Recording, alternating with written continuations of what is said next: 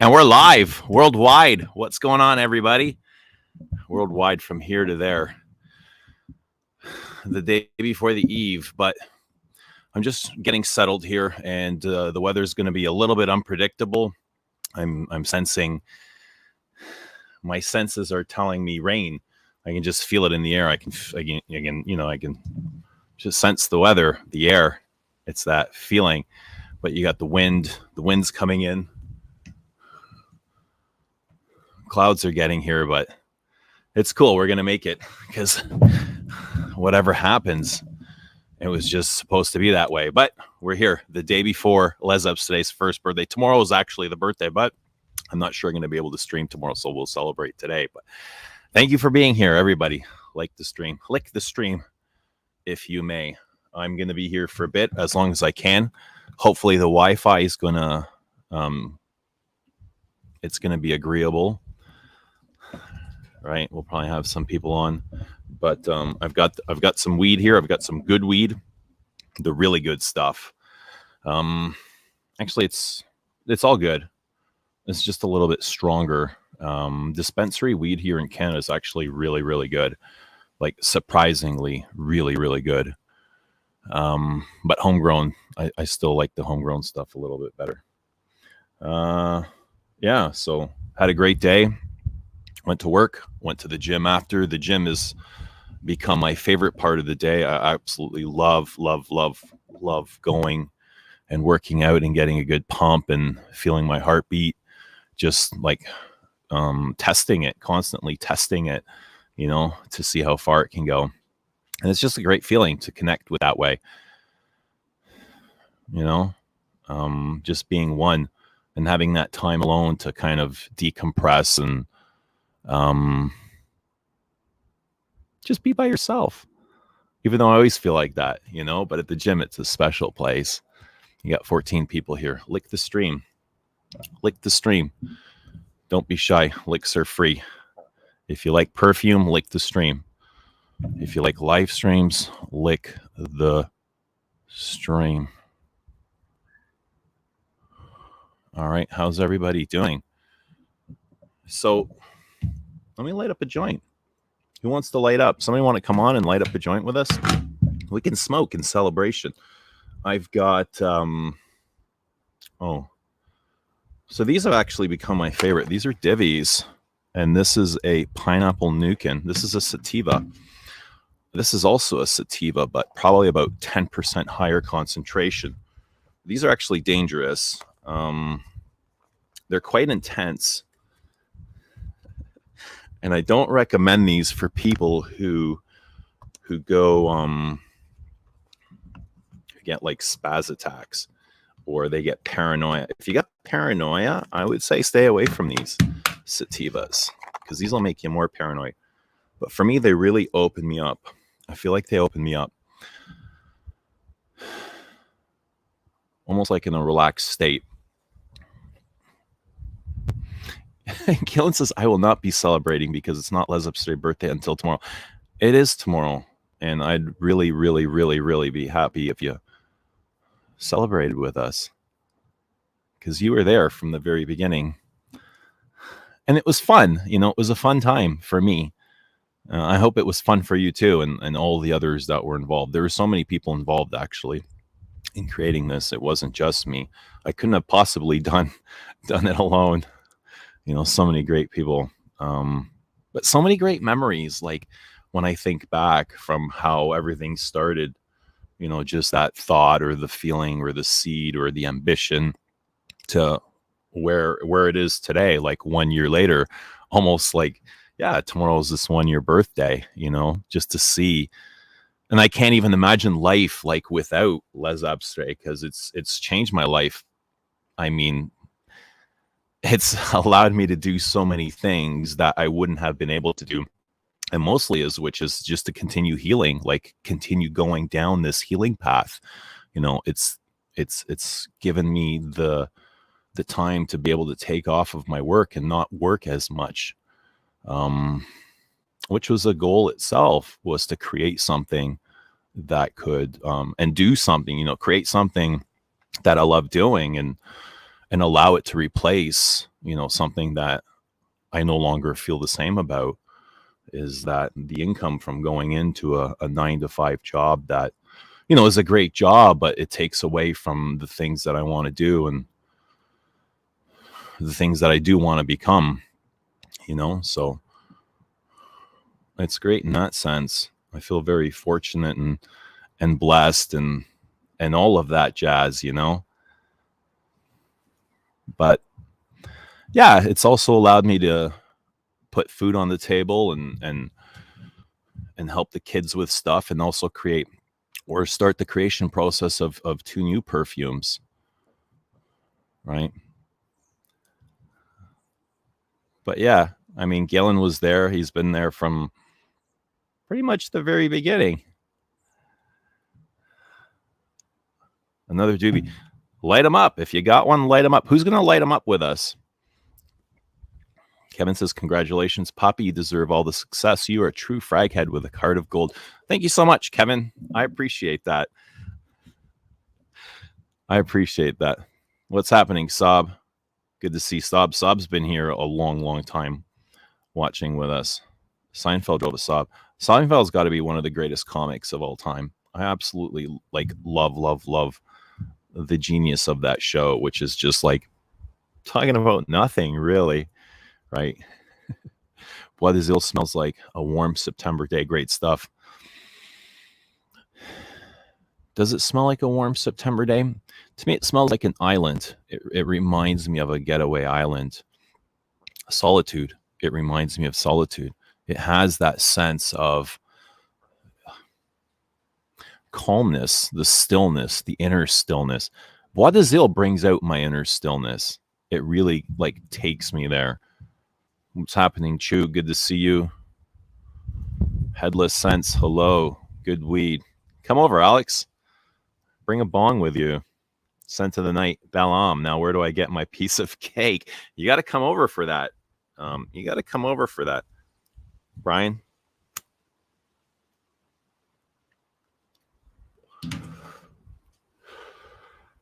All right. What's happening, Yossi? Yeah, gym is the best. There's nothing like just getting a good pump, a good sweat, and feeling everything working, coming together, all of your parts, all of your abilities. Scent of the day, Eddie Taj. What's happening, Brady?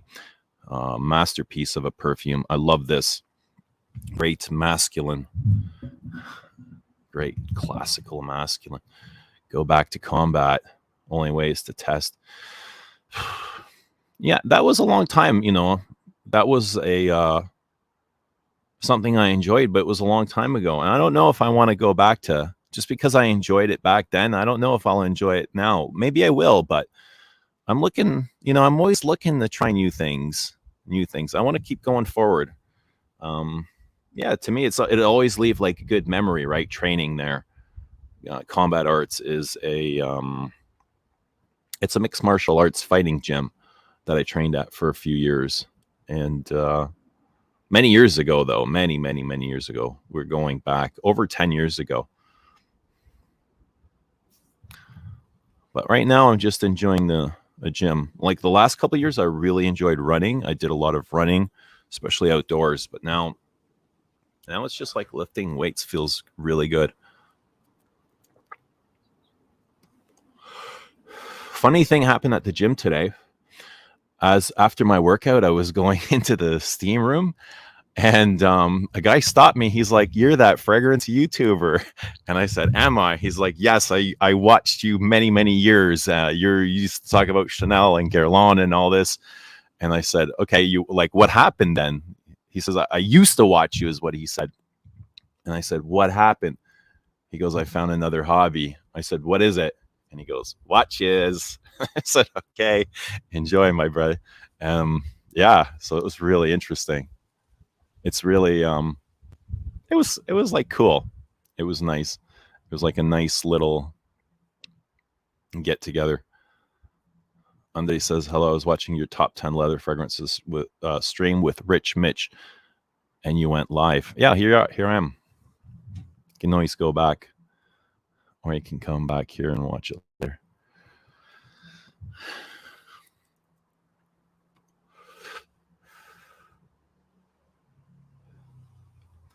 Do you guys take your phones into the gym? Me, never, never, ever, ever, ever, ever. Like, very, very, very rarely. Maybe once, but no, I do not like to take my phone into the gym. I think it would be a big distraction, especially in between sets. I see people on their phones all the time. I mean, it's your right, but it's not something I want to do. What's up, Caboose? Thank you so much. I appreciate that. It's good seeing you, my friend. Caboose says happy anniversary. Lewis says hello, Eugene. Congrats for the year. My favorite for Les Ups today is Balam. Awesome. I haven't decided what exactly I'm going to wear tomorrow. Tomorrow is the birthday of first year, and I'm going to wear Les Abs today. I just don't know which one. I don't know. I think I might wear Bellam. Aventus Doobie. It's been a fucking year. Yeah. How, like, where does the time? How does it happen so fast, right? I don't know. Like, weed is legal in, like, Kevin says, bro, can I come on and do some lines? Is that cool? Like, I don't know. Like, YouTube might bump us off. It's not really legal, but I mean, cannabis is legal here in Canada. I don't know if YouTube would have an issue with it, right? I'm following my government laws and being very proper, so I'm not breaking any rules. I'm not sure how lines would fly over. Pineapple, huh? Now I get why you started appreciating music for a while. Patchouli Poppy says, "Oh, definitely celebrating tomorrow." Thank you so much. What are you gonna wear? Let us know. Alex Chu says, "I'll wear your fragrance." Thanks, Chu. I'll hold pads for you one day. That's what I'll do. I'll come by and hold pads for you. I wouldn't even mind hitting the pads. Not sure I want to go back like full time, but pad work was fun. I remember pad work. So I trained just Muay Thai, the art of 8 limbs, and it was really cool just to learn how to fight and use elbows and knees and learn distance, learn footwork, maneuvering, right? It's not going to happen, Galen. There's absolutely nothing that we can do to the earth. Space South says, "I'm high on life and I don't need anything else." That's amazing. Isn't that the best? When you have no attachments to anything, when you don't need anything to make you happy, when everything that makes you happy is like it already lives inside of you. You have that here. You don't need, you don't need anything or anybody. You don't need anybody to make you happy. Everything that you're looking for somebody else, you give it to yourself. You find it here, or you build it and you put it here, and then whenever you need it, you can go in there and find it.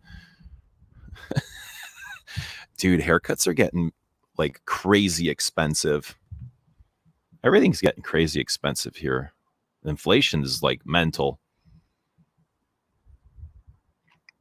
Alex Chu, I need a stream appearance from you if you've transformed into a warrior. Yeah, Chu can come on. Catherine, what's happening? Catherine says, "I can't believe it's been a year. So many happy memories, such as you unloading the truck and watching the boys help you." Yeah, packages. Yeah, so many great things. I remember waiting for that truck all morning. Like, I got up extra early, the delivery truck, when they dropped off Les Ups, and just waiting and waiting and waiting and being excited. And Rich, Mitch, and Galen and Thomas were like, "Where's the damn truck?" Like, they were waiting with me online, and it was... And everything just kind of happens, and now it's just a memory, right? That moment came and gone, and now it's just like you're left with this really nice memory. That's what it is, and it's nice to celebrate that with all of you guys. So thank you for being here. Alex Chu says, "I met a Brit and missed Jim all week." Oh boy, girls will do that, eh? That's, why? Because you're putting her before yourself. And I hope that's not a habit, Chu. Make yourself a priority. It's great that you met somebody, but don't give yourself away for something unless it's totally worth it. Mike V says everyone who owns Les Abstraits should wear it tomorrow. Yes, I'm wearing Bellam. Yes, everybody, and share it on your social media. Tell everybody you're wearing Les Abs today. In fact, go and tell everybody right now to come on this stream. That's what Bobby O said. Go and tell all your friends there's a fragrance live stream right now. Go tell your mom and your dad to come on. Go tell your brothers and sisters. Go tell all your social media places on Facebook, Instagram. Tell them to come. We'll have a good time. We'll celebrate. But tell all your friends.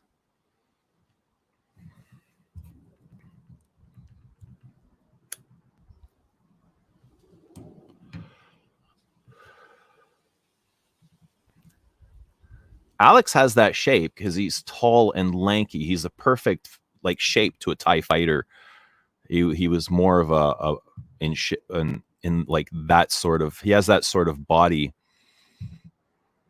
perfect for TIE fighting.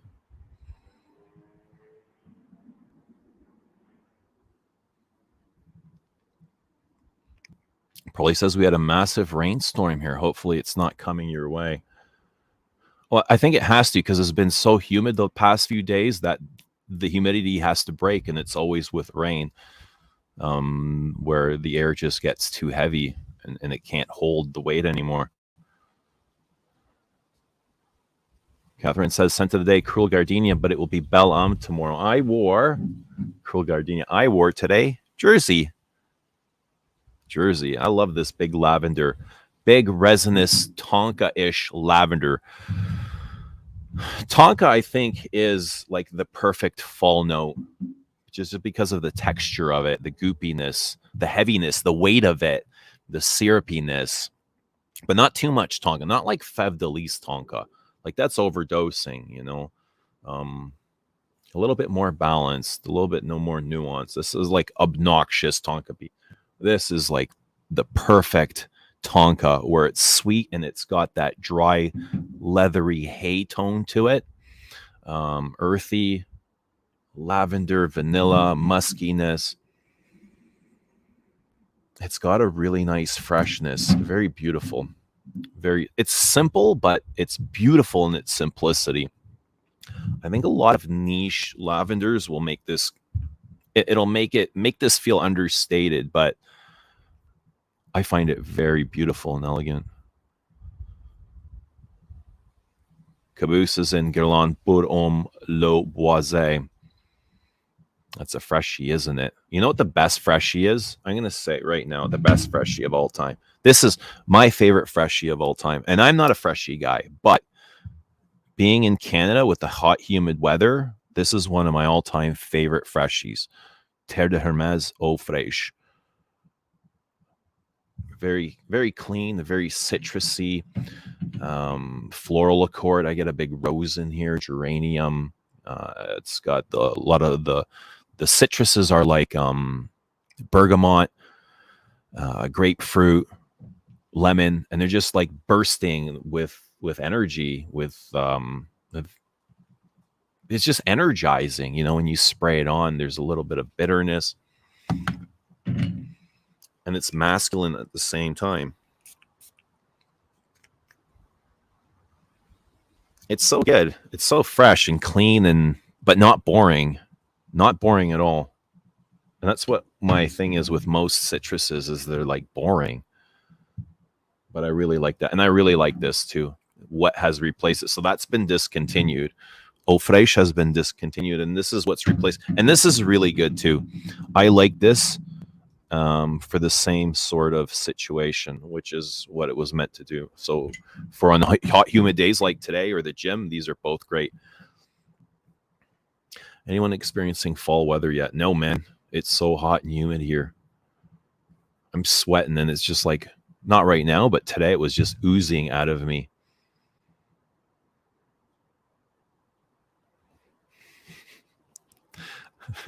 Kevin says Eugene was a head bashed ass kicker. Some may say he was a brute. Pun intended, eh, Kev?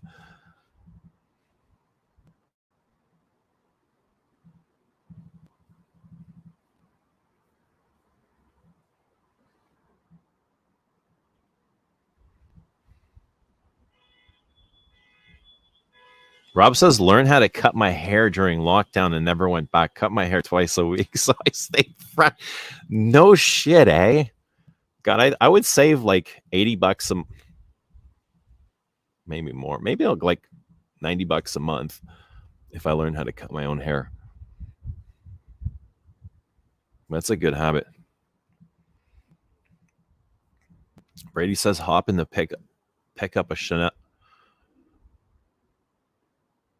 Hoping to pick up a Chanel to a flight to Boston, debating between Pour Monsieur number 19 or Cristal. You can't lose. Those are all winners, my friend. Whichever one you pick is win, win, win. It doesn't matter. Pick blindfolded. Pick blindfolded. All are amazing. Classic scents. Classically structured. Beautiful, beautiful, beautiful artistic perfumes. Which is our favorites, the artistic ones. What would you guys start with? Pour Monsieur 19 or Cristal?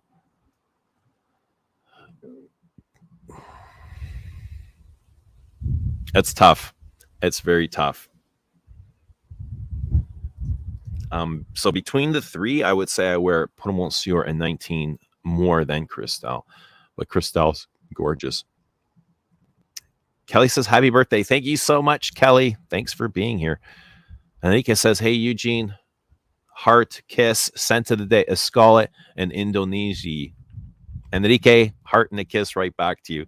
And I hope you're enjoying Escalet and Indonesia. I think that would be another great, great, great freshie for the summertime. So those are like my favorite freshies is these clean, musky things. And the Paris, like the Lizo, I really like those for freshness, but being interesting at the same time. Brady going to a Yankees Red Sox game. Awesome. Are they any of those independent? Are they going to make the playoffs? How are the Blue Jays doing anyway? Are they going to make the playoffs? I know they were going for like a wild card just a couple weeks back, but I haven't been following along. Louis says, I think you should use dilutic skis, but Bellum, the name is Good Soul, so maybe that can be the best mood. Yeah. Good Soul. Beautiful Soul. I think I might wear Bellum. Oh, got to try Jersey. Jersey is really good. Make a Queer de Russie for Les Abstraits, but more animalic. There's already a Queer de Russie, my friend. There's already a Queer de Russie. We got to make like our own thing. But Roja did something like that. Roja did his version of Queer de Russie, a really nice leather. Maybe you like that. Alex says, love that tray fresh. Etherealist saying, oh, tray fresh is spectacular. I have 2 backup bottles, says Chu. Yeah, Roja did do that. Do you have Guerlain's Arsène Lupin Vuillu? I do. Lupin Vuillu is the soft, powdery, green, vanillic sandalwood. Very, very, very soft. Very soft and quiet, but beautiful. Spicy. I think there's a little bit of cypress in there, wood, spice, and very warm, soft, creamy, woody sandalwood. Very powdery as well. Beautiful perfume, but somewhat linear. Not the most exciting thing. It's more beauty than exciting.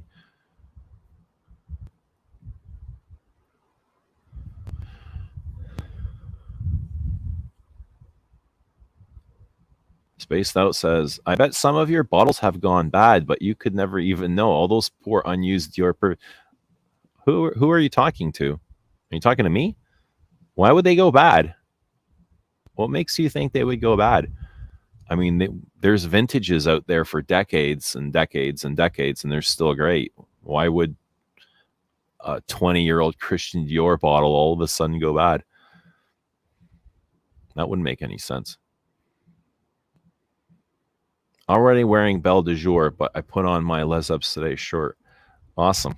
Good stuff. Lizo were a great price, too. Yeah. What's the last one that came out? The last one I remember is Paris, the Rose. There haven't been any releases since then, have there? Supply and demand says Ascali in Indonesia works perfectly in Florida. What's the performance you guys are getting from those Les Indomitable musks? Those colognes?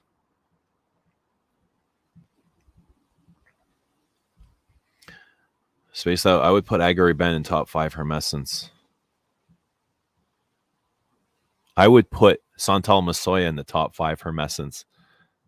But I also ran into a guy that I thought was wearing Poivre de Samarkand today. I don't know what he was wearing, but just kind of picking up the notes, like the closest thing that I can pin it to was Poivre de Samarkand. And then something else interesting happened at the gym. I don't even know if I want to say. I was on this like Bosu ball, and all of a sudden I smell. I'm just sitting there. I think my eyes were even closed, and I smell this chocolate perfume, and it smells amazing. And I want to turn around and say to the person, "You smell like chocolate." And I turn around, and I'm like, "No, I'm not going to say that because of their skin color, right?" And I thought maybe that might be inappropriate, you know. I thought just for like, you never know. You never know how somebody's going to react. So I turn around and look at the person. I was about to say, "You smell like chocolate," and the person's got headphones on, right? And they go to mute. They're like, they can see me. Like, I was just like locked in on them, and they're like, "Ugh." So they come and they mute their headphones, and she's like, "Hi," and I said, "You smell amazing," and her face just went. Like, she got this huge, massive grin on her face, and she started laughing, and she was like, she felt so relieved. I have no idea what she thought I was going to say to her, but she was like, "Thank you, thank you." She literally almost fell over on the floor. She was so happy, you know. Somebody had paid her a compliment, and then later she came back going, "Oh, was it too strong? Oh, how was the perfume? Was it too strong?" I said, No, it wasn't too strong. It was just perfect. It was absolutely perfect. So yeah, that happened today too.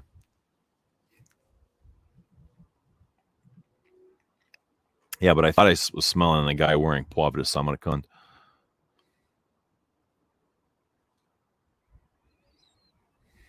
Alex Chu gonna wear Descendre. Jays are half game up on Texas for the final wild card. Nice. Very nice. Santanity, first time to be here live. Thanks, Eugenius. Lots of love from Nigeria. Sent to the night, Tom Ford, Noir Femme. Awesome. Thank you so much. I really appreciate coming on here and saying hello. It's good to see you. It's nice to meet you too. Sublime Demand saying hi, Santanity. Galen saying, apologies, but I have to drop. We've got plans this evening. Can't wait for tomorrow's live stream. Wink, wink. Oh, damn. Fliss is in the house. What's happening, Fliss? How are you? I can't stay as it's way past my bedtime here in the UK, but I just popped by to say happy birthday. Nicely done, my friend. Nicely done. Thank you so much, Fliss. I really appreciate it. It's nice seeing you. Have a great night. And we'll see you tomorrow. We'll see you tomorrow, Fliss.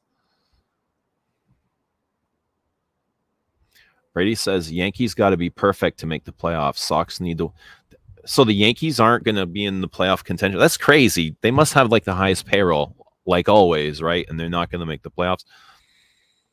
That's like the Toronto Maple Leafs. Never, always got one of the highest payrolls, always have the biggest expectations, but they haven't won a championship in like 1967, I think. It's crazy. I think I would cry if they won the Stanley Cup. I think I would cry, you know. Eugene, would you ever create a perfume inspired by Christo? I don't know. I've never thought about it, but it's an interesting question. I had a nightmare that some of my bottles turned horrible stuff. Man, I never think about that kind of stuff. That never, like, that kind of stuff just never comes, man. But I'm Space Out, I'm sure your perfumes are going to be just fine. Don't worry about them. Just enjoy wearing them. Really like Paris Deauville is a nice green perfume. Fosco agrees with Spaced Out, worrying about perfumes turning. Damn. Hmm.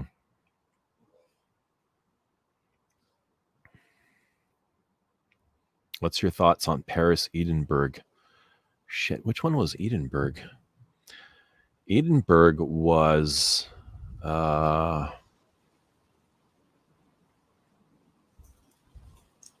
was the spicy green one, wasn't it? The citrusy one, the woody one. Fresh green woody one.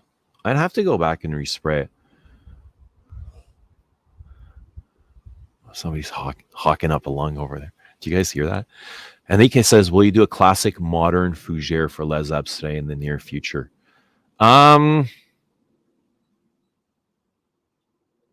Maybe. Would you consider Heritage a fougere? No. I would say it's partially a fougere. It's partially a chypre. I think it's mostly ambery. I find it more ambery than either fougere or chypre. But it's this like really cool hybrid because it starts off very lavendery, like very soapy, barbershoppy, and then it goes into these more mossy notes. But it's the amber that kind of anchors the whole thing for me. I would consider it an amber, but it's brilliant. Whatever you want to call it, I'm okay with, but it's brilliant nonetheless.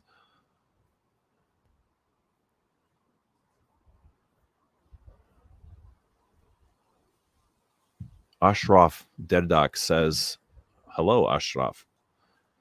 Would you make a leather fragrance that gives note to Leonard Prudhomme or Bellamy? That would be game over coming from you. That's really interesting because Rich Mitch says Descendre smells like Bellamy to him or reminds him of Bellamy, which I never got. I never got that connection, and he said it several times. So I don't know. At the moment, no. At the moment, that's not what we're working on.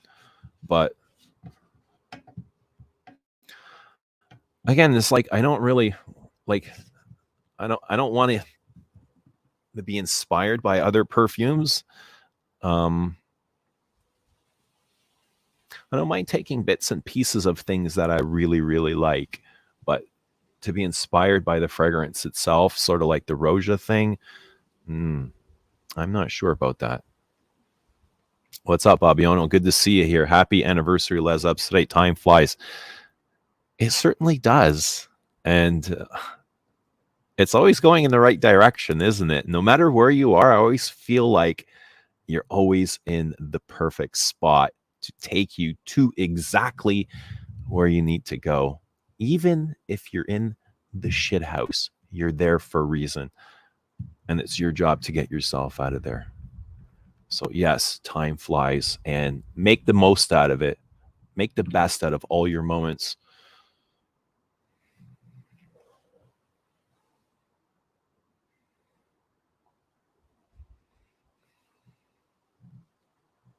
Alan Henson says, happy birthday. Thank you, Alan Henson. Appreciate that coming from you.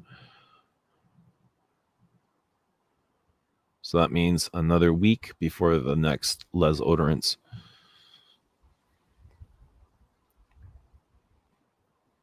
Juan says, happy birthday, Eugene. Saludos from the Dominican Republic. Thank you so much. I love the Dominican Republic. Been there a couple of times. Absolutely beautiful country. Beautiful country. Fosco says, happy birthday, LA. Los Angeles. Happy birthday, Les Abstraits. Thank you, Fosco. Appreciate that, man. Fosco's been here for a long time. A lot of you guys have been here from a long time. Stick says the AL Central Division is the only division in baseball where a team a few games over 500 can win the division.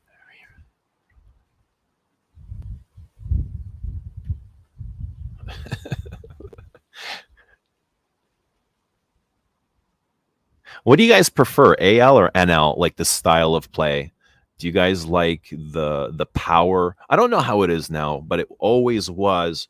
You know, traditionally the AL was the power, and the NL was the finesse. It was the hit and run, the bump, the you know, they always had they relied on speed. You know, the extra base hit, the doubles, the triples, while AL was just like, let's just like bang home runs all day, you know.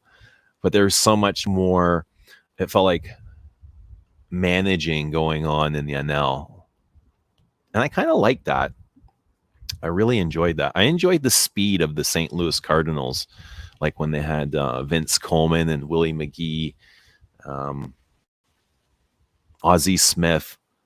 They had, I think even their catcher was stealing bases. You know, everybody was stealing bases in the National League. But I don't think we'll ever see an era like that again when they were breaking records for stolen bases. Vince Coleman, Ricky Henderson, you know, all within the same time. And since then, there's been nothing like that. Lots of love for Agari Ben. Alex, go over to Eugene's house this weekend and see what's cooking. Yeah, my son has his 12th birthday, so I'll be celebrating that as well.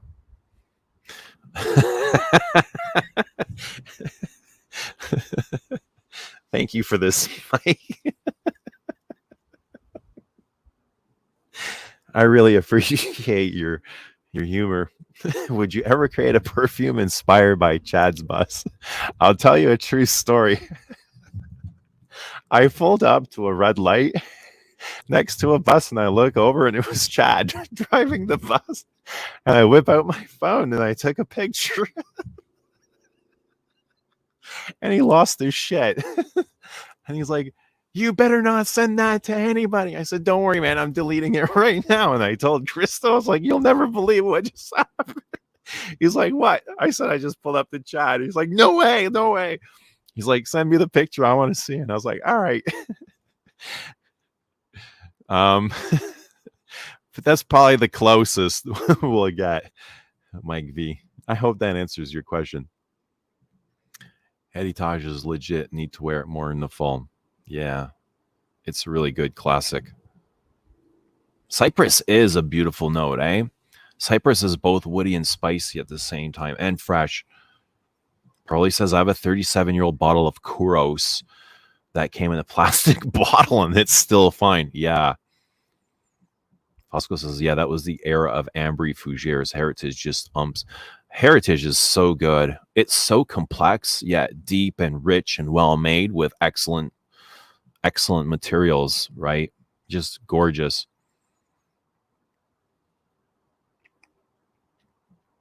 Mika says, happy birthday, Les Abstraits. Thank you so much, Mika. I appreciate you, man. Thank you. Mike V says, Desandro smells like Tom Ford Noir Anthracite to me. Okay. All right. Can we get a special edition body oil or deodorant to commemorate the anniversary? Yeah, no matter where you go, there you are. It's 2 a.m. where Namo is. Namo, remind us where you are. It just turned 8:04 here in Toronto. Victor says, happy first anniversary. Thank you so much, Victor. Victor from Zoologist. I appreciate it. Victor is... Man, you must be over 10 years, eh, Victor? Just about 10 years? Or not quite yet. Coming there. Zoologist has been around for about that. 2014, was it? They launched? I get that sometimes, Mike. Santanity always considered Heritage as a fougere. You can. You totally can.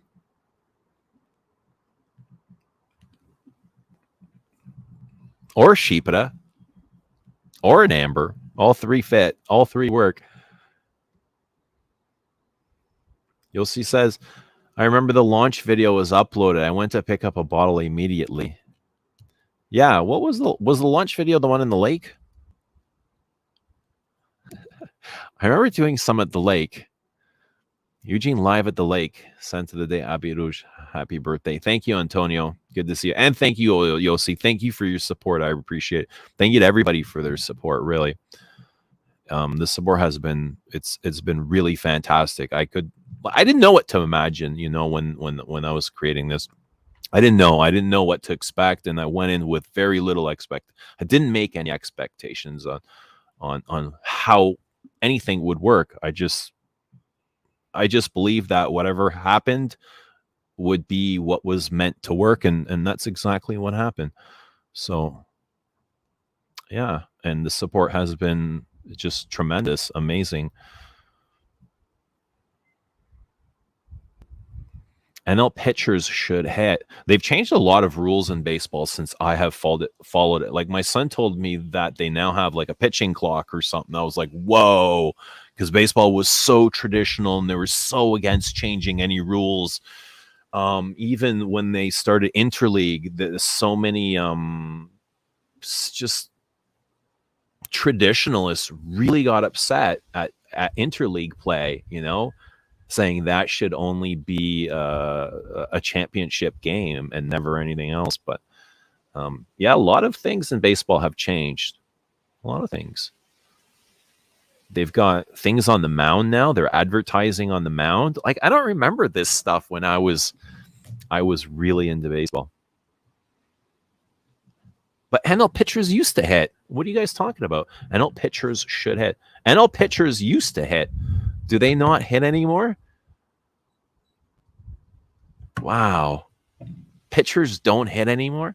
Greatest pitcher of all time. Greg Maddux. I'm going to say Greg Maddux. He's one of my favorites, Greg Maddux on the Cubs. What an ace. Like watching him, it was like watching an artist, watching a painter or something. The way he would just kind of like paint the corners of the plate, right? The strike zone. So finesse. That was one of the greatest pitching the staff of all time, I think. Maddux, Schmaltz, Avery. Too bad I'm a miserable Met fan.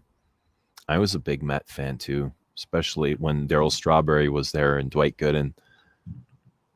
Big Met fan.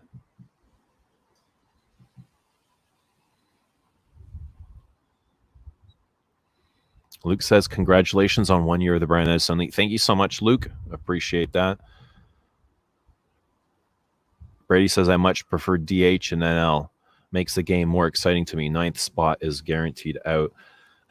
But it was so fun watching the pitcher hit, like, because, like 9 out of 10 times they're going to like fail, and just watching them, they look so unathletic at the plate swinging a bat.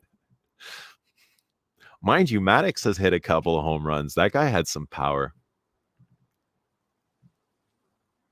It would have been interesting to see Roger Clemens in the National League hitting. Mika says, sent to the night, Healy meant fresh. Santanity says, happy birthday. Sorry, didn't know it's your birthday. Thank you. It's okay, but thank you. Thank you for saying so. Mika says, sent to the night, Bella Despido. Love it. Big love. Yeah, Chad's boss.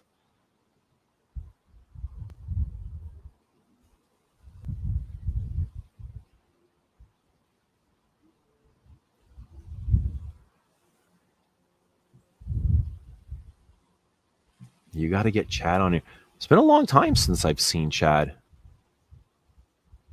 I used to talk to him. Chad used to come to my place and we would meet up. And it's been a long time since I've seen him. How's he doing? Does anybody talk to Chad?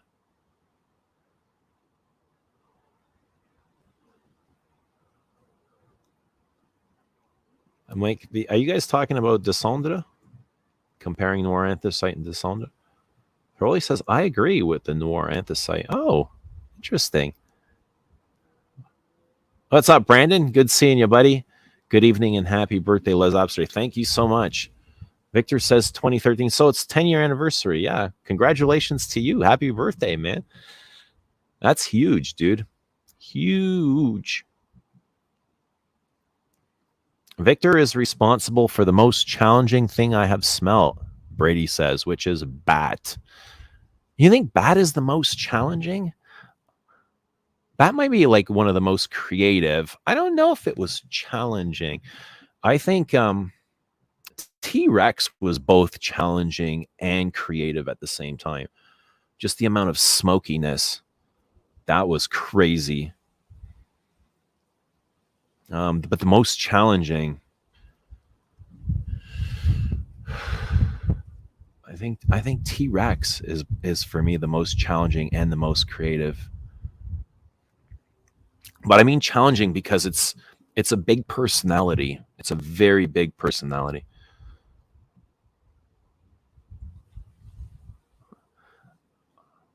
Ashraf Derdak says, Les Abstraits is becoming my favorite brand. I hope it has gotten financially sustainable to thrive even more. I wish you all the best, brother. Thank you so much, Ashraf. I appreciate you, man.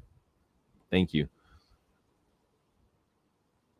Better be a pitcher than a catcher, I believe. This is Kevin. Sid Gia, good to see you. Happy birthday, Les Abstraits. Thank you so much. On Average Joe is here. Congrats, Eugene. Happy birthday. Thank you, Joe. I appreciate it. Loves Bellam. Can you blow the smoke out of your... I'll do anything for you, Kevin. Only because you asked really nice. Christy is here. What's happening, Christy? Good to see you. Happy anniversary, Les Abse. It's NFL kickoff time. You're talking about the wrong sport. Is NFL kicking off today? Yeah, it always does around Labor Day, just after school starts. So who's playing? Who's playing? Is it one game or two today?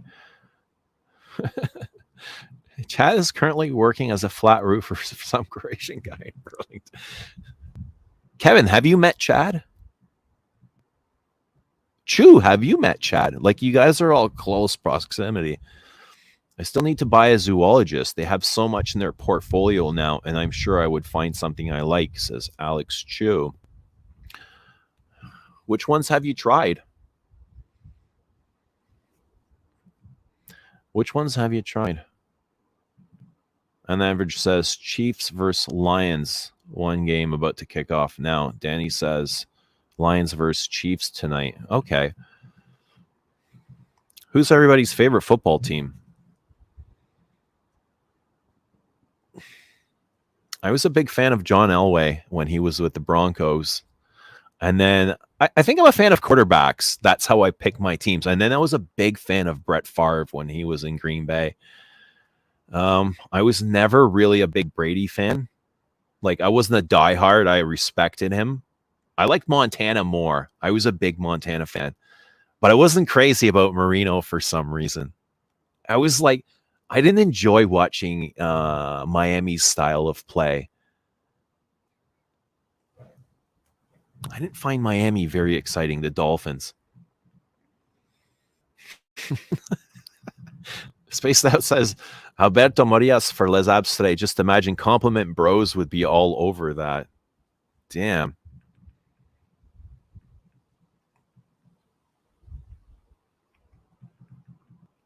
Professional football is the worst sport of all time. No back and forth, 3.5 hours for a 1 hour game. Yeah, what about like the last couple of seconds of a basketball game? That can last forever as well, man. That can be eternity.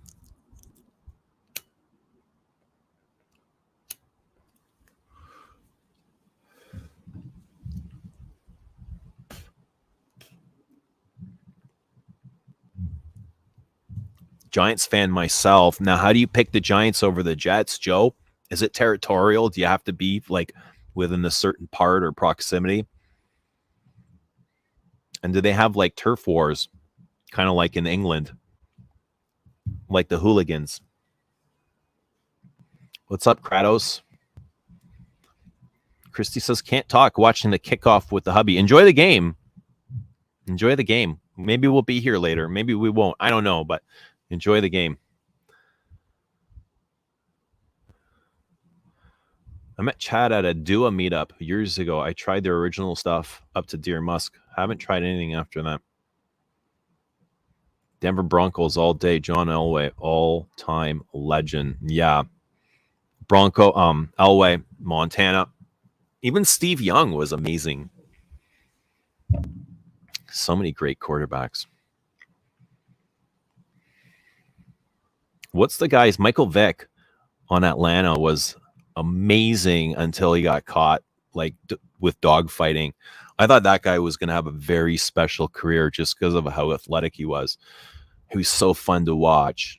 He was like, he put a charge into the broadcast, you know, just watching him break. Marino was a whiner. Was he a whiner? I don't remember that. I don't remember him. What was he whining about? Like his teammates? I just didn't enjoy his style. He was flat-footed, wasn't he? Yeah, Marino was boring. There's the whole team, their whole style was boring. Victor says, Alex Chu, get Penguin when it's out in January since you like designer style fragrances. All right. There you go, Alex Chu. There's your recommendation. Giants all day.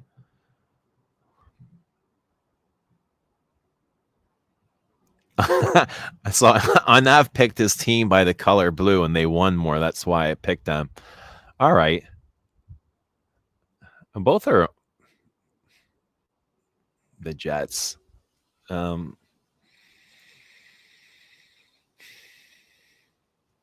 can't say I was ever a fan of the Giants or the Jets for that matter. Or the Jets.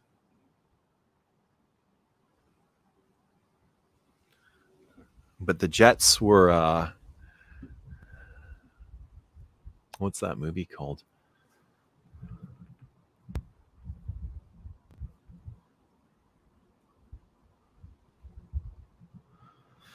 I think I meant Sarah, yo. What drags on longer, last seconds of a basketball game or a Mansara? Mansara. Mika says I imagine Mika, you're from New York, right? Most Met fans are Jet fans, whereas Giant fans are Yankee fans. All right. Is that how it works? They play from the same stadium though, the Jets and the Giants, right? Or at least they used to. But are the Jets like from the island? Tonight's scent of the night is Spice Bomb, the original version. I think it's a great fall cooler night fragrance. I know a lot of people don't like it, but I think it's pretty good. That's a big tobacco perfume. Olivier Polge, big cinnamon and tobacco, very spicy. People say it's not spicy. It's spicy, yo. Like, how much spice do you want? How much nuance do you need? I think it's plenty spicy.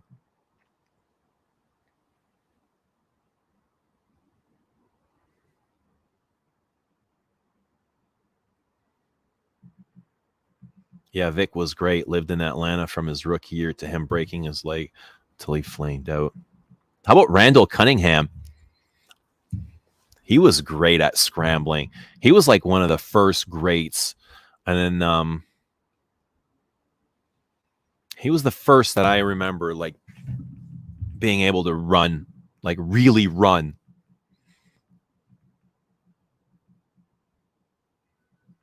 Yeah. I love watching Randall Cunningham with the Eagles. I remember him too. I liked Warren Moon with Houston, but he spent some time in the CFL with the Edmonton Eskimos.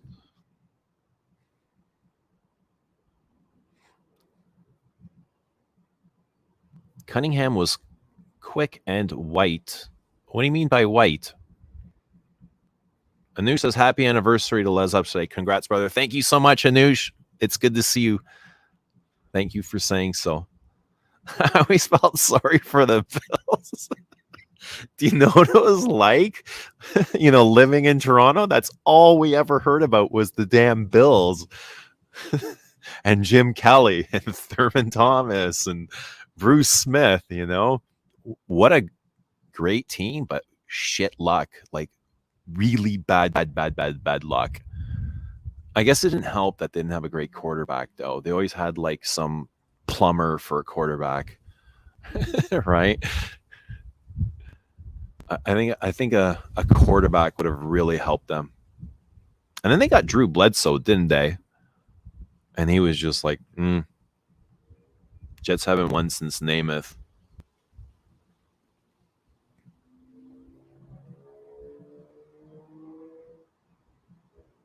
Bobosh says, happy birthday. Thank you, Baboosh. Mika's in Jersey, in Brooklyn. Sticks Schlonghammer, best name of the game, by the way, says, what do you think Chad's YouTuber White Spirit Bear scent of the day was during the day you saw him driving the bus? Cannoli Black Diamond, Kenneth Cole RSVP, or Perry Ellis M, Throwback Thursday?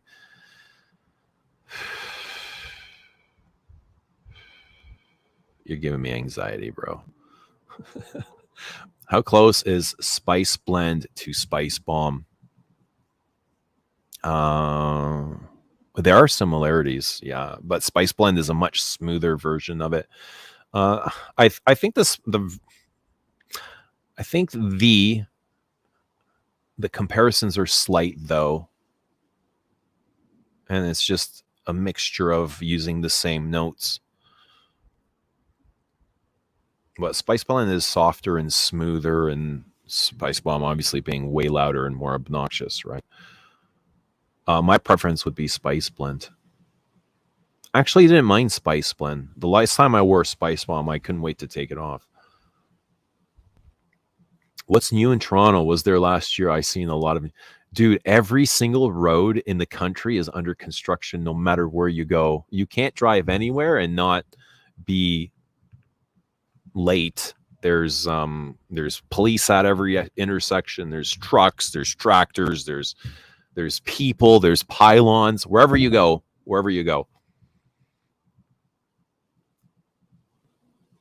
Yeah, we were just talking about T-Rex. Just talking big, smoky, dry, leathery perfume. Thoughts on it? It's big. It's a big perfume.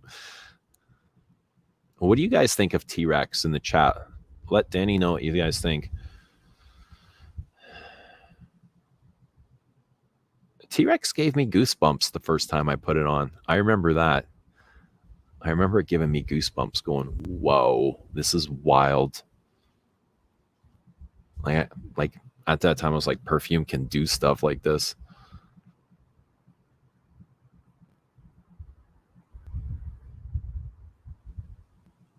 Couldn't Vic run faster than most backs?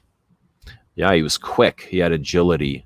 He was more agile than most backs. I don't think he had the strength of a fullback or running back. I remember Reggie White, number 92, Reggie White, the preacher. They used to call him the preacher. Jim Kelly was a pretty good QB. Alex Chu liked Spice Bomb. Yeah, Kelly was solid. Spice Bomb better than Spice Blend. I disagree, but I don't think I have it anymore, Mike. If I had it, I'd send it to you, but I don't have it. I'm pretty sure I deleted it right after I sent it to Christo. Maybe if I go into my history message with Christo, it might be in there. There's an idea. I just can't remember what app it was. Hyrax was the most challenging, says Mika. I don't remember Hyrax. I don't remember.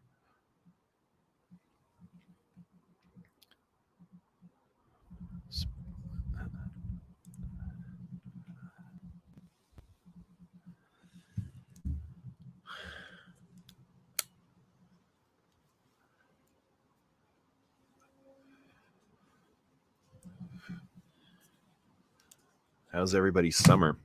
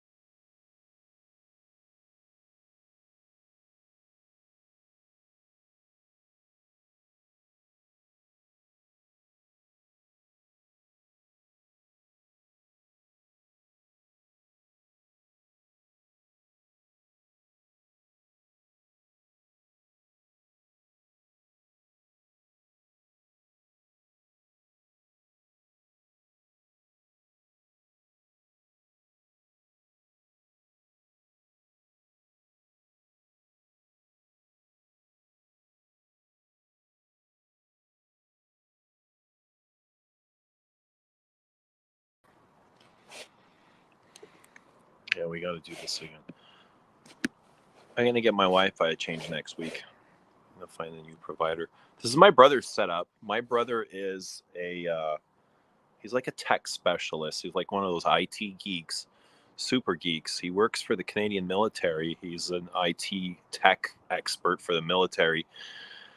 And he's actually in Ukraine right now, or overseas with the Canadian military, doing God knows what. He never tells me, but he set this all up and he says everything's fine. And I'm like, it's not fine. The thing is fucking constantly crashing. Like, but I'm gonna get this upgraded or changed or just get another provider out here.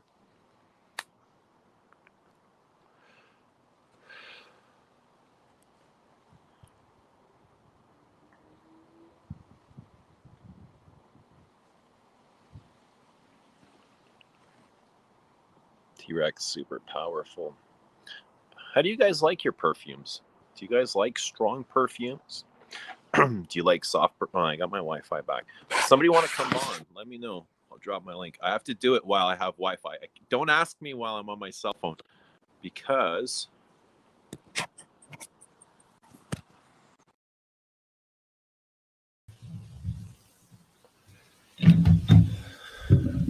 I don't know how to do it from my cell phone.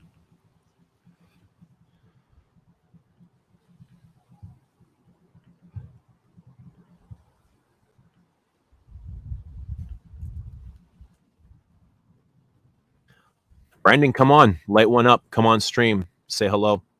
Come say hello. Let me go back here. Hyrax was the most challenging, says Mika. Maybe Victor can tell us which are the most challenging and which are the most easiest. If somebody wants a good recommendation. Pat Lester, what's happening? Says, good evening, Eugene. Sent of the day, Synthetic Jungle. I do like the scratchy green throughout the fragrance, though I would only buy the 10 ml of it. Okay, interesting. I saw Persolet post something about Synthetic Jungle being renamed or rebranded to Synthetic Nature. Does anybody know more about that? Even, yeah, Rich Mitch has mentioned it as well. But that's really interesting considering it's just came out in the last year or two.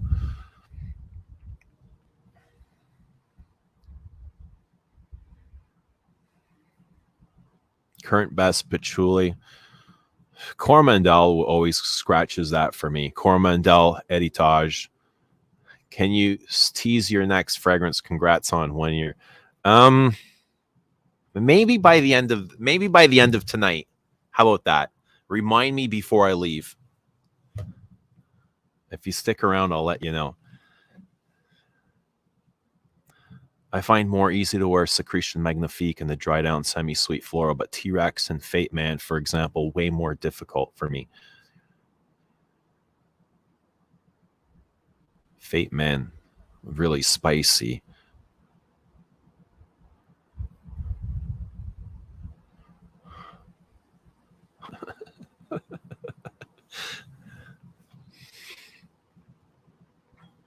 Anyone else do stargazing? Does anybody else watch the stars at night?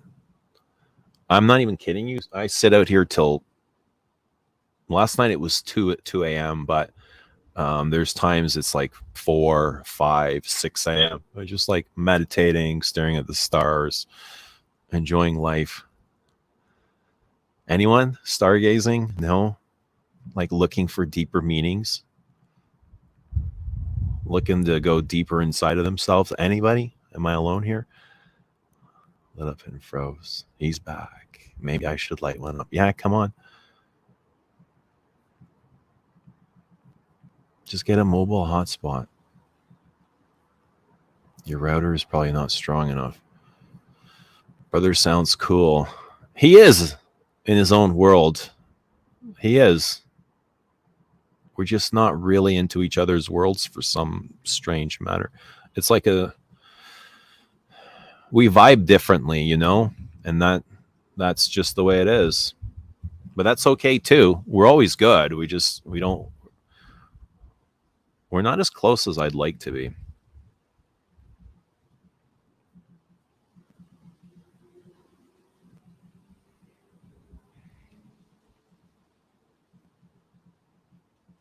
Mika says they struggle with interlude. Love it, but it's such a big fragrance. So did anybody see the picture that Christopher Chong posted on Instagram yesterday with Pierre Negrin? He was the guy that made interlude. So I imagine they're probably doing something with Thameen right now. And that sounds pretty exciting because I think interlude was one of the more exciting. It was one of the bigger amouages. I think it's basically what made amouage what it is was interlude. As great as Journey was, and what's the green one called? Epic. You know, I think interlude really like put that stamp on that brand because it was such a bold perfume.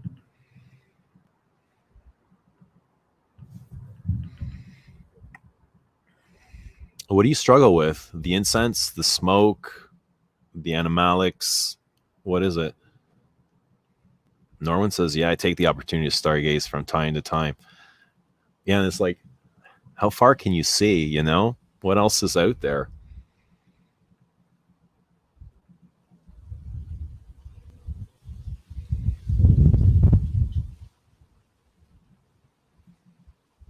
It's like maybe we can only see as far back as the Big Bang.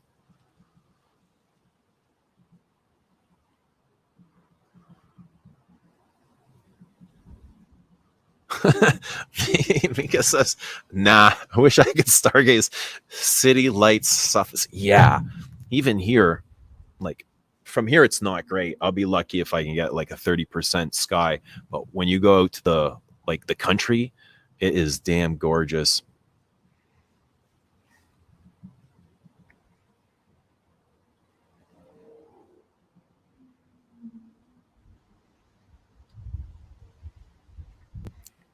April Spitz says, "Epic Woman, especially the extrait, is the best M wash." I'm not trying the extrait. Your parents worried about you out in the yard. Oh, what would they worry about?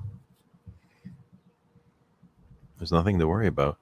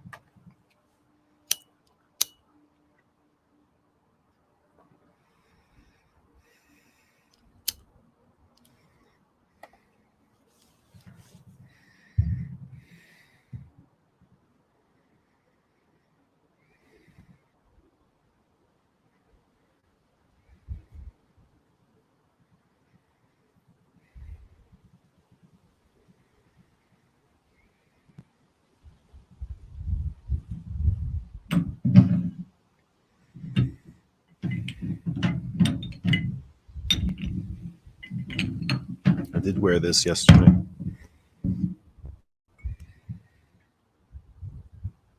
Best freshie. Best freshie in the game right here. Really good. I got a lot of rose from this. Rose and geranium and vetiver. I think it might actually be my favorite version of tear. And I love tear. As simple as it is. Tear is another thing that is quite simple, but it's really good.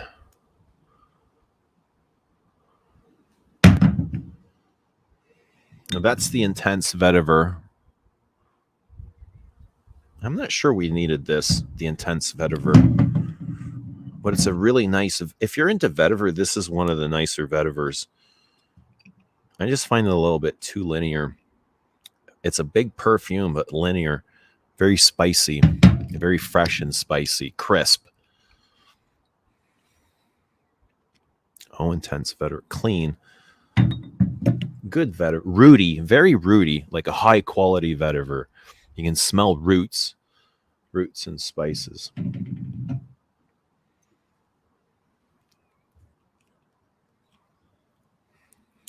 There's the Parfum. Terre Parfum.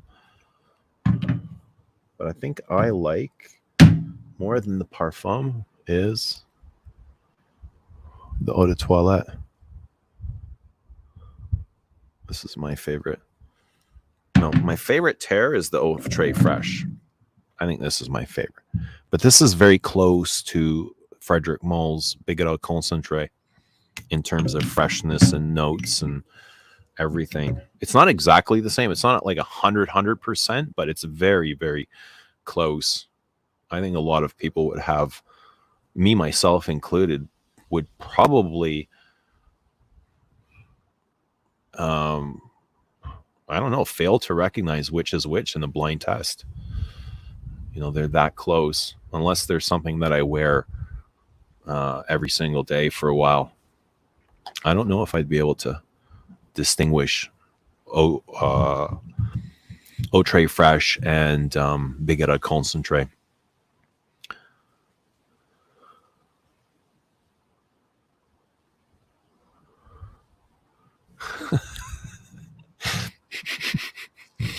Pat Lester says, when I gaze into the star and I ponder about our mere existence, compare the infinite outer space, I always saying, what fragrance shall I wear tomorrow?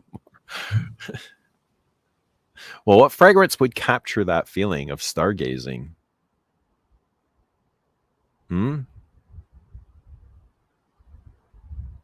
Is there a fragrance that does that? Scorpio Rising reminds me of the sky, but it also reminds me of the earth, the ground. It's a big vetiver as well. Broody. But it's so ashy, and I just picture like a dark sky cloaked in ash. Brandon says, I'll be on shortly.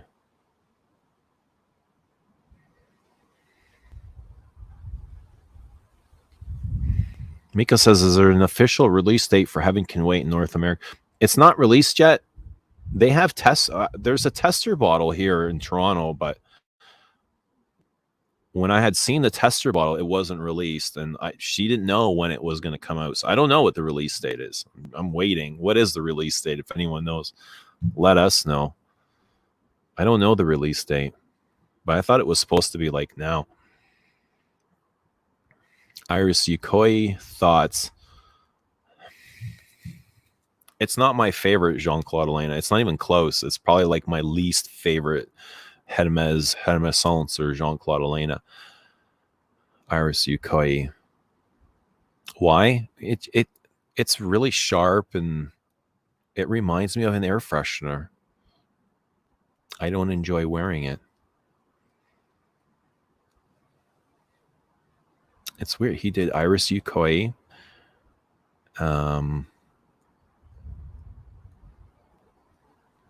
What other irises has he done? I think Paprika Brazil is an iris perfume. I get so much iris from that. He did L'Eau d'Hiver and iris, and now Heaven Can Wait. So he's got, those are some serious iris perfumes.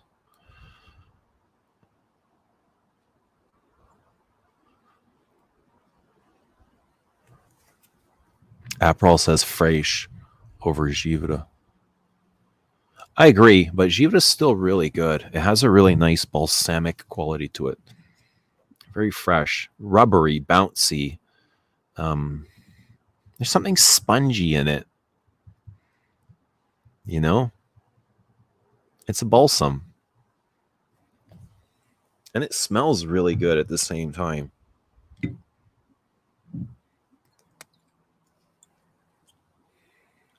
I think it is like a touch more mass appealing than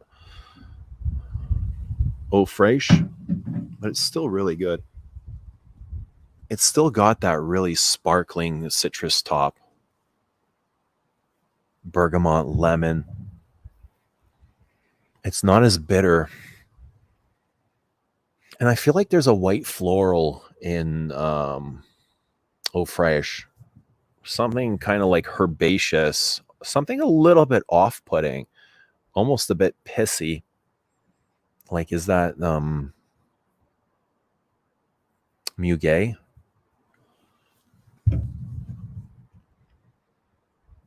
Mika says intense vetter became my favorite. It's very clean. It's very office friendly, I think, right? Very crisp. Mike V says, I love Terre Parfum. Vetiver is my favorite. No, I like it as a side, like a side of fries. I never want it to be like the main course, the main meal. Oh, fresh is so good, but I need like 10 sprays. I found it similar to the one from Les Indomitable. I think Azure something. Frederick Muldranium. Love it. Yeah, well, fresh is going to disappear, but that's the nature of Terre. Terre isn't a heavy perfume. Terre is sneaky. It's like you have to look for it sometimes. And sometimes you have to leave the room to find it. Mika says, I gave it to my dad and instantly regretted it. The intense vetiver. Christy took time away from her husband to be here, took time away from the football game to say, I love all Terre fragrances. They are all terrific. You wore Outre Fresh? I did. I wore it to work. It's so damn hot here. Anything else is just you're gonna lose it. Not today. I wore it yesterday. I wore Jersey today.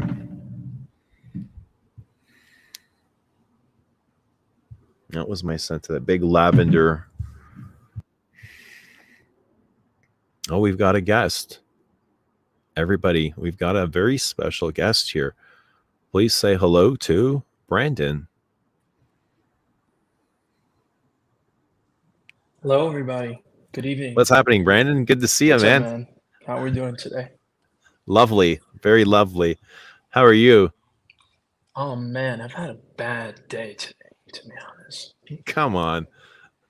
Yeah, man. What It's does that just, mean?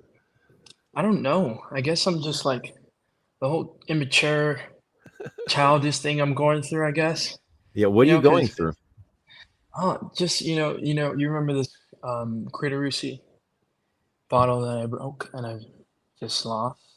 Yeah. Um, Today I was in auction for one in France, a 200 ml vintage Creatorisi, and I lost a bid by just 1 cent. I got sniped at the end. No way. Yeah, motherfucker. But yeah, we're here, man, and Hey, I man, it got wasn't meant to be. That's okay. Let it go, bro. it Don't hang wasn't on to meant to that shit. be again. Let it go, man. Yeah, man, let that It shit go wasn't your for real. moment. Yeah, so And you I've been knew it hardcore wasn't. grinding. You knew it wasn't your moment. Otherwise, you would have bid higher. For sure. I mean, it was so rushed, and it was an emotional bid. Oh, I lost something. I'm trying to recuperate it, immediately. But no, You feeling better yet? no. No. Can we help in any way? Like, what is it Of we can? course, Yeah. these things Well, to we're the here right for you. have We're here. helped. We're here for you, man. Tell us what you got on the counter there. I see a lot of colors. I see Yeah, some greens and ambers and golds and this is what I've been what's all this wearing. stuff here? This is what I've been wearing all week. We've got from $15 perfume to uh, $600 perfume here. You love it all? I love it all, man. And this is just a good reference to not having to spend much on what you like, on what you love. That's true. So I'll start with the cheapest thing I got here, which is Perfume.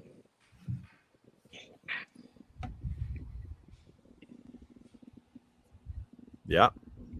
And this is basically a perfume that came from a student that went to Grasse, I believe in France, Mm-hmm. the perfumer school. Mm-hmm. And she came to Miami and she opened up her little shop. And she's basically just starting out. And man, you gotta check it out. Good stuff. This stuff is amazing. What does it smell like? It smells like refined oud. You know, you can basically tell that there's little oud in this. And I'm guessing, you know, no offense, you know, this is a $15 perfume, but I find it hard to believe that there's real oud in this. But the illusion of it is so beautiful. Right. And it's really, really done well. You should try it out, man. Yeah. Sounds great. Yeah, I'll definitely send you the link. Are you an So- oud fan? I'm a freaking oud lover, but Really? I'm not. Yeah, but it's like going based off of what I've smelled. I don't think I've ever smelled real oud, but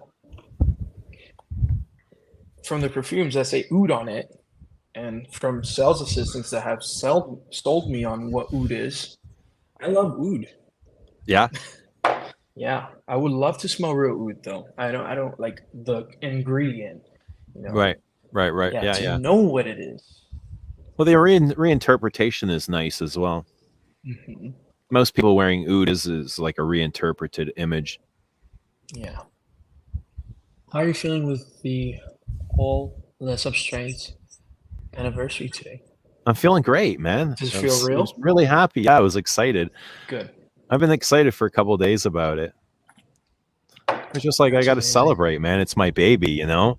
I got to romance my life with what the way with the things that I bring into it. You know, Right. we all want romance. We just romance differently. You know, some of us romance people, some of us romance things, some of us romance dreams. We all have things. We all have things. We have things, man. But we Have you ever romance the seen- things that make us happy. Of course. That's the only way, man. You know, I'm still learning. I'm still growing. I got to get out of this immature mindset, you know. It's just I can't let go of defeat. Can't let go of defeat right now. Hmm. What do you? What? Headless Senses is a difficult choice. If I had to wear a perfume while stargazing, I'd wear Cedar Malaki by Chopard because I feel like I'm surrounded by a dense forest with a dark sky looking up. Yeah, that's kind of that's a great idea. Have you smelled Cedar Malaki by No, I Chopard? haven't. No. Me Is it neither. good? I don't know.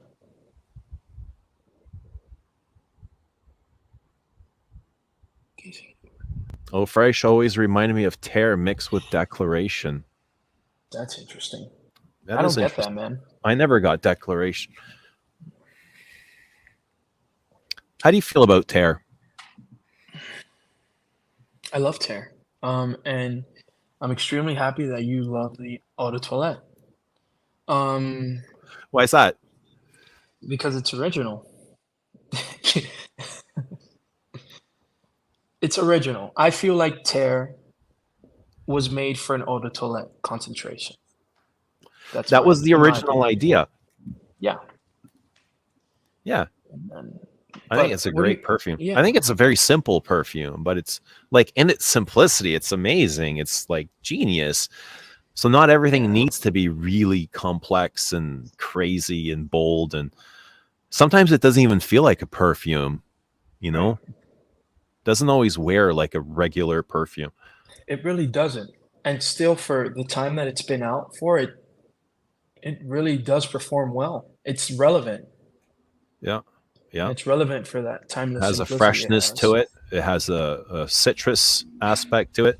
Has a spiciness to it. Has a woody accord. It It's very does. masculine. I find it.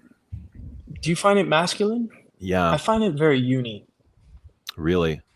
I think the woods, like the cedar and the vetiver, really take it into like just man territory. You know, even though a woman can easily wear it. So who's Chad? Chad's a YouTuber. Oh, Chad is what's his YouTube name?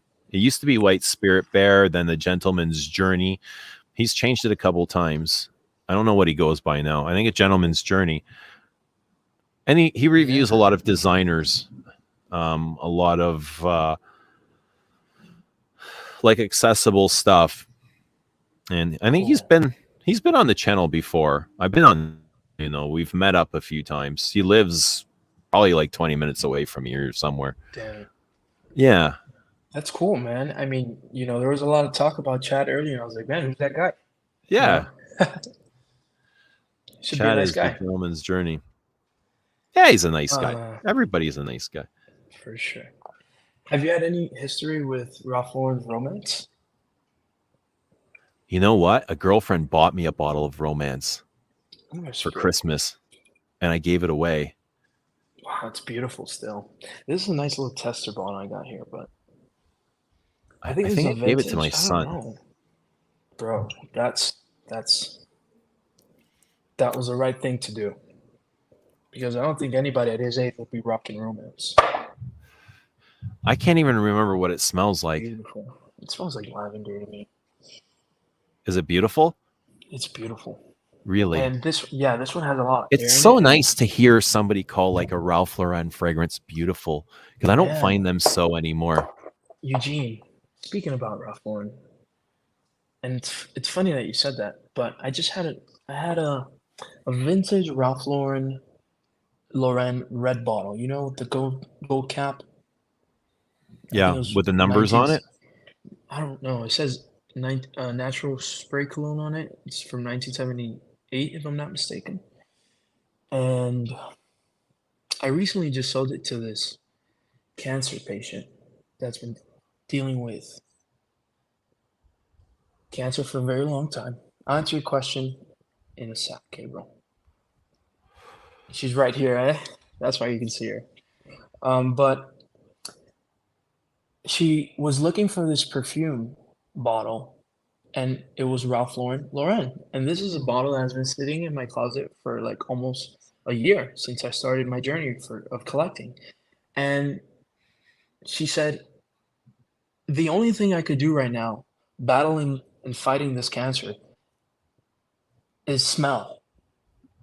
And this Ralph Lauren is the only thing I used to wear.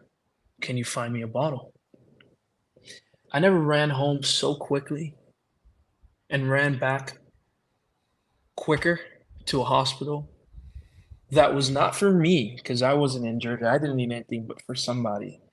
Yeah. And the look on her face when she saw that bottle and she sprayed it was priceless. So yeah, man. Speaking about Ralph Lauren, I think it's a very underrated brand because I think Purple Label still goes hard. It's very, very unique, very well blended, and a lot of their vintage stuff um, are some hidden gems. But yeah, that was just a little fun story I wanted to put in there. But Ralph Lauren is still great, man. Nice. I haven't tried a lot of their recent stuff, but Polo was brilliant. I love Polo. I'm a Yeah, big fan of Polo. for sure. Even the modern stuff, like I would wear Even the even the modern, modern. Yeah, it's like if that's yeah. all I had access, I would still wear it. Wow, I forgot what Gabriel asked about the number 19. What did he ask about that? Gabriel. Brandon, how's the vintage number 19 for you? Receiving mine today. Yeah, what's that like? Oh, it's amazing. This one is this one hits home, because this is one of my all-time favorite Chanel here, and this is a bottle that, speaking about bottles going bad, number 19 will never go bad.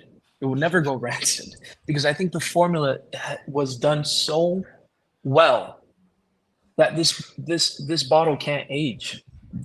It still smells refined. It still smells like its current formulation, and it's beautiful. And if you could find a vintage, even better, bro. Do you get is the Lily of the Valley prominent in there, the white floral? It's super prominent. This is 500 ml. I can't even get it out because I'm so scared. I close it so tight, but I gotta let these bottles breathe, man. Crack that baby open. Man, fuck that. We'll go with the eau de cologne. This little tester right here. See if I can open this one. That's just as beautiful. It smells beautiful. I mean, aside from that, this is an EDT. I should get the box. Yeah, I should get the box for you so you should see it. It's beautiful, man. The box is, although they were cheap material, there's a little. It's just more story to it. It's beautiful. What do you think of Chanel's packaging on their Les Exclusives? The white box, the white cardboard boxes. They're simplistic. There's some discussion that they're very simple or they're too simplified, but then there's people, on the other end of the spectrum backing it up, saying that's the beauty of a Chanel, is that very chic simplicity. Which is true, but they can do better. Because when you open a less exclusive box, after you're done with the whole cellophane and you grab that baby by the top, be careful because it will slip out. So they could do better. Maybe you implement a magnetic system just like they do with their caps would be cool. Yeah. On the box, because when you open it and you hold it by the top, it can fall. I got a guest here. Hey. Does everybody want to say hello to Kevin? Oh my gosh. Are you ready for this? Fucking hell, dude. Hi, Kevin. He came proper. Hey, Thank you for coming super proper, brother. Let's get back to the subject. And he's imitating me right now. Hey, I'm not imitating you, man. I'm sorry. Don't be a narcissist. It's not all about you, Brandon. All right. No. How's it going, Kevin? Hey, how you doing, man?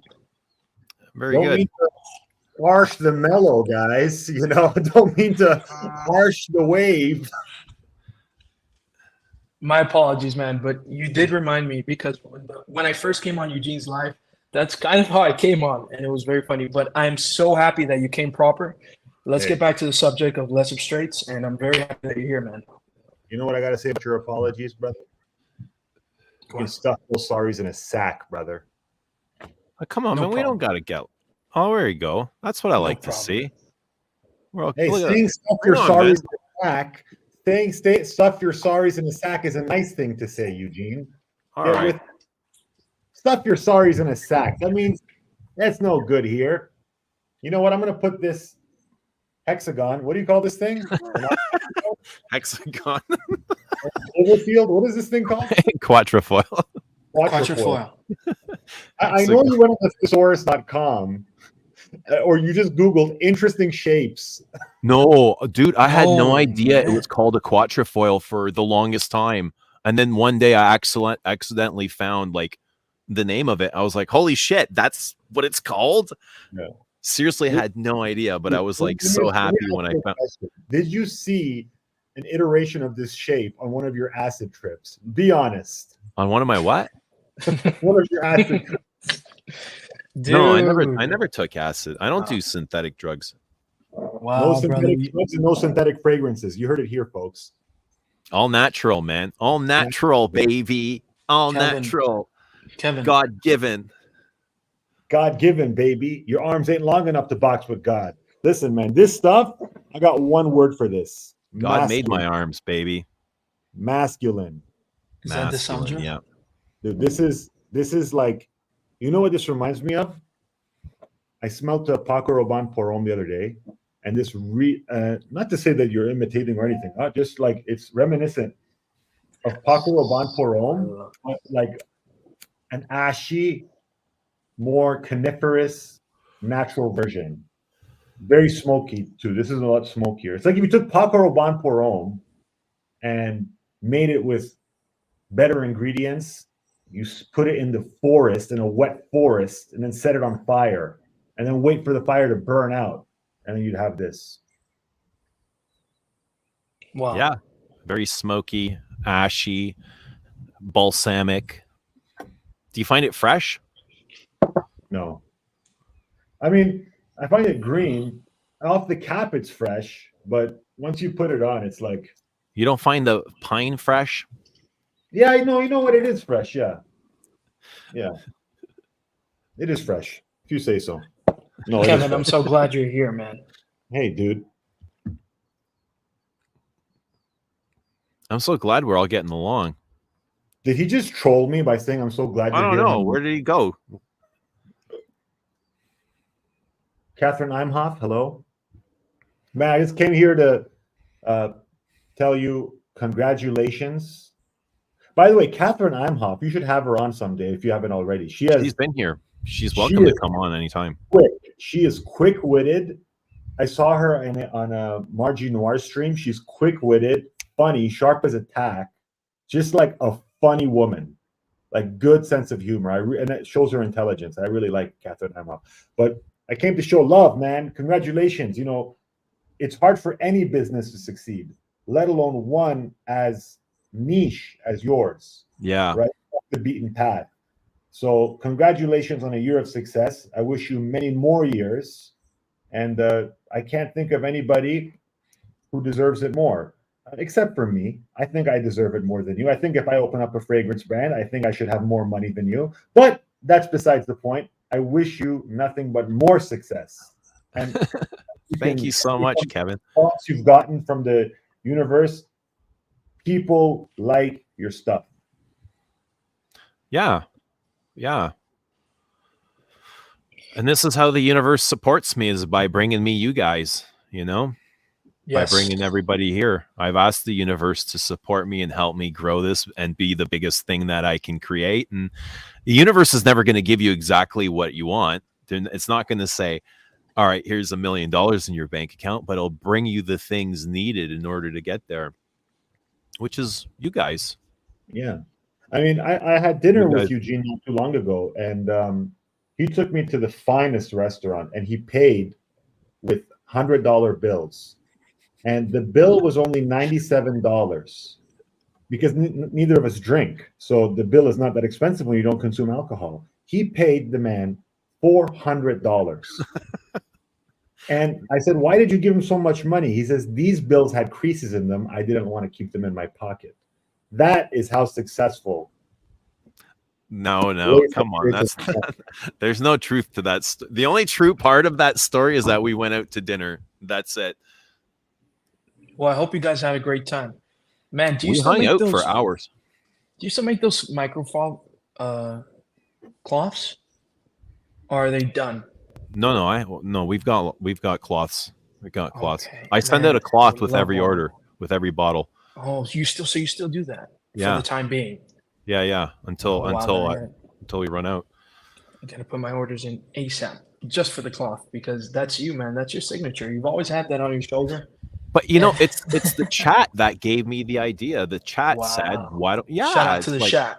The chat is freaking great. Shout out to the chat, man. For like Quattrofolio hexagon. I love this hexagon, man. It's not a hexagon, dude. Dude, what do you know is about a hexagon. You failed geometry. Don't even come in here acting like you know. You know shape. what? That's a fact. All right, but I know some about shapes, and I know that's the Eugene. You're making him spark up again, man. Just take it down, man. We're just here. Don't harsh the mellow, man. No, okay, man. Don't harsh the mellow, You would man. never do that. You Eugene's got responsibilities. Just hang out. Yo, I got a cake, Kev. You Tell should me. come over for cake. When?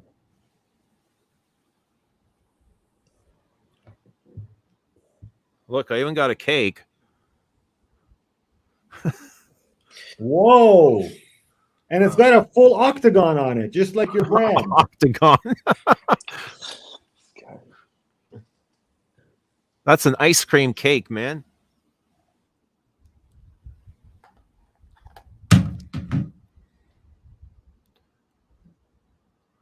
That's right. Wesley got La Doulette skis for his birthday from Alan. Happy birthday. Yeah. So we're just I love to see you guys talking, man, telling beautiful stories, couple of beautiful boys, smelling beautiful fragrances. A lot of beauty. Thank you, brother. I really appreciate that. I like your Why energy, am I Kev. like this? Eugene, I don't mean to make this about why can I not just be myself? Why do I have to troll? Why? Why do I have to troll? Help me. I don't know. Only you know, I Kev. can't control it. What is it? What is it about wanting to be funny? Dude, I just came on. I swear, I wasn't gonna tell any jokes. I was gonna come here and just hang out with you guys while I wait for technical support to call me back. But god damn, I don't know what it is. I just come on these live streams. I'm glad that you're having fun, though, Kevin. You have I'm an glad that the addiction. streams bring you a You lot have of an fun addiction, dude. because I can see that you're enjoying yourself, and I'm having a hell of a time. that's great. That's great, man. So how was your day today, Kev? It's busy, man. It was busy. Yeah. I had a great breakfast, but it's not about me, man. It's about Eugene. We're celebrating. No, tell us about your day, brother. How was your day? Well, Go to the you know gym. what I learned today is that homosexuality runs deeper than any of us could have ever imagined. How? Well, I mean, think of Is this. this another troll? No, I'm just telling you, like it runs really deep. I mean, homophobia, I should say. Homophobia runs deeper than any of us could have ever imagined. Right? Like you guys are not homophobes, right? No, You don't have an irrational fear of homosexuality, right? not at all. So what's stopping you from let's say you got a gay friend, gay best friend, what's stopping you from jerking him off from time to time when he's in need? Yeah, you see, that's where I draw the line. I don't think I'd be able to do that. What are you, a homophobe? But I love them. I love them, dude. I love gay people. They're fucking hilarious, and they got your back. That's No, 100. that's a stereotype. That's a stereotype. We don't appreciate that. You don't. Okay. You can't say I gay understand. people are hilarious. My and they apologies. like, you don't know that. Oh So my- we try not to do that on the You Smells Good stream, Brandon. But you know, it's what's stopping you from let's say he tells you, like, you know, Eugene, I haven't gotten any action in a while. I would really appreciate it if you just reach over and help me out. Would you do it, Eugene? Well, no, it's not my thing. Yeah, but you wouldn't enjoy it, but he'd have a hell of a time. Well, that's his problem. He'd have to find that somewhere else. What are you, a homophobe? You gotta help a friend out. No, it doesn't make me homophobic. It's just a choice. No, well, think about it. If you got a female friend and she tells you, Eugene, I could really use your assistance, would you help her out?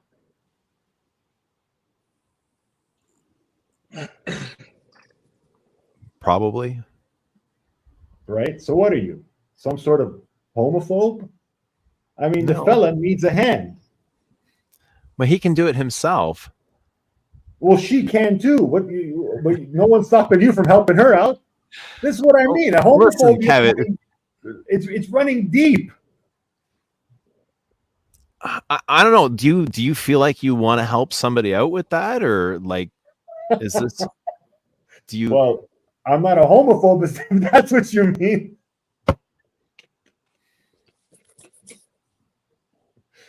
Anyway, I would like to ask. Yeah, I would like to ask a question, man. My apologies for stating that and saying stuff that your cars word. in sack, brother. For saying that word, but what would be the correct term going forward for homosexual people? That is the correct term. No, we said that you can't generalize homosexuals. You said they're all funny and they all have your back. Just because it's a positive stereotype doesn't make it appropriate. We can't stereotype people. That's like me saying all Croatian men have blockheads. You can't say that. You can't. Understood. You know what? I'd have to agree on that. Again, my apologies, but those have been my experiences. Okay. So the way I would preface it is I would say, in my experience, the homosexual men that I've been with, as you were telling us earlier, the homosexual men that you've been with, they've tended to be funny and Friendly. they were also very loyal. Much better. Thank you, man. Less Abstraits. Don't forget about Icebreaker.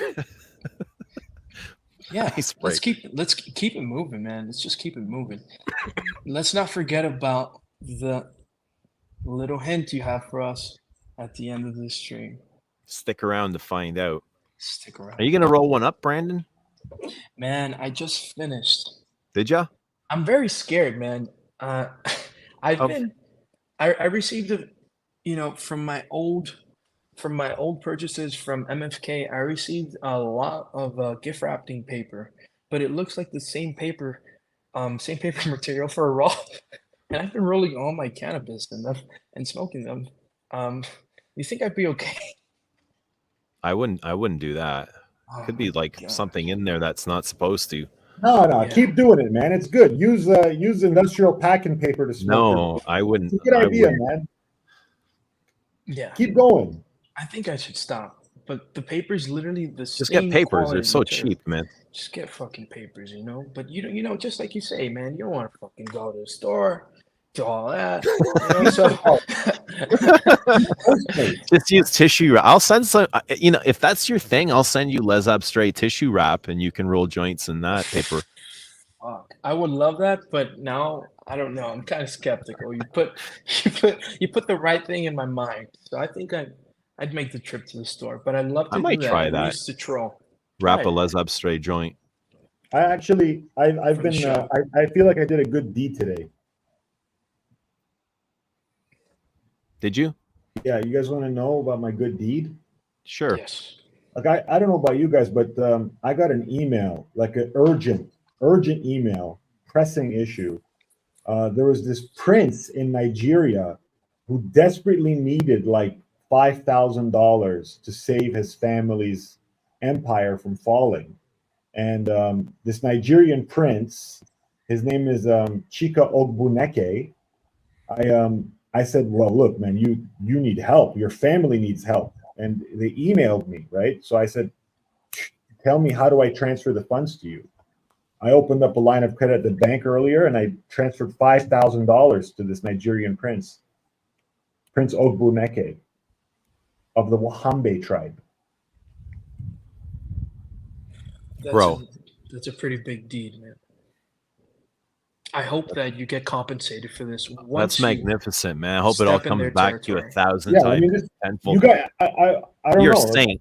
You're a saint. When they die, I think they're going to saint you. They might paint your name on the roads and wherever your hometown is. In Yeah. your mom's village, they'll probably paint Kevin Kindness, Kevin all over the I roads. mean, don't you guys help?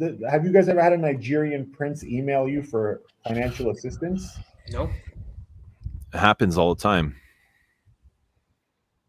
And so why didn't you take the call? I just don't open the emails. That's the difference, man. I open the emails. Mm. I get a lot of those emails. I also get a lot of emails for Cialis and Viagra. So I'm not sure if the internet's trying to tell me that I'm impotent. You guys get any of those Viagra? You don't need the internet to tell you that. You should know that yourself. How do you feel? Do you feel it? Do you still feel it? When's the last time you felt it? Do you need help? I can't feel a goddamn thing. That's This guy's a brick shit house. Guys, I gotta take the call. Thanks for having me. Later, Kev. Never a dull moment with that guy, eh? You never know what to expect. But then you always get the same thing. In one way or another. What's going on there, Brandon? How you feeling? Good, brother. Yeah, so how's life been treating you? wearing something. It's treating me all right, I think I gotta put my foot down the gas a little bit more, Yeah. But also I just need to focus on knowing when to stop. I have a bad habit of when I'm into something, it's all or nothing. and I tend to sacrifice some other things that are important to me in that same road, you know? So stop for the ones that you care about. That's one thing I would say. And another thing is to never let that foot off that gas, you know? Two things only. Where's your gas taking you? Where's your gas taking you? You To the stepping moon. on that gas, where's it taking you? To the moon, brother. Somewhere out of here. If not me, then fuck it, Elon Musk. But Would you after him, for sure. would you go to space if you could? Yeah, my cousin's actually studying to be an astronaut, so he embedded this into me, and he's a genius. And I was like, dude, like, what the fuck are you gonna do over there? Like, there's no chicks, there's no nothing. Well, there's the man on the moon. You can always get the man on the Exactly. moon. For sure. Hey, speaking about the moon, didn't India?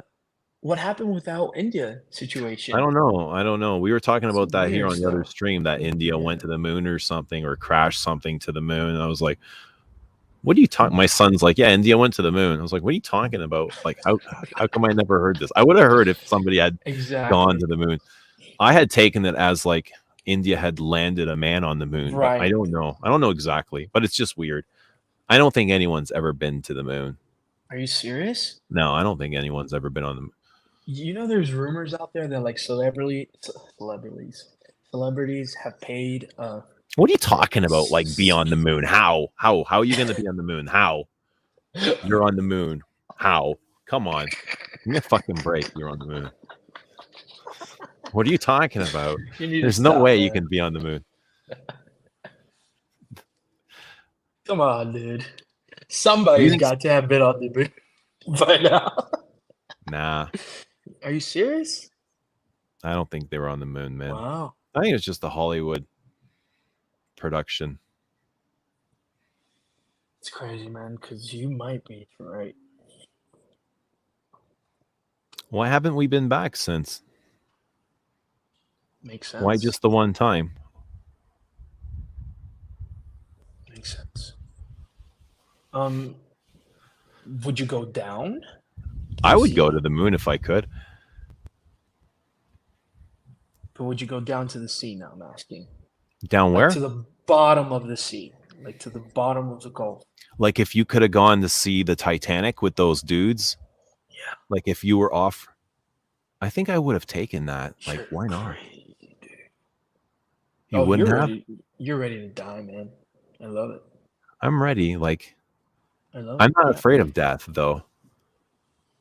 Because I don't Fuck know yeah. if there is like I a mean, death. Yeah, you seriously don't know. I mean, walking out 1, 2 in the morning in Toronto, So just anywhere, right? I mean, you take your strolls, right, at very late times, right? yeah. Oh yeah, you're fucking ready, dude.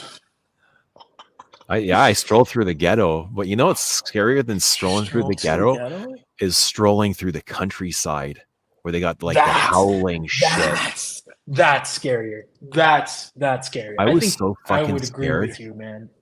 That's scarier for sure. And I just had to like be cool. I had to be cool. And I marked my territory. What were you? Were you even focusing on the whiffs of your scent of the night that night, or you just? I can't remember, Yeah. but going through the countryside in the middle of the night was unbelievably scary but amazing at the same time. Just to be with uncertainties, like that excitement, you know. I can agree. Take some balls, man. Take Yeah, but some it's fun. balls. You get to learn about yourself and see what you're made out of. Definitely, it's just man. I love doing that stuff. You know, people are not doing that. You know, and I love that you're doing it. That's like that to me is the best part of life, is like just living it, you know, like discovering yourself, discovering life, like your own life. There's only you, like only you know yourself. Nobody else will ever know you the way you know yourself, you know? And it's just, for me, it's always way more exciting to like go inside and self-discover than it is to discover anything outside of me. There's nothing outside of me that is more exciting than the things that I feel on the inside, is what I want to say. You know what I mean? I know what you mean. Now, when did you discover this new version of yourself, or were you always Well, like that's all this? part of the healing process. Mm. No, I never really experienced this before, like before my divorce. So after that, like the going through that pain was so immense, it broke me, like totally shattered me, you know?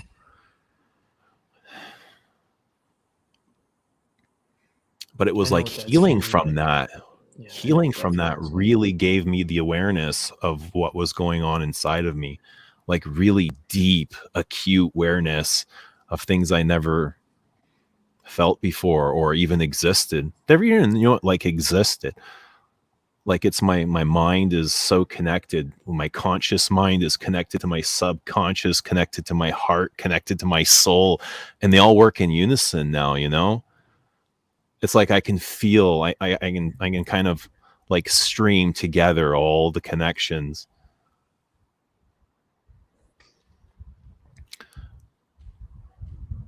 And everything just kind of works easier that way. Like it's what works for me. It has to work easier that way because if everything's connected. But also, like in that connection, I feel totally guided by Spirit. spirit, life, God, consciousness, science, whatever you want to call it. Everybody's got a different name for it. Whatever you want to call it's energy, right? That's what it is. That's what I feel guided by because I'm open to that now. And I feel the flow just going right through me, you know? And as it flows through me, I just like, I feel like I'm capturing things like ideas, you know, these feelings. It's mostly ideas. They're Can you? feelings. They're feelings in the body that get translated to thoughts in the mind.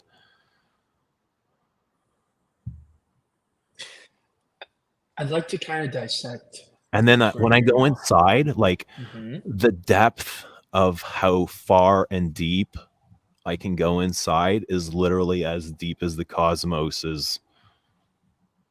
You know, like it's just this never ending. I don't know if you want to call it a pit or a void or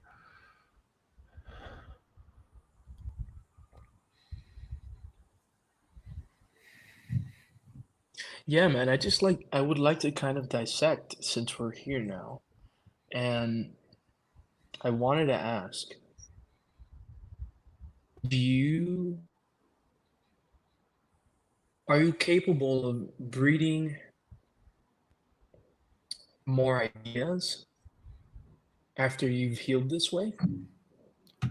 yeah, yeah, ideas come way more. Like I'm inspired by way more things. Like I heard once, and I never understood it. I was listening to an artist, and they say, like, true creativity, like great creativity, lies consciously. It's your conscious creativity is you just have so much more freedom and depth than something coming from the ego mind. You know what I'm saying? Like from the idea that just kind of lives in your head, opposed to all the other ideas out there, you know? Mhm. Like you're limited to that ego mind. You're limited to the ideas that are only in your mind, opposed to all the ideas out there that you could possibly capture when you're connected to that energy. And I never understood that until now. That is actually interesting that you say that because in my opinion, I think it's in reverse. You see, Okay. how I perceive being able to breed more ideas was shutting yourself out from what's out there. Why? Why shut yourself out from what's out there, you may ask, right? Because the media can just be bombarding you, bombarding you, bombarding you, bombarding you, bombarding you with bullshit or saturated ideas that have already been done. Do you understand? Instead of digging in within and finding something unique, breeding more of that. But like I said, it's in reverse that you say that because we need to know where we are retaining all of these ideas from, correct? You're going to the nature. What I'm talking about is going out into society, the city, your phone, Instagram, the bullshit. So I think it's where you're really putting yourself at that helps you breed more of these ideas, right? Yeah. In my opinion. Hey, both ways work. Both ways are possible. Yeah. But there's whatever works for you. You can definitely get inspiration going out into the city from people. I've been inspired by that as well. Have you? Going into the city, I love people watching. I love watching people. I can sit there for hours and watch traffic and just watch people, like watch their behaviors and, Wow. just watch them walk by. And you're not, you can yeah. find inspiration in the city and in architecture and the streets and the roads and into the pop culture. That's all. Yeah. There's inspiration everywhere. Yeah. But I love, because I feel so connected to source, energy, whatever it is, that is my highest inspiration. Because I think it's the greatest intelligence. Everything came from that.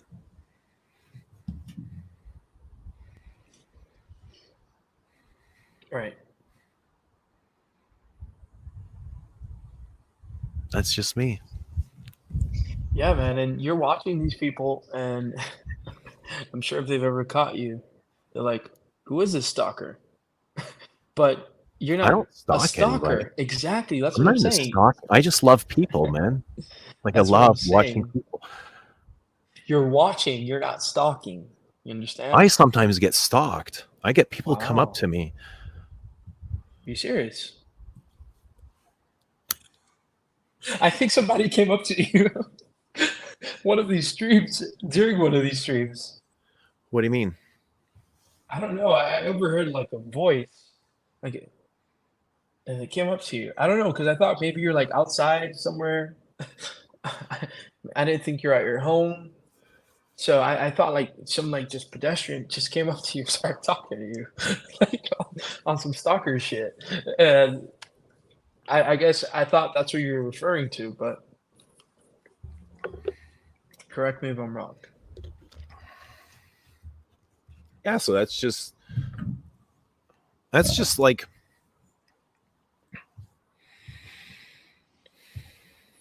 that's What's been helping just you it. breathe? Just like healing, man. Going through this crazy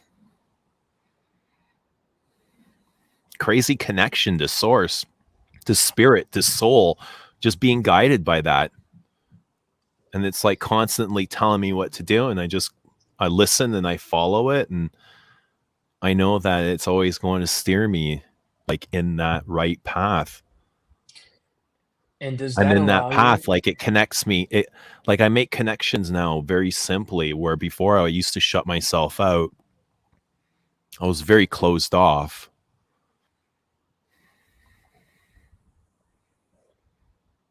How so?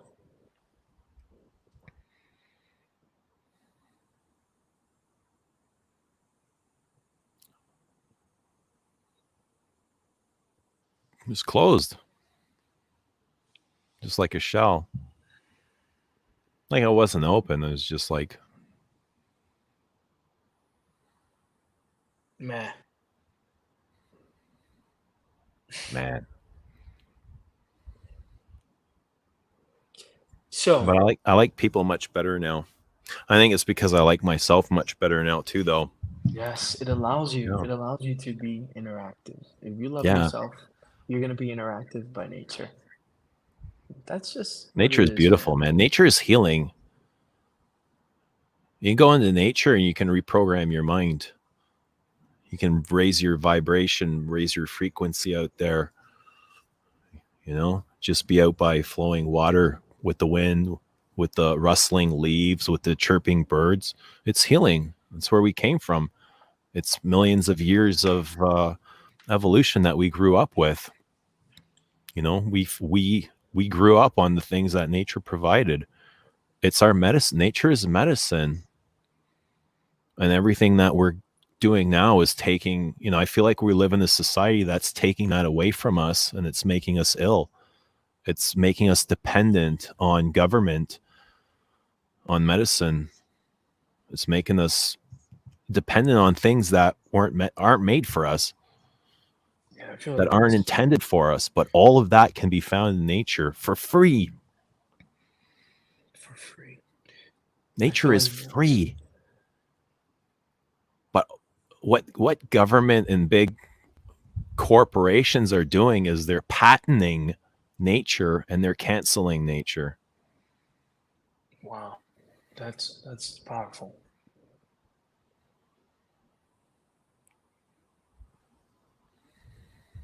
That's very strong, and I can agree. It's scary. So, does all of this allow you to stay on par with all your responsibilities throughout the day? Or does going out take time away? My apologies. Does going out and healing and doing your daily rituals take time away from what you need to get done? Or does it all It absolutely, yeah, connect? absolutely takes away. But it also it offers so much more in return, right? I think it's the greatest journey. You know, looking for that meaning, for for finding the deepest parts of yourself. What else out there is more interesting than finding the depths of to which you exist or have come from? What on YouTube can be more interesting than that? What NBA game can be more interesting than finding like love inside of your own heart? There's nothing. For me, there's nothing more interesting than that chase, that journey, that discovery, exploration, feeling. Feeling.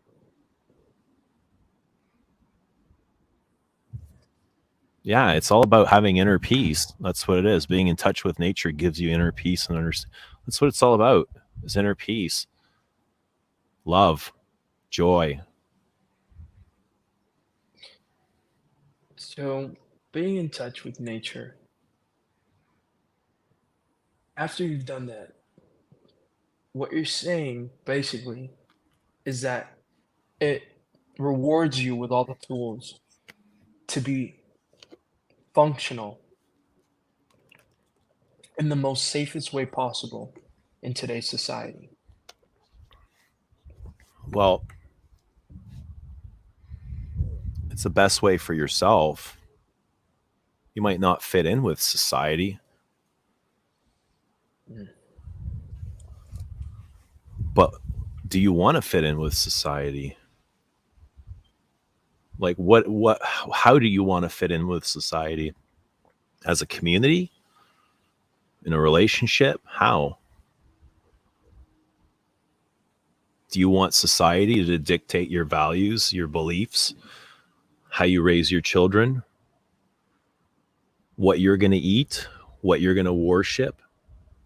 Or do you want the nature of God inside of you to dictate all of that for you? Because society is a big illusion.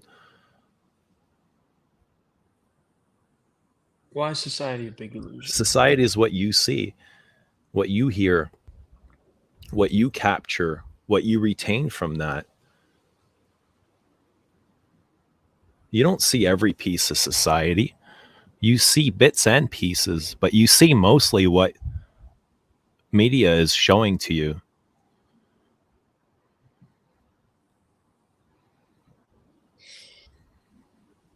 Do you have the ability to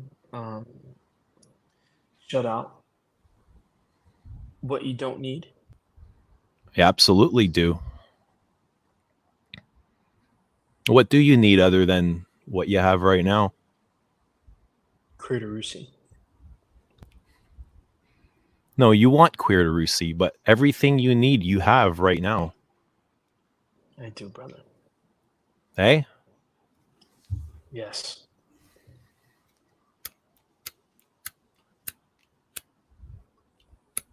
What you smoking there? Nukin. Pineapple Nukin. I've never heard that before. It's pretty good, How is actually. it? I don't taste any pineapple, but I don't really smoke it for the flavors. I don't care about the flavors. But they do get quite green, eh? Yeah? Yeah, like you can pick up sometimes like I don't know, it feels like it almost feels like notes of evergreen or something. I don't know if that's like different strains or I'm gonna try that. Pineapple Nukin. What's the chat saying? the chat's really quiet. Yeah, we digged. Maybe we went too deep. Went too deep for the chat.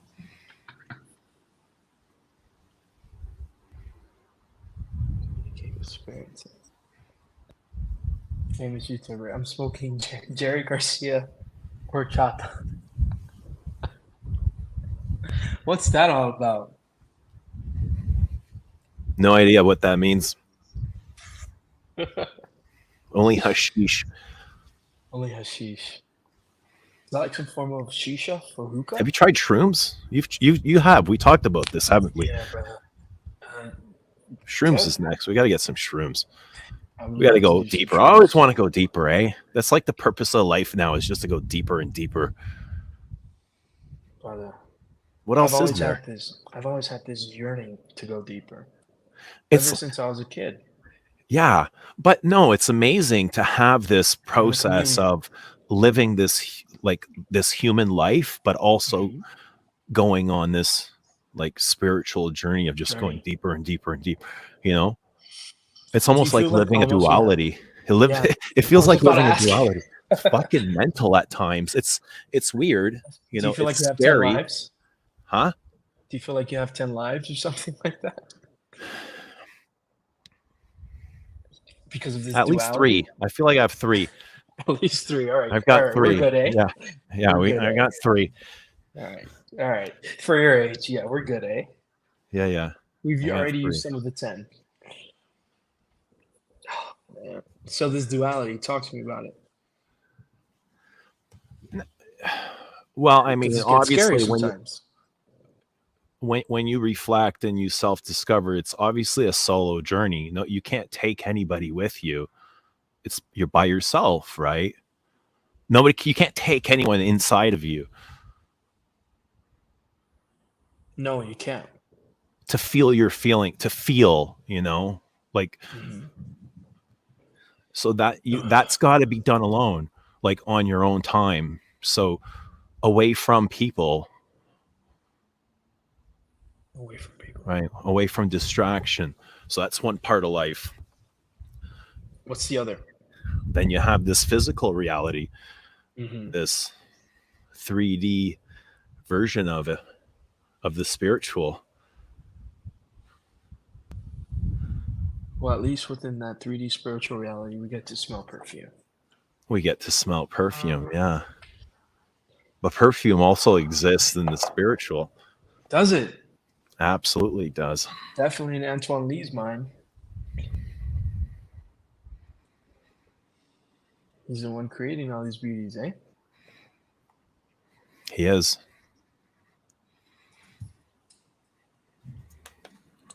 Have you smelled Madame Roche's? Not that I remember, no.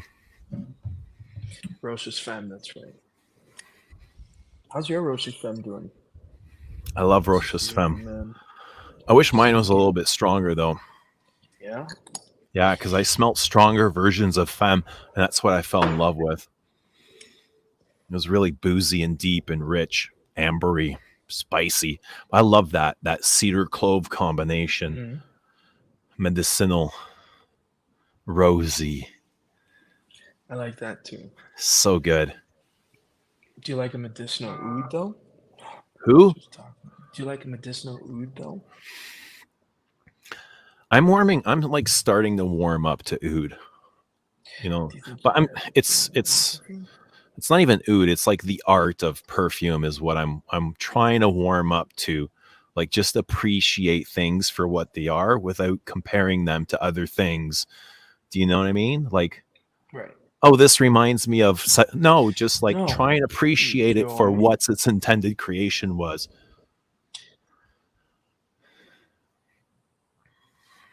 I think that's definitely something to be done on a personal level because when we get on these streams and we start talking about some of these perfumes, we do reference some things that they might have smelt or are close to. But I think what you're saying is based on a personal level when you first acquire perfume and you have that personal time to discover it on your own. Yeah. Usually when I get something new, it's a personal. You're making the first thing I'm doing is like, and you're analyzing as much as you can. You're trying to put together as much data as you possibly can. You're trying to remember or compare or just you're trying to paint something so you can grab onto an image, kind of.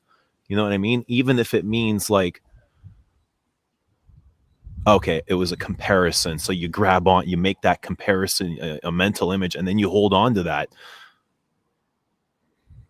Yeah. You know what I mean? I think So it the defeats first the time purpose is at times. I think the first time I smell perfume is when I make the most judgments of it. And then the more and more you wear it, the judgments become less and less. The more like, you become familiar and comfortable with it, the judgments become less and less. I think the same can be true for even people. Like the moment you meet someone, you're already like, yes, depending on, that's such a great comparison. yeah, maybe you're not making a judgment, but maybe you are. I don't know. But we're analyzing and we're trying to create data, like a folder, with information in it. But the longer I feel like the longer you get to know something and where, it's like the less and less information you create about it.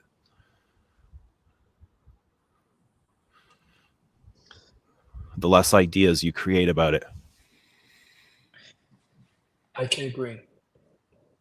Now, when is it when you already like what is it that drives you to a certain perfume and you judge Hang it on, and Brandon. judge it? Hang on. I'm freezing. It's so cold out here. Go get a I'm jacket. gonna go put some pants on and get a sweater. I'll be right back, okay? Yeah, no problem. Hold the fort. Hold the fort. Everybody ask Gotcha. Brandon questions. Keep him company. You may want to read some papers from Nick Bostrom. You may appreciate it. Headless Sense. I'll do that. Talk to me more about Nick Bostrom.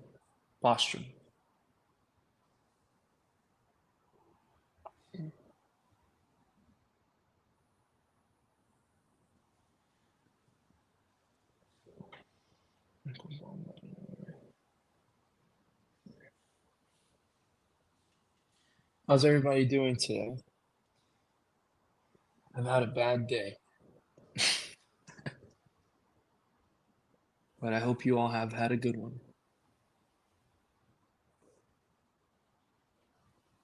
Ooh, Pradeep says voluptuous bottle roses fen. Never smelled that. Love to smell it.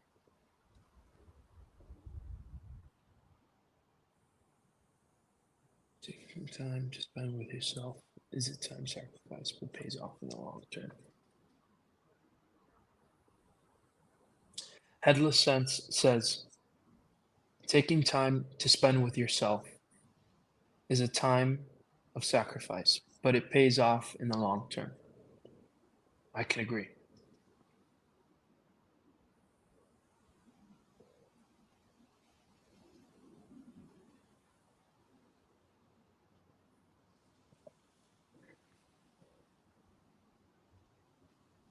Happy anniversary to Eugene's wonderful house.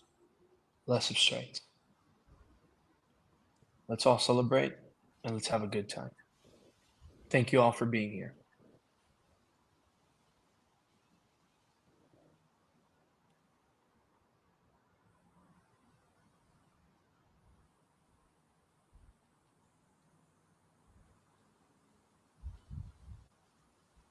Pat. Brandon, was that a number 19? Yes, Pat. That in fact was a number 19.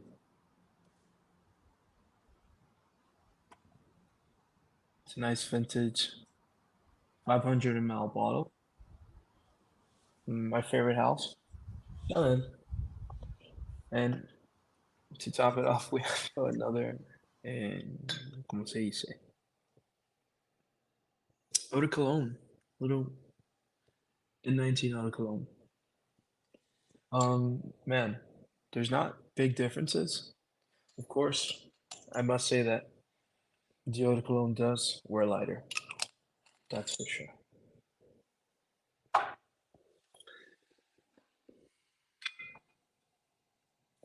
Man, this has been my guilty pleasure lately. And I stole this bottle from my grandmother. I hope she doesn't find out, but if you're ever watching, I apologize. And I love you. Ta-da! What you've been looking for. Paloma Picasso. Eh?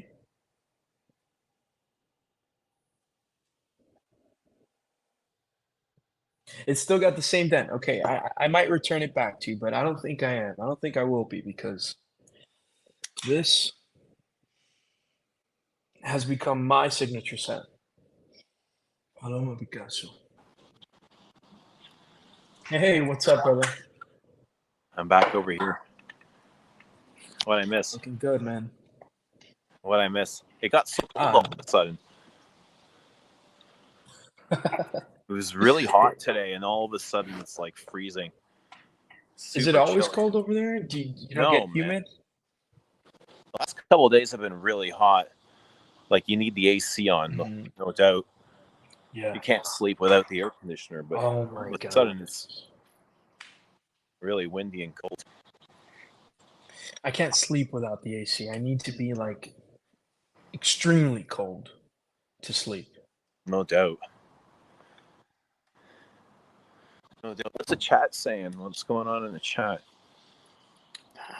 Gold label, medicinal, fresh, and crisp on a 60. Oh, I pulled out a Paloma Picasso, and I think they're talking about it. And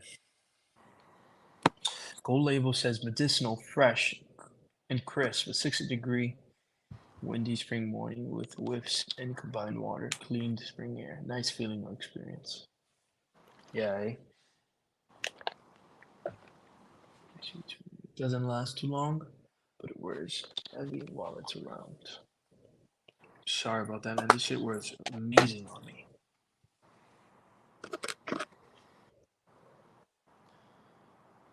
What's up with you, man? Life treating you?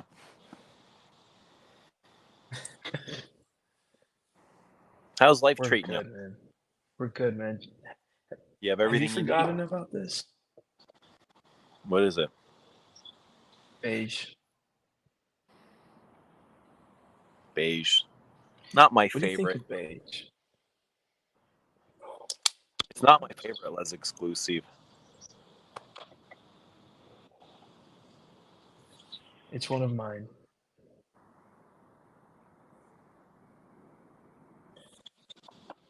Love it. It's a nice little EDT. Do you find it floral? I find it floral. Do you find it suitable for men? Yes. Yes. Definitely. Really? Not too White. floral, eh? I always White thought it shirt. was like, not for me, but I mean, I always thought it led feminine. Just because of the For floral. sure. The florals are heavy, which can give it a feminine vibe, but I think a man could pull this off. I mean, shit. I am. I love it. Amy's asking if you've tried Les Ups today. Have you tried the Les Ups today? I have not. I'm so sorry. No, it's all right, man. I'm so I don't have sorry. expectations. I have not tried any of Anybody. your lesser strains, but I do need to get some samples. I'll But- send you some samples, man. You should Okay. try them. I'd love to hear what you think. Beautiful. I will. And I think I'm gonna love LDE just because oh man, I think it just resides with me and Which? La Douleur Excuse. All right. Hang on, I'm gonna go back on Wi-Fi here.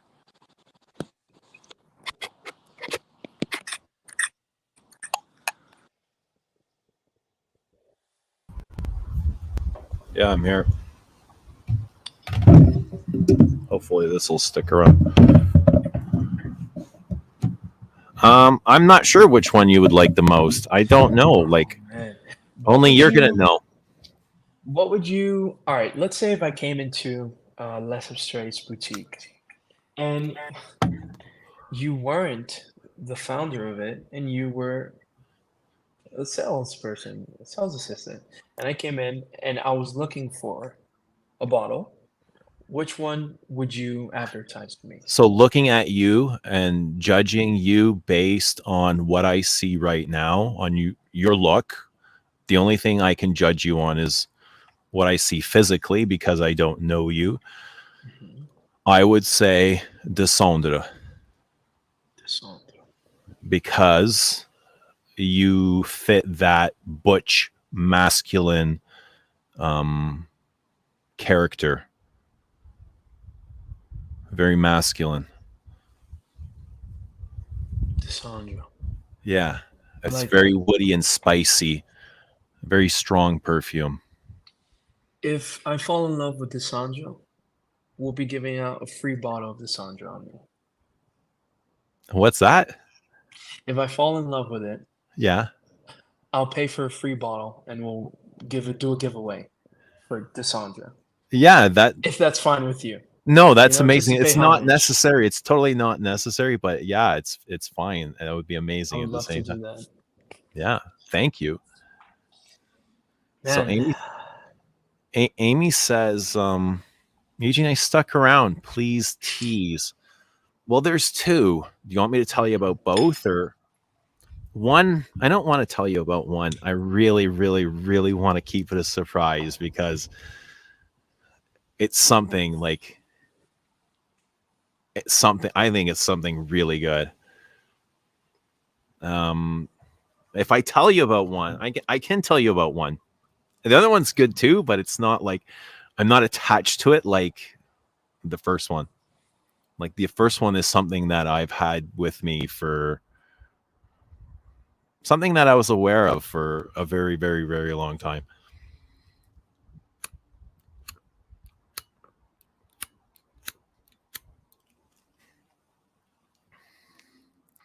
Butch, he's not a lesbian. Now by Butch, I mean like he's rugged. He's like me, like rugged. I would call myself Butch as well, manly. That's what I mean. He's very manly. There's no guessing. It's very evident, right?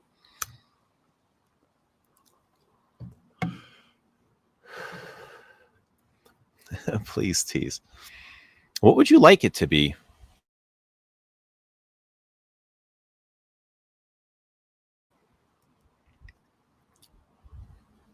Do you think they're too artistic? Are they more artistic or are they wearable? What do you guys think?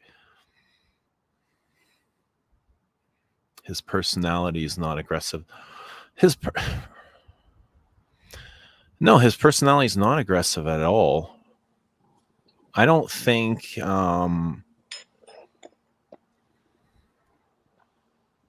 Descendra is necessarily.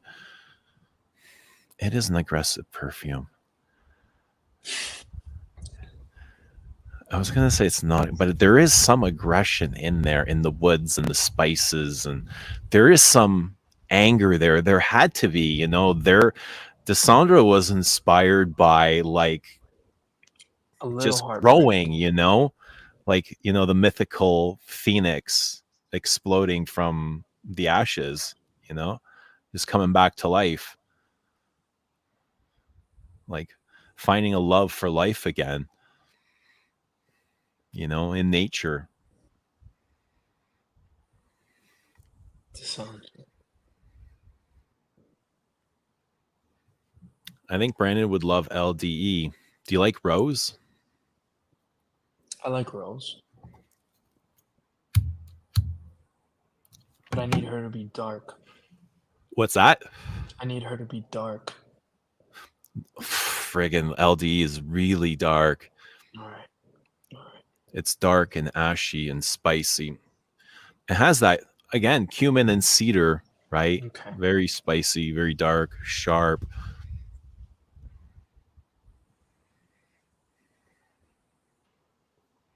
Duncan says, I think your fragrances dance a perfect line between artistic and wearable.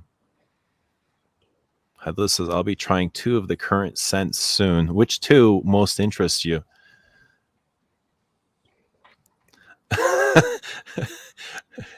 Amy says, I'm ready to order a couple samples, so when does this special one come out? She wants it, eh? She really wants information. She What are really we gonna wants do with Amy? information. Amy, we love you. I'm not ready to spill the beans yet. Like, man, there's so much that still has to happen, you know? At least a little hint if you can. Think about it. You did promise. Eugene, you gotta be a man of your word. We love you, man. You want me to give you a note? I'll give you a note. No. Okay, we'll start there. No, I can't do it. Oh my gosh. You know what? It's like, I feel like I'm giving myself away. No. Yeah. Never. Why? I'm not ready to reveal it yet. Okay. All right. Even though I want to share with you guys. Yeah. It's like I'm not ready. Okay. If you're not ready, then don't. Okay. But I got this nasty fly out here. Because it can't be forced. Don't force it.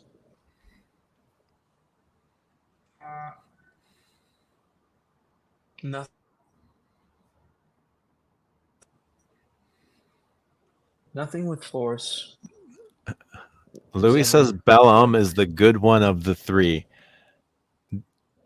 Descendra is the sarcastic, and La Doulette Exquise is the Don Juan, the guy that fell in love with every girl. Is that Dev?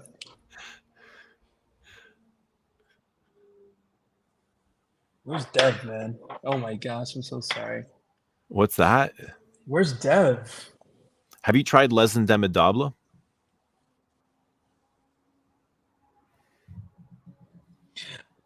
Have I tried this? Yes, I have. I've only tried Amber Supreme, and I need like 5 bottles for that. Because I love it. I haven't tried any of your scents, so not sure where else you would go, but woody, airy incense I would love. That would be Descendra. Try Descendra. Yeah, when you're ready. Yeah, when I'm ready. Don't put any pressure on me. I don't do well with peer pressure. I do. I like that. Yeah, I mean, I do. I do too. I mean, I don't buckle. And I don't get that from you. I don't think you would buckle under pressure. Athletic skis and Valam. Well, Violet's already in Bellam. Bellam has a bit of violent. Catch my whiff is here. What's happening? Good to see you. What's up? Yeah, it's always a feeling, right? Always follow that feeling, Brandon. Always listen to that gut feeling and never separate from it. Don't stray from that intuition. That's that guiding voice. That's that voice connected to you and source. And don't ever give that voice to anybody. That's yours to keep and for you to express the best way you know how. That voice inside, in the pit of your gut, not the one in your head. Fuck that voice. Find the voice in the pit of your gut. Okay. That's what you're looking for. That is what I'm looking for, as a matter of fact.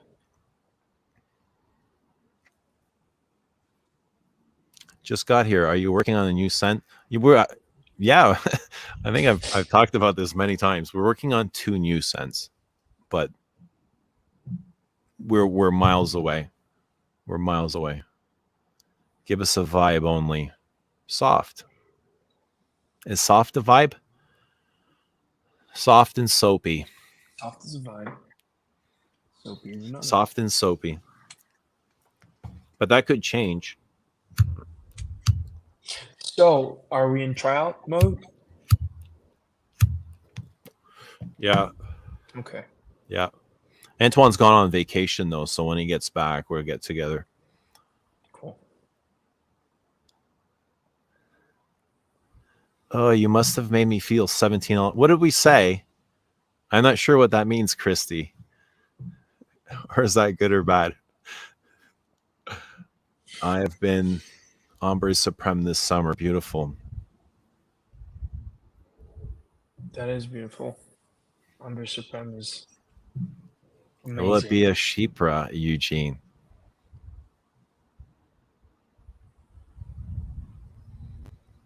Are Chypres soft? Can Chypres be soft? I don't think they can. Yes, Okay. Chypres. I think a lot of modern day Chypres are soft, especially like a rose Chypre. Like let's say Rose Barbar. I would call that a rose Chypre. It's Okay. very soft, right? But I like my Chypres like rough, like roughage, like being out in the wild. You know, like With crunchy texture. leaf. Yeah, texture. I don't want none of this Okay. soft shit.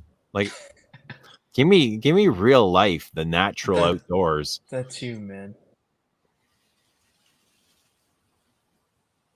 That's what You're I about love. Yeah, that's you. That's what Eugene is about. Texture, about life. Yeah, crunchy Raw. leaves, twigs, branches, ground, earth, grass. I love grass. You love earth? I love Earth, but most importantly, what I love doing on Earth is riding horse. Really? Every weekend I go to my uncle's ranch and That's I ride wild. all the basofinos. How beautiful are those animals? They're amazing, man. I gotta send you pictures, videos. You should even come sometime. And we'll go out in nature, we'll go on the trail and just get That's inspired, wild. maybe, man. Yeah. I'm sure you'd love that. The smell of horses, hoof, Oh my saddle, hair, gosh. horse mane. Yes, yes, yes. There's this decaying, rotting, I think it was like a possum or something, but the tail of it was chopped off and it's been rotting at the gate of my uncle's ranch, and I love the smell. Like I want to make that smell into perfume. I wish you could come and smell it. I'm Wow. just gonna ship the possum's tail to you. How about that? No, I'm good, bro. I'm good, man. I'll take your word for it, though. But it's amazing. It's That beautiful, sounds wild. man. It's But it's you know intense. that It's intense. it's Go so capture that image of the horse, the mane, the hoof, the saddle, the air, the scenery, And I get that in several perfumes. Mitsuko is one. I get like an aspect of that deep in the dry down of Mitsuko. I get Mitsuko. that in number 19. Yeah. Very, very slight. I Respiro. get it in Hermes Galop. I was That just about rose to say leather. Gallo. I was just about to say Gallo. Yeah. Um, Respiro. Not necessarily the dirtiness, but I get the leather. You know, I get the leather. I don't get dirt, like hoof sort of thing. Definitely in Gallo. And I get it in number Gallo, 19. I do too. And and I what love it. else? It's one of my favorite things in perfume is that horsey accord. Horse, saddle, mane, hoof, leather boots, grass. It's gorgeous. And that's what perfume, that's like capturing that in perfume is what art is. Could there be Queer de Russie in there? Yeah, there could be Queer de Russie, slightly different, but I think Queer de get a Russie little. can be in there. There's aspects of Queer de Russie there. I definitely get a little bit of that. And then something like Sycamore too is so beautiful and just Oh, man. so reminiscent of outdoors, of nature. Sycamore. But you have to smell an Ecoutals vetiver, man. It's amazing. Vetiver is nice. It is nice. I really like. I like this vetiver, this Terre de Hermes Eau Intense vet. I don't enjoy wearing it though, but I like the smell. You know, I just don't enjoy wearing the perfumes if they're Why? too vetiver-y. I'm not sure. Like I Too like it as a vetiver-y? side. Yeah, What do you mean by that? I don't know. When it's vetiver dominant. Okay. When it's That's not what I dressed up. See, I like Frederick Mull's Vetiver Extraordinaire, and I like Sycamore. But vetiver as a note is weird for me. Mm. And I can't do it if it's too intense. A lot of men like vetiver. Like a lot. They do. And it's very masculine. I think it captures a man perfectly. It's a very deep note. And it's strange. It's so unusual. There's not a lot of things that mimic vetiver, is there? No. Like it's a type of wood, but it's also like wet. It has woody elements, but it's also a plant. Yeah, it's wet. It's wet. It can be dry vetiver. It could be rooty, like the deep roots from the earth. I love dry vetiver. I've always had a hard time with Guerlain's though, because it's so wet. Yeah, I see. I talked about. I struggle with that. I struggle with wearing with really, really genuinely falling in love with it. I appreciate it as perfume. I can see its beauty, and I appreciate can't do it. smelling, but I like my heart. It hasn't captured my heart that way. You know. Me neither, man. But I felt like that. I felt that way about things before, and my mind has changed. And I think it's just by getting to know something and spending time with it and trying to understand it for what it is, opposed to for what it isn't, for comparing it to something else. You know? Yeah. It goes back to what you said about, letting a perfume do the talking and not start to getting into comparisons. But with Guerlain's vetiver, I can't do it. You don't like but it I can either? Appreciate it. I don't. It's too wet. Too wet. I like that dry vetiver. It is. Yeah, it's a very wet. I prefer heavy sheep. Yeah, I like the heavy sheepras. Like I really like Hermes's Bellamy vetiver. for Chypre. I think Paralyzes. it's fucking brilliant. Like brilliant. Like really, really. Bellamy's vetiver. Yeah. Bellamy's vetiver. Is that one of your favorites? It's gorgeous. I Like think that was let that thing ripples on your skin, like the contrast, they come alive.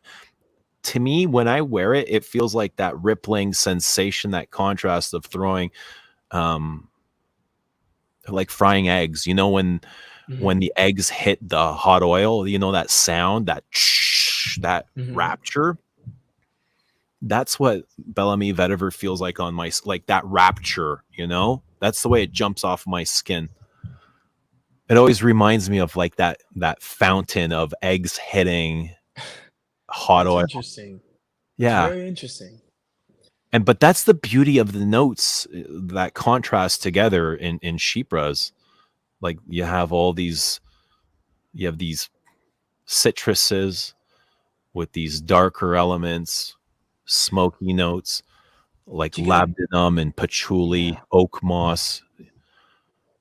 You know, you have these wild contrasts. It's almost like eating like this crazy, wild, spicy dish with an explosion of flavors in your mouth. That's what it's like.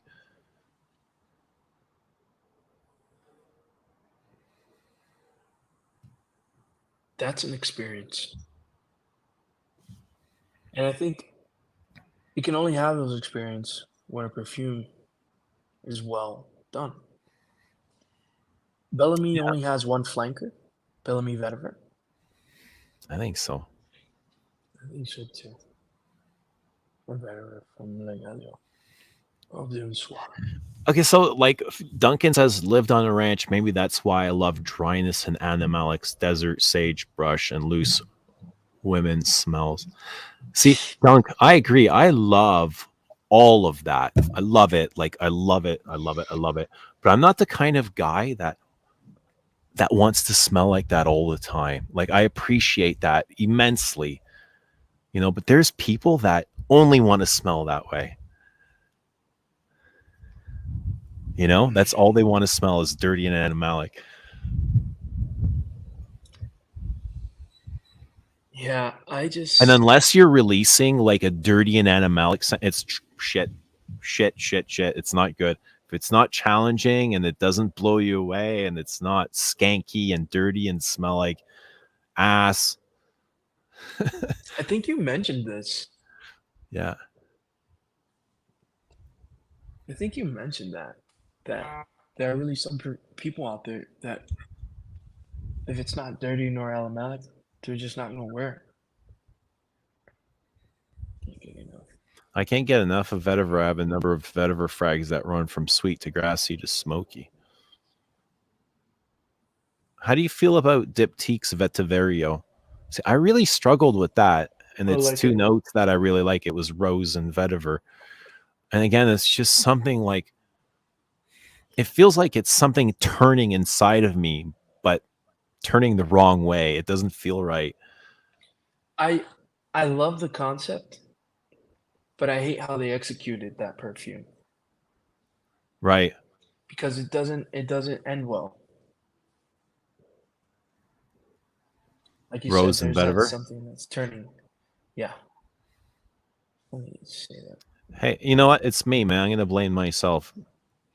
Amy says, is Descendre ashy or is it smoky? It's both. It's both smoke and ash. Yeah. And green and bitter. It's both smoky and ashy. Open smoky, dries ashy. Bitter green, huge spicy galbanum. Anise. Frankincense. Hyrax, patchouli, pine tar, birch tar. It's got all the elements of a forest. Wow. Foliage, florals, fresh air. It's very explosive. Does it wear loud? Can I live with this perfume? It's very present. Okay. It's present. It's got a good presence. You should try it. I'm going to send you some. Okay. Mika says Annick Goutal's Vetiver Eau de Toilette is still my favorite. Yes. Yeah, I saw it. Maybe I should send you a sample of that for sure. Vetiver slowly grew on me, but I like it with a sweet or tart note. Better. I still haven't tried this. Oriza El Legrand Chypre Mousse is all wet soil and shrooms. Shrooms. I love shrooms and perfume. Like I get that from Iris. I get Dude. that earthy vegetal mushroom fungal quality from Iris. Do you like it, Udo? Do you like this perfume? How do you feel about it? Can't do swampy vetiver. I think that might be it. Swampy, yeah. I don't know. I haven't really connected. Because it ties back to the wet vetiver. Yeah, Swampy. wet vetiver, dark Yeah. and dank. What about Anthony. Encre Noir? Do you guys like Encre Noir? I love Encre Noir, man. Have you tried Enskull in Haiti? I have Enskull in Haiti. I might wear it tomorrow if it's going to be super hot. I'll wear one of those Les Indemnidables colognes, those musky colognes. Bellamy Vetiver is so good. It is so damn good. Like really good. Like all-star perfume. Ali Hanavid says, hi, Eugene, sent to the day. Noir Peace by Frederick Mull. Mm.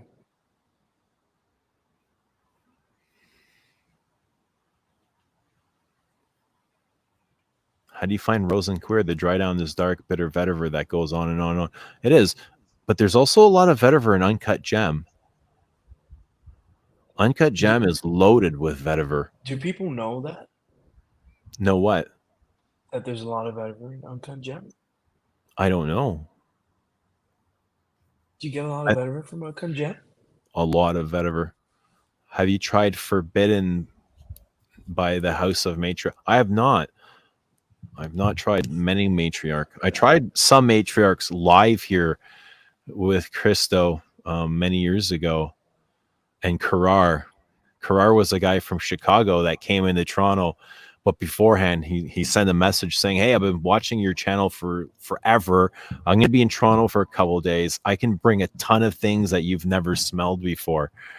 And I was like, all right, cool. So we had a live sniff session. It was like some of the first Rojas I've ever smelled, and he brought some fragrance du bois and all kinds of interesting things. I'd have to go. I don't remember now, but it was he brought like $50,000 in perfume. They got stopped at the border and stuff. Yeah, Wow. it was wild. And yeah, he had some Matriarch there. I remember trying the Rose. I tried a couple of Matriarchs, and that was the only time when Karar was here. Karar from Chicago. Shout outs to you. Karar from Chicago. That's a ridiculous experience, man. Yeah, it was Glad wild. you had that. It was wild. Vuvuvu. The entire Encre line is solid. Love Encre Noir. Have you tried Encre Noir? I love Encre Noir. Do you have it? A lot of people have say, like, as a have, like, collector, it's a must own. It's a must own. Yeah. I Is it still do true? think Is it a must own? it's a must own, but the first batch, for sure. The first batch. I think the current stuff or what's out there is not as good as the old, Yeah. but definitely you should have Encre Noir. As a collector, Not Encre Noir Sport. is Terre de Hermes a must own? Eau de Toilette. Don't have a flanker. Don't just Eau de Toilette. Terre de Hermes Eau de Toilette. So Terre de Hermes, is it a must own? It's a Yeah? must own for sure. Really? Eau de Toilette though. EDT. As a collector. As a collector. Go with the original.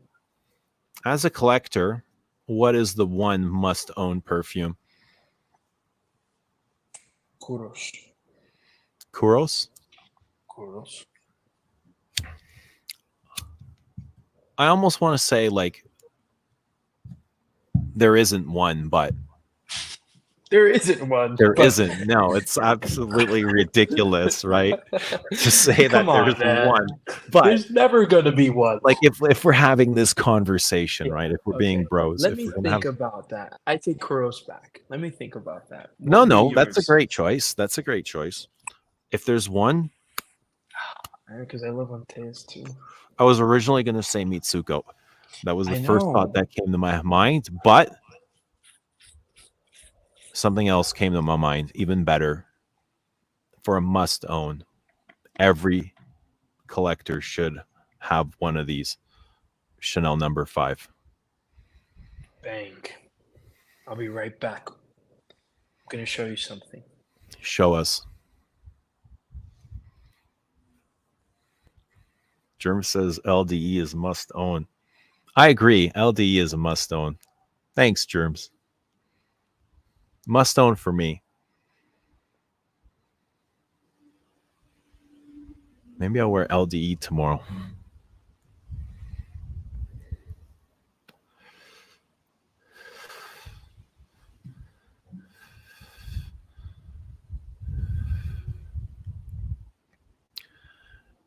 Shally 2.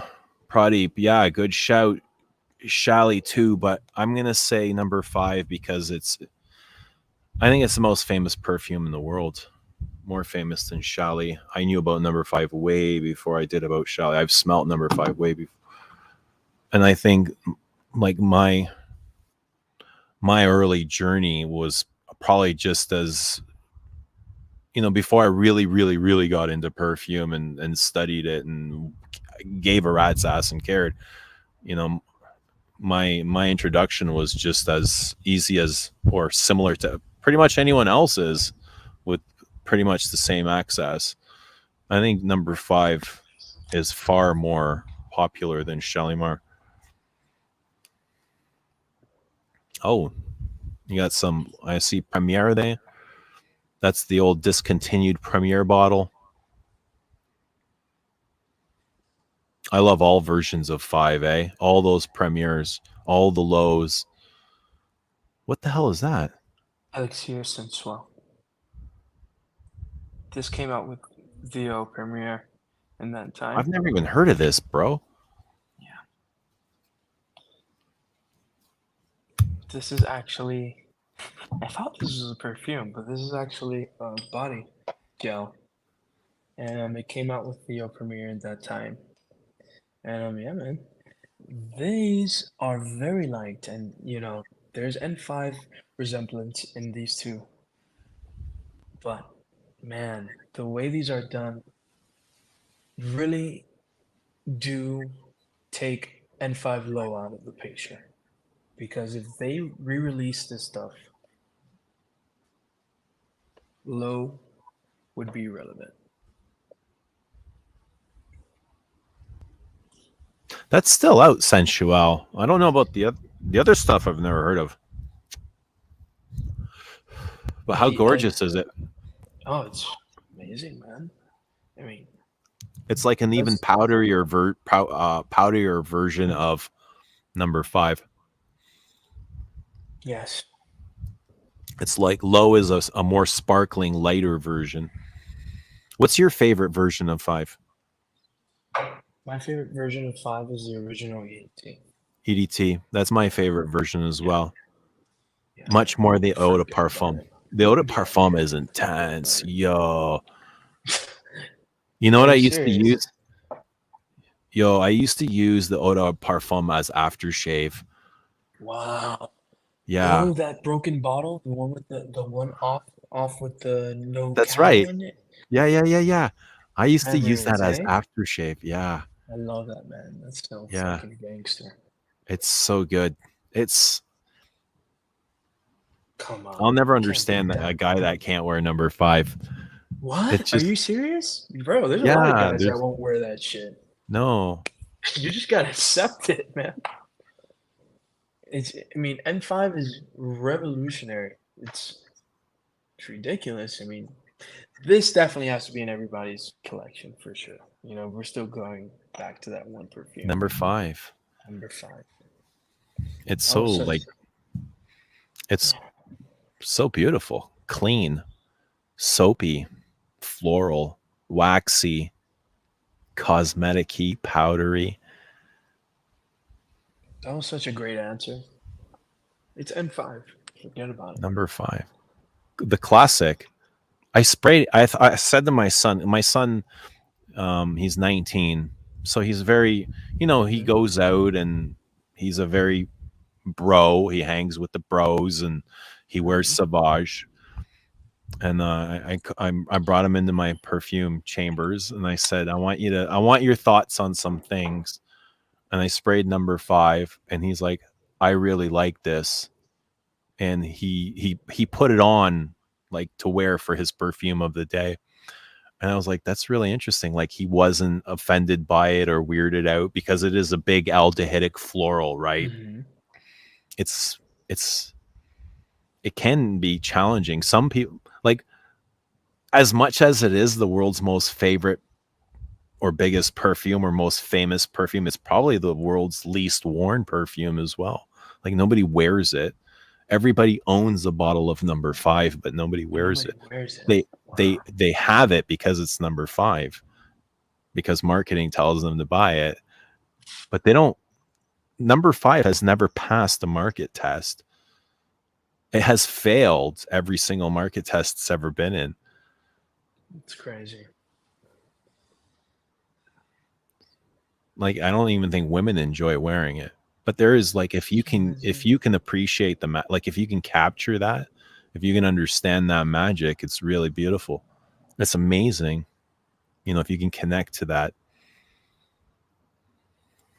It really is amazing, and props to your son. I'm glad he did. Yeah, it was go cool. With an amazing choice. And then we went to the Chanel boutique. It was a short while after. And then he's like, hey, Dad, do you remember what's that perfume that I sprayed? On me. He's like, I want to wear that one again. Oh my god. And then he really liked Coco as well. I was like, what do you think of this? He's like, I like Coco. I love Coco. Yeah. Coco's unisex. Coco's really unisex. It's amazing what a guy. Amy, good night. Thanks for being here. Good night, Amy. You were great. We'll see you soon. Duncan says, and I got doused in number 5 because my Penhaligon sartorial was getting weak in Texas heat. Number 22 is number 5 perfected. No. Yeah, you really think so? I think 5 was perfect. 22. They're definitely related. I will say yes, they're related. They're in their own lane, man. The 22 is damn gorgeous, eh? That's sycamore. I don't know. I don't want to say that because I don't want to say like number 5 isn't perfect the way it is, because it's so damn beautiful. But I would put Bois de Zille in that category, in that relationship, in that Chanelade. The Chanelade. It's that aesthetic. I love that video. That's my favorite video of yours, the Chanelade. Yeah, but in the Chanelade, that floral accord, it's that ylang, rose, jasmine, iris, whatever else. They mix it up, right? So it's that Chanelade. I find it in number 22 and number 5 in Bois de Zille, and like even slightly in Boy. I find it in Boy as well. The Chanelade. Yeah. But that Chanelade, like that floral accord, it's also mixed with the sandalwood and ambergris, and that's what gives it that whimsical sort of creaminess, that waxiness, that pasteliness, that rubbery feeling, that softness, those golden powders. It's just like vintage powders, smelling powders from 100 years ago, right? Things that movie stars would put on. That's what it smells like, is a movie star. Maybe that's why Marilyn Monroe loved number 5 so much, because it smelled like a movie star. That's the one. It's so golden. That's the one. It is so golden. It opens up so sparkly, those aldehydes, the freshness of the citrus, the cleanliness. This romance has dried down to pure perfection. It is perfect. Oh my They're all gosh. perfect. I forgot I sprayed it on earlier. You couldn't do Sycamore EDT. Could you? I didn't find my meaning in it, so I let my bottle go, and I ended up getting the EDP. Do you like sartorial? I've never heard you. I don't know sartorial, Dunk. I don't. Elegance. Yeah, I know what it is. I'm not familiar with it. I love number 5. It's my favorite, says Lane. It's one of my favorites too. Have you tried the body oils or the lotions? Those are really good. Yes. I always take them from my mother. Yeah, I understand this. Most guys early on in their journey will be concerned about wearing floral or anything marketed to a woman. Yeah, it can be scary going into the women's section, but fuck it. Like, why does it have to be? It doesn't have to be. Now I go in there all the time. It's not even the second thought. Like,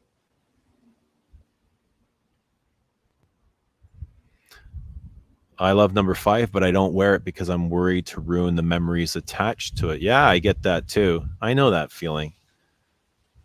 There are things that I don't want to go back to as well because I want the memories to stay the way they are, and I don't know if I'll be able to improve the memories. They could be worse, and I don't want them to be.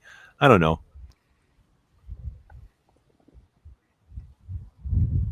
Mike says he has one and has never worn it. Pull that bad boy out, Mike. I wear my number 5 EDT pretty regularly, but I only wear the Pure Parfum sparingly.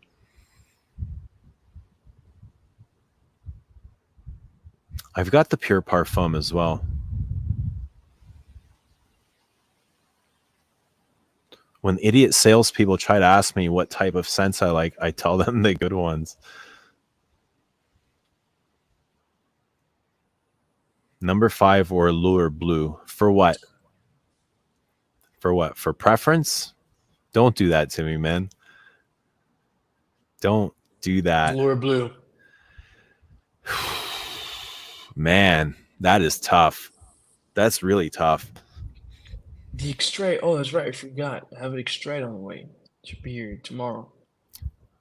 I don't know if I'd be able to answer that without telling a lie, because I do love them both.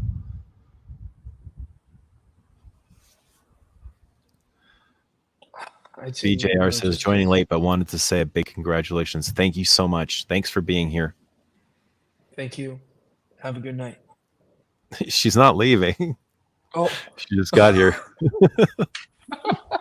But enjoy your night. That's what he meant to say. Enjoy your night. That's what I meant.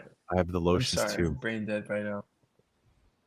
I have what is it? It's a body lotion spray. It was a limited release, and it came in a 200 ml bottle that looked kind of like an exclusives, and the smell is to die for. To die for. It's so warm and cuddly. And it lasts like a perfume, even though it's like a body lotion, like a nighttime body lotion sort of thing, a mist. It comes in the frosted glass bottle. It has almost like a baby oil vibe to it. Like, you remember the smell of baby oil? I do. Do you like that smell? I love it. I get that in Eau Premiere, as a matter of fact. I get like baby diaper. Davalone says, vintage women's perfume has more balls and beard than most modern masculines. Yeah, that's totally, I agree 100%. It's right on the money. Sartorial is a nice herbal honeyed lavender fougere. My wife hates number 5, says I smell like an old lady. I can't remember how Maria felt about number 5. She hated Portrait of a Lady, though. Dude, 3 hours flew by. I can't, like, time flies when I do these streams, eh? I have no concept of time. Lure Blue or Mitsuko?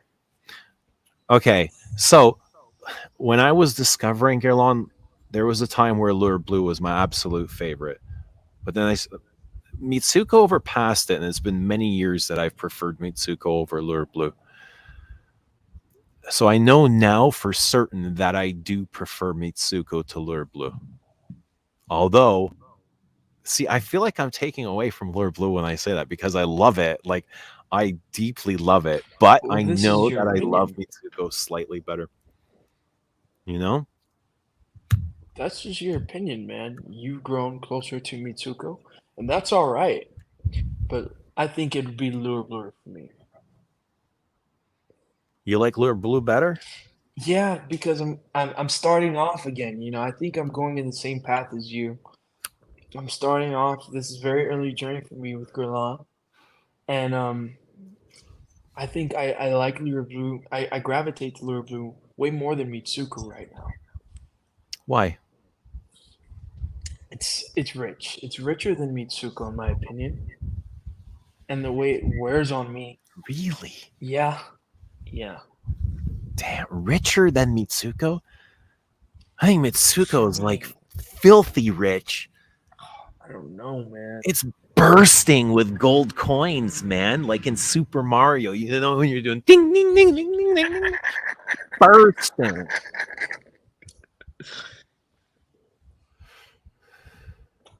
You know what I'm talking about. I do know what you're talking about, but the way it performs on me, Lure Blue, I guess just with You know, my Lure Blue has pH, this. it's Lure rich on Blue me. has this thing. Tell me if you get this. Go Its ahead. performance, like its sillage, feels like it hits the floor for me. Like it works down, almost like a blanket. Yes, Like if it's you very throw a it's blanket skin in the satin. air, and it was the blanket was Mitsuko, it would hit the floor.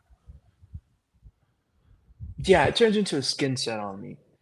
But when I whiff myself from time to time, it's like it really does surpass Mitsuko, in my opinion. You find it more beautiful. I do.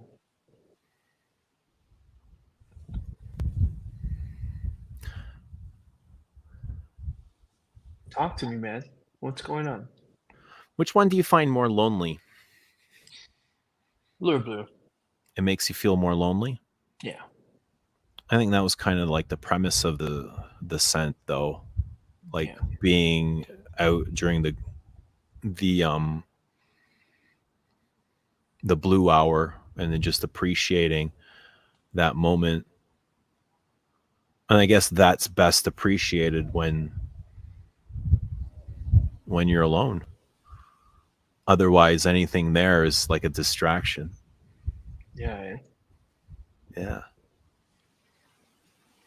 You could have somebody there with you, and you can love them, but as soon as like conversation starts coming in, it's like it's taking you away from that moment.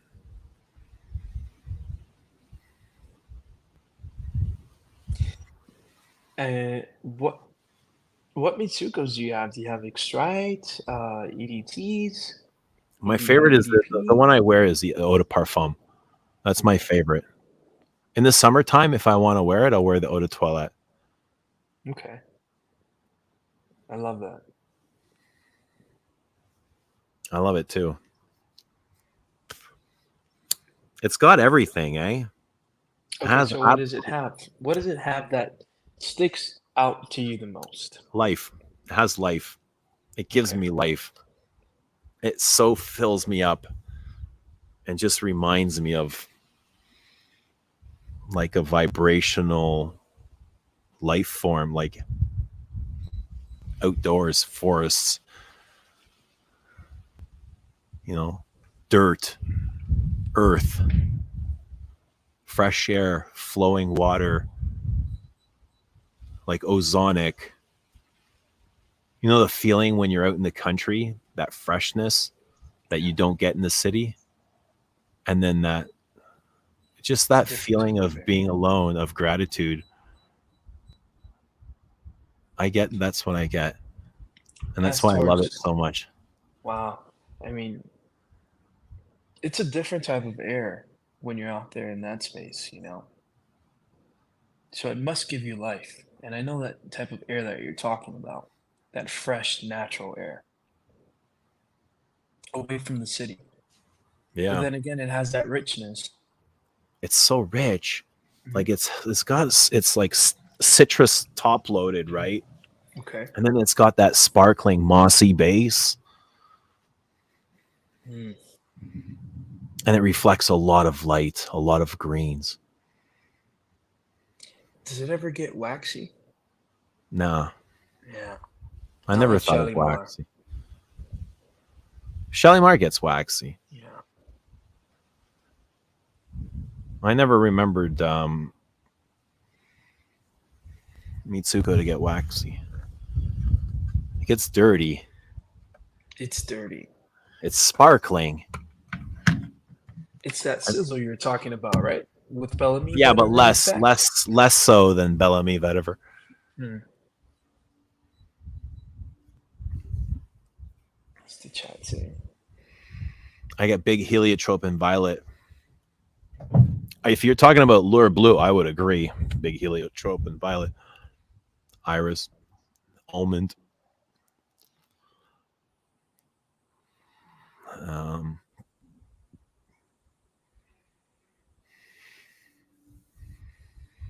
Marzipan. That cherry marzipan. That souffle. That sort of like pastry. I get that as well. Classic Guerlain cherry. If you want cherry, Lure Blue.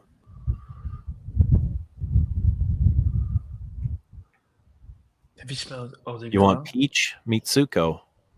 They were great with the fruity notes, eh? Mitsuko fruity notes are the Well best done. ever, bar none.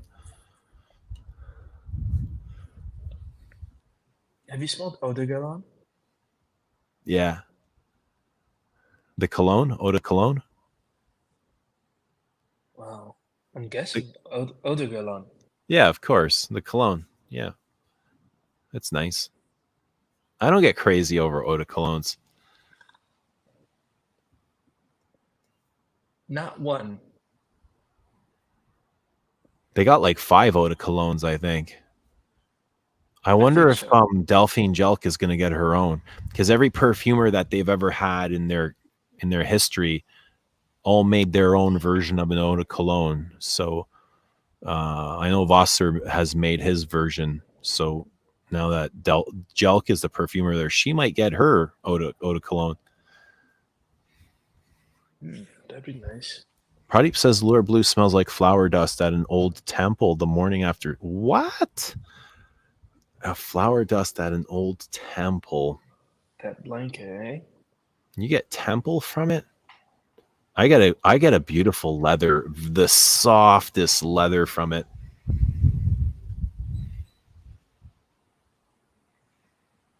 Serbia. If you smell, do you know what this is right here? What is that?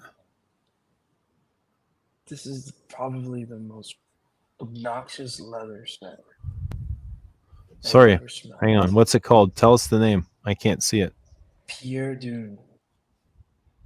I don't know the name, but if anybody can identify this for me, this is possibly one of the best leather scents I've ever smelled. It's so obnoxious.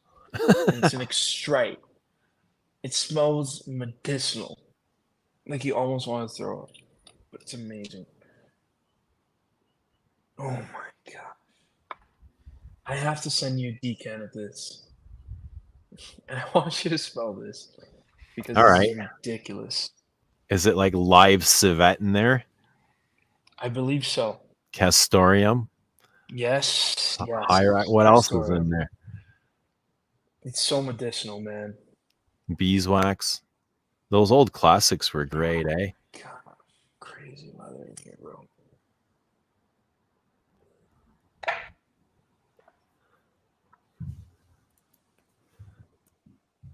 Eugene, I'd like to send you some of my secret favorites to the message on ID or FB. Oh, Duncan says, yo, Duncan, wherever on IG is fine. I think we message on IG. That's fine. Duncan wants to send me some of his favorites. Yeah, I'd love to smell them and then come on with me at the same time. FIBA World Cup, Canada or Serbia? Serbia. FIBA World Cup. What's the FIBA World Cup? Guessing it's soccer. FIFA World Cup? No. Croatia, bro. I go FIFA or FIBA. Is this tight? I don't know what the fuck FIBA is. Croatia, bro, man. My heart belongs there. You My heart want to go to belongs there. Croatia so I'm bad. gonna end up there. I'm gonna retire there. I have Yes, to. dude, you have My to. soul feels like it's home there, you know. Would you open up a When I boutique over land there, when the first time my feet have planted ground there, I Croatia. was like, I felt like at home for the first time in my life. I just felt so Wow. comfortable. I was like That's the truth right so there. peaceful, you know. That's the truth. I was like, wow. You don't get to choose where you grow up in. You got to go out and look for it. Got to go out and look for your home. I didn't even know Margie was here. Margie's lurking. She's like an MBA. Good evening. What's your Fragrantica? I can't remember. What's my friggin'? I honestly don't remember. You smells good? I don't know. But I see base notes is down often, eh? Like I've been trying to go on base notes and it's down or it's crashing on my end. I think they have the same servers as Fragrantica. Because Fragrantica crashes just as much. Do you have a preference? I go with base notes. Why do you like base notes? Because I'm a hippie. In There's a what lot of way? hippie. Yeah, and just like, Am I a hippie? yeah, for sure. Walking out at 1 a.m., 2 a.m., you're a hippie, dude. No question about it. I don't know if is that a hippie? Is that hippie? Yeah, like walking. Yo, I love walking. I love observing. I love just feeling. You know, when you go out there, you feel things. I love that. Like they make me feel like I'm coming alive, you know? What's better than that? Not a whole lot because it takes some balls to do that, like I said before. But I did want to emphasize on you must feel so safe because it's just flowing through you. It's just confident. I've never been as Exactly. confident in my entire life. It's just flowing. And it's just like going with no fear, just trust, you know, trust that you're being guided until you get hit by a bus or eaten by a wolf, you know, something you have no control over, you know, but that's life. That's the wild. That's the risk you take, you know?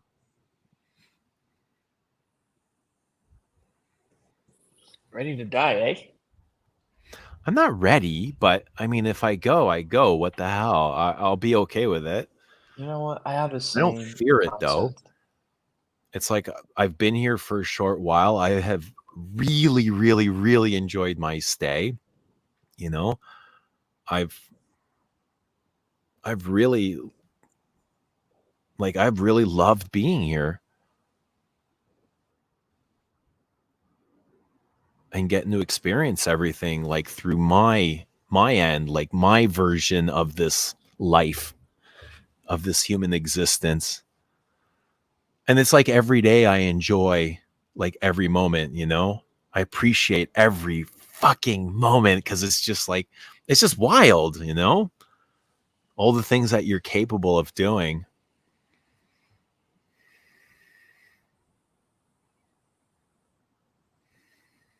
I'd have to agree. Yeah, so when the time comes, the time comes. Well, we'll be back though. It's not the end. We'll be back in another way or another form.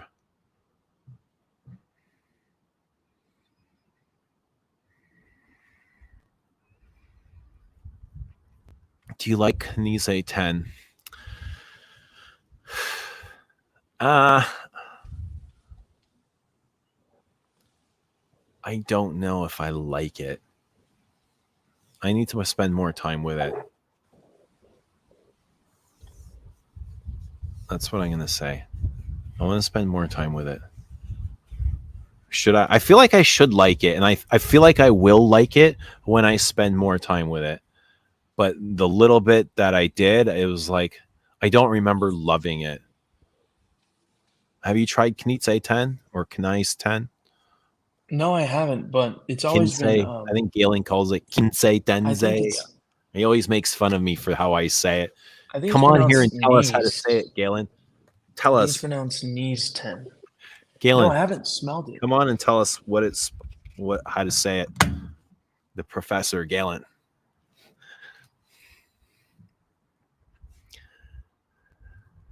Margie saying hi, Michelle. Hi, Margie, by the way. Did I say hi to Margie? Udo saying hi, Margie. Hi, Galen. Galen says Base Notes uses the same server as GeoCities. Galen must be using GeoCities. Nice 10 was Tuscan leather before Tuscan leather. Yeah. I do like Tuscan leather. I think that's brilliant. You doing some squats at the gym? Yeah, man. Squats are a great way to move a lot of blood. If you want to move blood, do squats. And moving blood is the name of the game. You want to move blood, push that blood. That's where the rush comes, eh? That's where the dopamine comes, that feel, whatever it is, serotonin or those chemical receptors. That's what it's like. The more blood you move, the better you feel.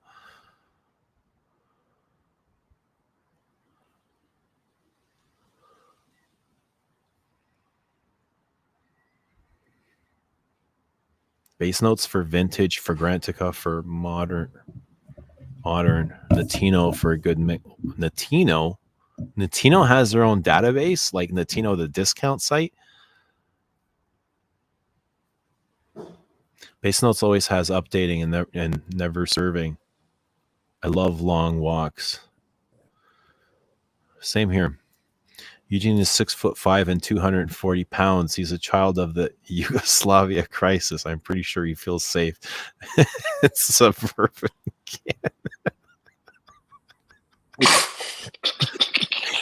You always kill me, man.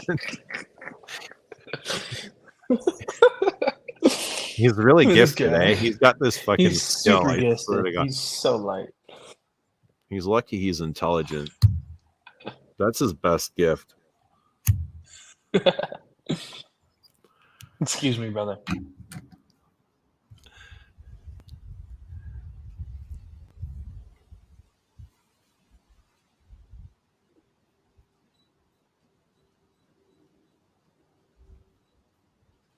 My favorite fragrance website database to use is Jonathan 1970. There you go. I was like, oh, somebody's talking to Jonathan 1970, but I don't see him in the chat.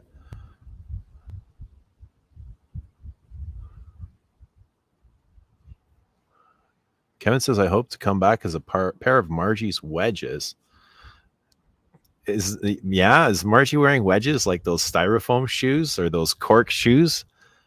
I can see those being popular in California. Those dirty. What do you think of when you see those wedges or those corks? I have to admit, I do have like a preconceived thoughts when I see those myself for some reason. I always see like I'm gonna shut up before I get in trouble. But I know what you mean, Kev. I know what you mean. Pradeep says, I'm not a fan of the current Knise 10. Like warm cement floor with dog poop. Ew.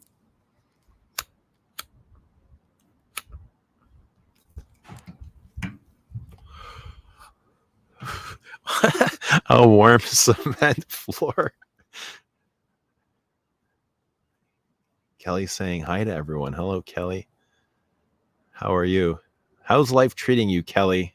Thank you for being here. Kelly's back. You were here earlier, Kelly. I remember you.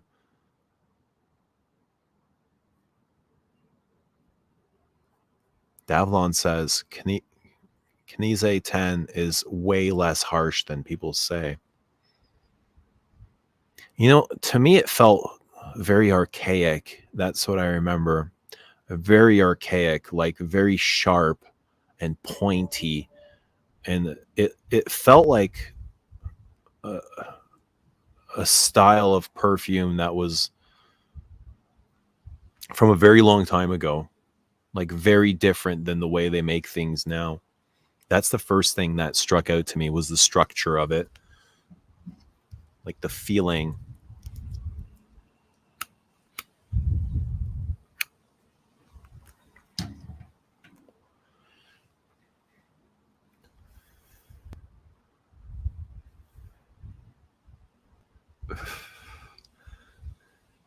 That would be funny. Yeah, I'm smelling some interesting things. You know, from time to time, you will run into like an interesting smell. There are perfume lovers out there. But yeah, somebody noticed me at the gym today. Somebody's like, "Hey, you're that fragrance YouTuber I used to watch," he said. And I was like, "Used to?" He's like, "Yeah, I'm not into fragrance anymore." I was like, what are you doing now?" He's like, "I'm into watches." I was like, "All right, cool, bro." One distraction to the other.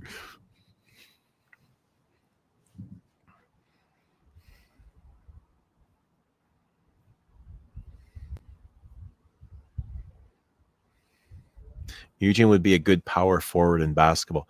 You know who's awesome is that Jokic. Is it Jokic? Nikola Jokic. That I love watching that guy. So Balkan, you know, so like pure Balkan. He reminds me of my uncles or relatives from the Balkans. Tall, lanky, square head, you know. And like just looking at this guy, he looks like a regular dude. You'd never say he's like the world's greatest basketball player, right? And then you listen to him and he's like, just the way he talks and carries himself is hilarious too. He's like, he doesn't even like, he's not obsessed with his job. He's not obsessed with, I don't know. Like when they asked him about, after they won the championship and about the parade, he's like, parade? What parade? Like, I don't want to, he doesn't want to go any parade. He wants to go back home to his country.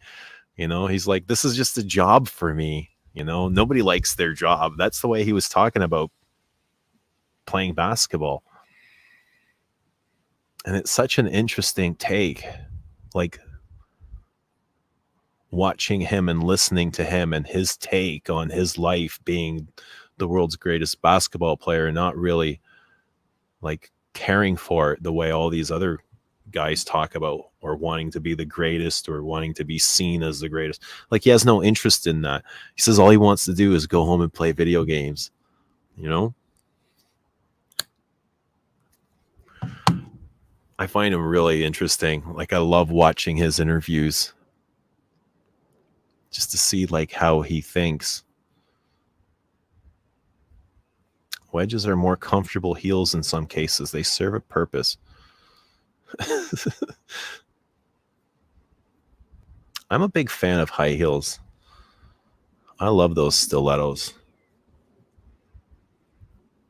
Let's make a whack pack perfume and figure out some names. Yeah, you guys can definitely come up with some names.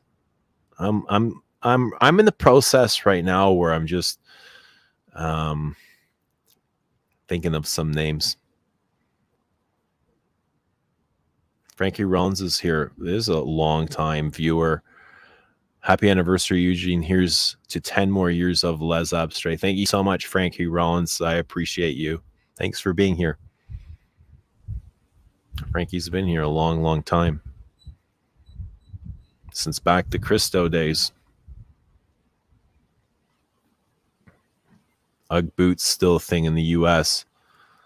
It is with like mothers. For some reason, mothers are obsessed with Uggs. Oh, we've got a believer back in the house. Everybody say hello to the one and only, again, Saint Kindness.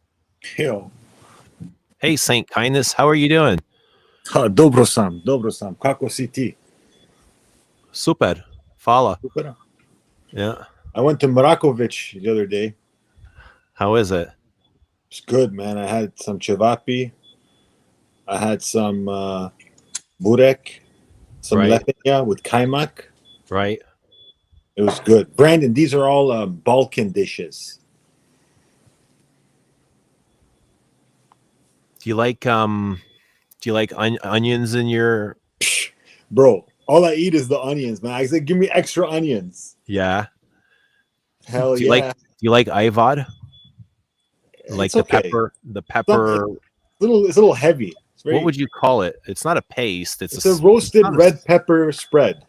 Yeah. I love Ivod, man. It's Can I so show you something? good. Yeah. Check it out.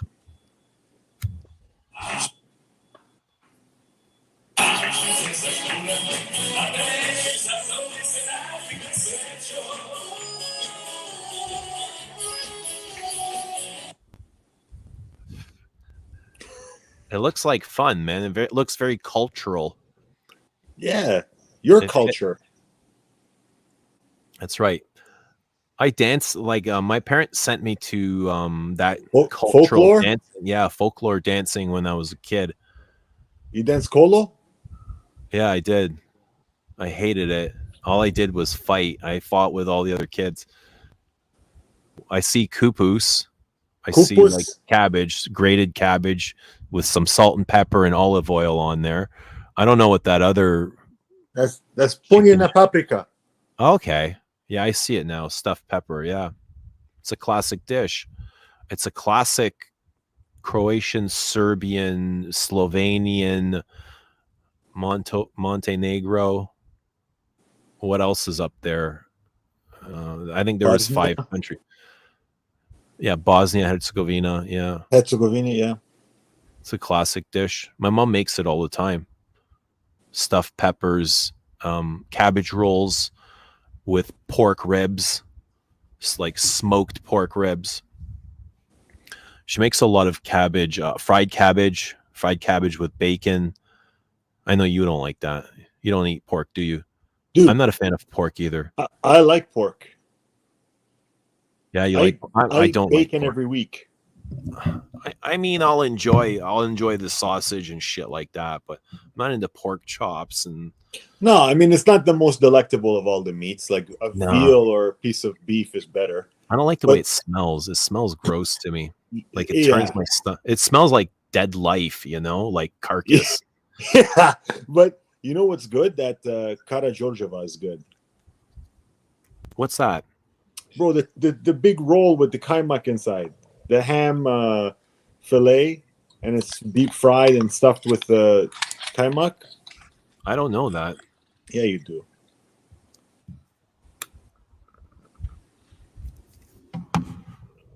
This one.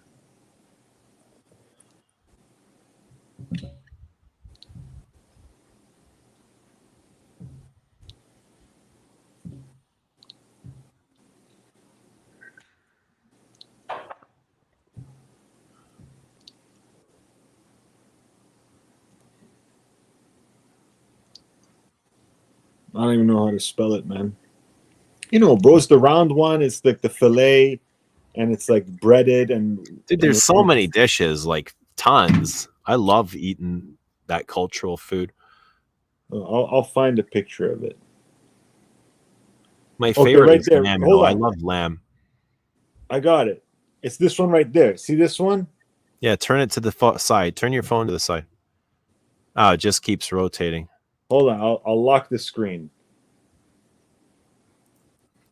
That one. It looks like a big yam. No, bro, it's round. It's not the best image. It's a round stuffed with kaimak. I don't know it. I've never. Sorry, man. That's okay, though. I'm glad that you're enjoying it. Hold You know what I used to hate eating? My mom used to cook it every Friday night because they didn't eat meat. They on Fridays they didn't eat meat. It was like a sacrifice or something. Yeah. But my mom would cook corn, like that dry cornmeal, Oh, the bread. cornbread. Yeah, I Right? like And that. she would make like a garlic milky sauce for it. Yeah. And I thought it was the most vile thing ever. Like I couldn't What stand about the right smell. now? No, I don't like it. Like the texture of that cornmeal and with the milky garlicky sauce, it's intense. I This I one, bro. hated Friday nights just because I didn't want to eat that crap. What's You that? never- That looks like that breaded chicken. But this is made from ham. Oh You yeah, never had this? is there cheese in there? Yeah, of course I've had that. Yeah, well, this is the cottage Georgia I'm talking about. Croatians bread everything. They can't cook anything without breading and frying it. My mom fries everything. Cottage Yeah. Georgia was Schnitzle. Yeah, she makes schnitzel all the time. Yeah, it looks good, man. It looks good. You know what? Have you ever had ushtipak? No, what's that? It's like fried bread, deep fried bread. No. And it looks almost like I don't know, a pita, but thicker. Yeah, I haven't had ushtipak, but I have had Tupac Shakur. There you go. It's close enough. But that shit, like when you fry that, it reeks the house. Everything that if you have any clothes outside, like outside of the closet, it reeks like you got to throw everything into the wash. Yeah. That's why I can't stand fried foods. It reeks everything in the house. It's Yeah, gross. like bacon. All the clothes smell like that. Who wants to smell like that when you leave? I would get so angry, when my clothes smelled like that. What do your clothes smell like now? They're fresh, always clean. But when my mom would cook shit, I don't know. I don't get Tide, right? Like just whatever. Doesn't No, matter. she doesn't use Tide. She uses Persil. Persil? Every Balkan woman uses Persil. That's that giant tiger crap, isn't it? No, bro, Persil. The blue one with the red writing. Persil is what. I don't know, man. Who cares? Is that a Canadian You've brand? never done a load of laundry in your life. Dude, I fucking do laundry all the time. No, you don't, bro. Yes, You're a womanizer, I'm actually man. doing You've laundry had all right the now. women in the world. You date women just to have them do your laundry. Let's be honest. Oh my gosh! Don't say No, that. but I mean, if she wanted to do my laundry, I would love her for it. I'm okay with that. I can do my laundry myself, though, right? I don't mind doing laundry, but if I meet somebody and they want to do my laundry, I'm like, yeah, that's fine. That's no problem. You scratch my back, I'll scratch yours. How do you scratch hers? Well, I would fulfill some need of hers, whatever it is that she needs. I don't know what she needs. Ooh. Yeah, I bet you would. Well, You'd what feel- wouldn't yeah. you like for somebody that means something to you? I'm just kidding. Of course, man. I do everything, dude. I clean, I cook, I take care of the cars, I take care of everything. Brazil. Yeah.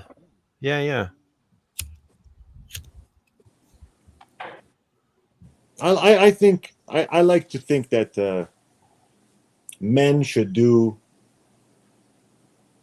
a lot of stuff, and the soft work should be for the women, and E.T. men should do the hard work. Yeah. Not Right. hard as in challenging, just Right. Well, that's the trade-off that men and women have had for millions and millions and millions of years. As mothers were nurturers and they stayed home with their children and raised children, men would go to work and provide. That was our agreed What do you upon. think of that whole setup? You agree with it? With what? You think men should go to work and women stay home and take care of the kids? No. I don't think that is a rule that anybody has to live by. I'm just asking you. That I went by that. I couldn't stay. I mean, I could have stayed home, but if I'm being dead honest, it was easier to go to work and work 10 or 12 hours than to stay home and take care of a child, like properly give a a child the proper care that it needs. Well, that's because you're not designed for it, bro. Yeah, being a man growing up in this society, I was not prepared to have children. I know that 1,000,000%. Society doesn't prepare you for life. Society prepares you for getting a job, getting into the system, paying taxes, getting you hooked on consuming shit like that. They don't teach you about yourself. The education system doesn't teach you about yourself, how your body works, how you're connected to everything. So how do women learn that? A good question, man. Because it comes by some divine mystery. Comes naturally to women, because women are more, in society, they're way more accepting of each other and supporting. Well, we men, I think we tear each other down more than women do. I'm So willing to that's bet when- women will say the exact opposite. Yes, they will. There are some evil women out there, man. Well, there's some evil Yeah. evil men as well. There's evil people, right? But we all know women will support each other. Women Do we? do. Yes, they do. Think about when you were a kid. Think about being a child. Yeah. Don't think about now what you see and. But give me an example. I'm okay. I'm in that mindset. I'm a child. Okay, little Kevin, go ahead. Right. You ever see like a little girl get hurt? They run to their dad, and the dad picks them up, and they say, "Oh, it's okay. You're gonna be okay. It's okay. Oh, it's okay. You can cry, my poor." When you do the same thing, your dad's like, "Get the fuck up. Don't be a wimp." Boys No, aren't Mike supposed to pick cry. me up. You probably had a normal dad, but you're not. You're from the fucking East, bro. So what if you're from the I don't East? know. Listen, there's no way my dad was gonna pick me up and say, "Oh, it's okay, it's okay." Well, no, you sue the boy differently than Like he'd kick me and than he's like, "Get the fuck up," No, he But didn't, man. My You're sister, you- he you- would pick up my sister and say, Yeah. "Oh, it's okay." You know what I mean? Like he was gentle with my sister. He was rougher with the boys. Very Yeah. different. well, I'm an only child. Maybe I was treated like the boy and the girl. Yeah. But he Same was here. just doing like what he knew, like the same way he was raised, Hey, how old was your dad when he had you? He was like 30. I think he Yeah. was 30. Yeah, he's like a late father. Yeah. I was Like 30 when I had my first kid. Yeah, my dad was 35 when he had me. That's fine. Yeah. I was about 30. But my mom was like 19 hardly. Yeah. My mom was 19 too, 20, 19 or 20. 20. Our dad's got it figured out. You know what? He did well. My dad did really, really well, man.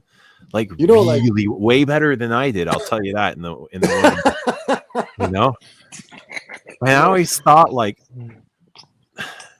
as the generations progress, they should get better and better and better, Like I always think like I should have better than my father, and my kids should have better than me, I don't know why. Is that a natural thought or?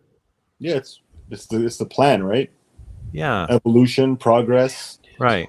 Growth. Plus, parents are always helping, and it goes down, right? Yeah. It's just. I remember talking to an Afghan friend of mine, very good friend. He's like super like Afghan. You know how Afghans are. They're like traditional and religious and stuff. Or I guess you don't know many Afghans. I'm in the East. I don't know if I know many Afghans. Well, I'm Persian, so it's very close to us. Anyway, I grew up with a bunch of these Afghans, and one guy, he was like 33 years old, 32, and his wife was 19, right? And I was like, she's young. And he's like, yeah, she's young. He's like, what do you want? You want an old wife or you want a young wife? Yeah. And then I was like, ting, okay, light bulb. He's right. It's like, you got more time. She's more fertile, right? I mean, these are just facts. But another person told me, a woman once told me, do you want to date a girl 10 years younger than you? Because I had this whole mentality of, okay, once I'm like 35, 36, 37, I'll marry a 29-year-old girl, right? And then she'll still be good to have kids and all of that. And this girl told me, okay, that's fine, but have you ever tried having a conversation with a woman who's 10 years younger than you? What's wrong with that? No, there's nothing wrong with it. I'm not insulting anything, right? Yeah. You're saying, I was like, yeah. She's like, how did it go? I'm like, well, you know what? It's a bit of a challenge because there's a generational gap, right? Right. And especially if you're someone like me, for example, you want to talk to the person a lot and make jokes and references. It's just too much difference there, too much gap.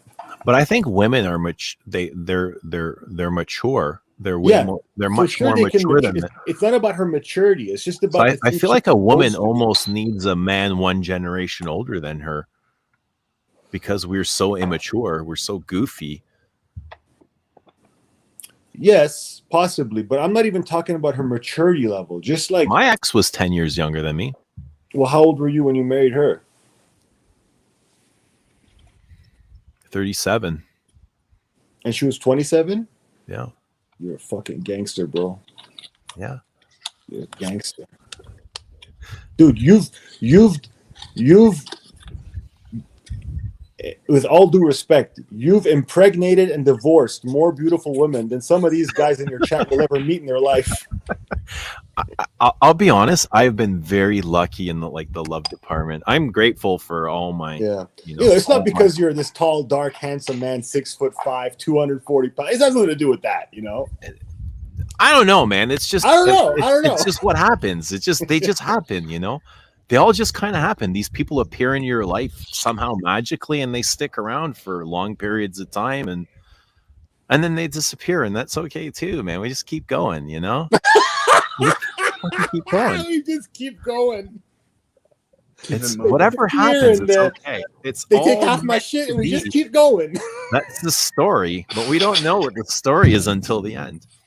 No, but I'm really grateful. I was married twice, and you know, both times, two great people. I'm very close to both of them. You know, talk to them, and I two people I really trust. If I ever need something, I know I can go to them, right? So I'm grateful for that. Two people that have been like instrumental in my life. I've had kids with both of them. Right? How many kids you have? I have 3 boys.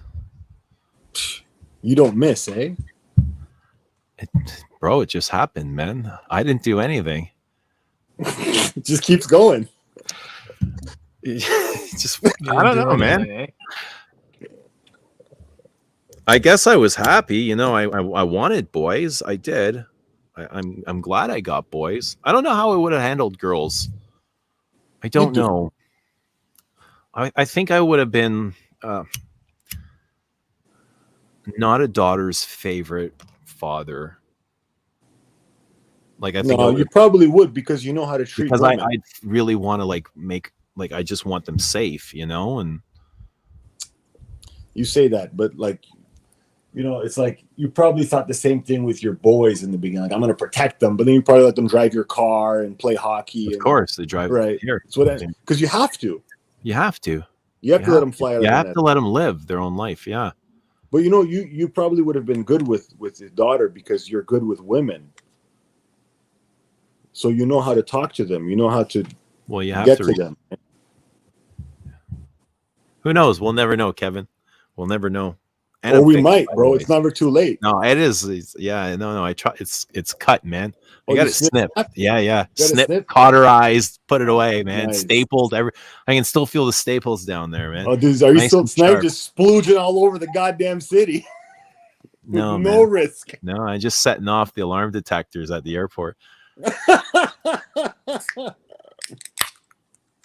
Yeah.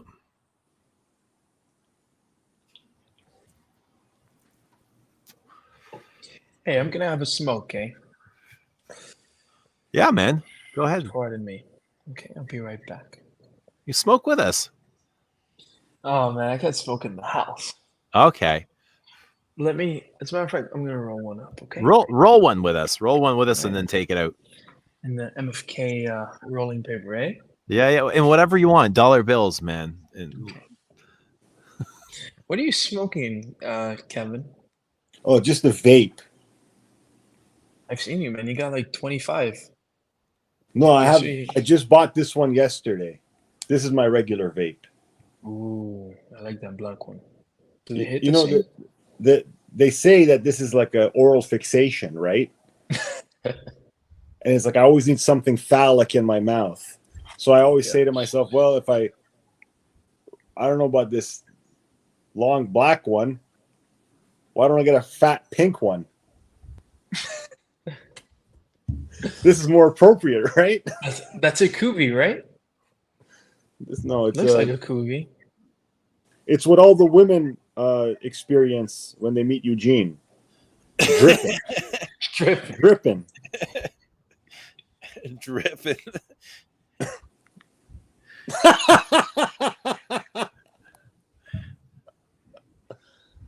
I met a woman recently. Okay. But it didn't work out. What happened? My subconscious told me it wasn't for me. Get the fuck out of here, bro. What happened? I'm telling you. Just like lost interest. You lost interest. What happened? Did you have It's sex like- too soon? No. Yeah. No. That's what I thought. It's not your subconscious. My letter's not working. It's the cum craze that ended after you had sex with her.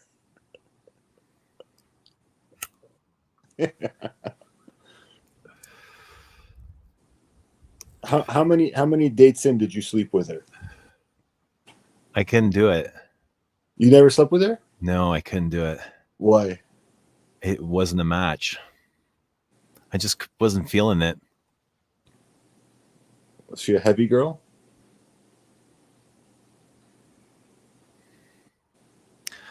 It was deceiving.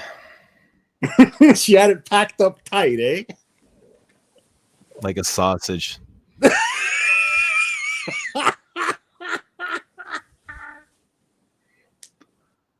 And In then when you spandex. unraveled the first layer of casing, it was like, no.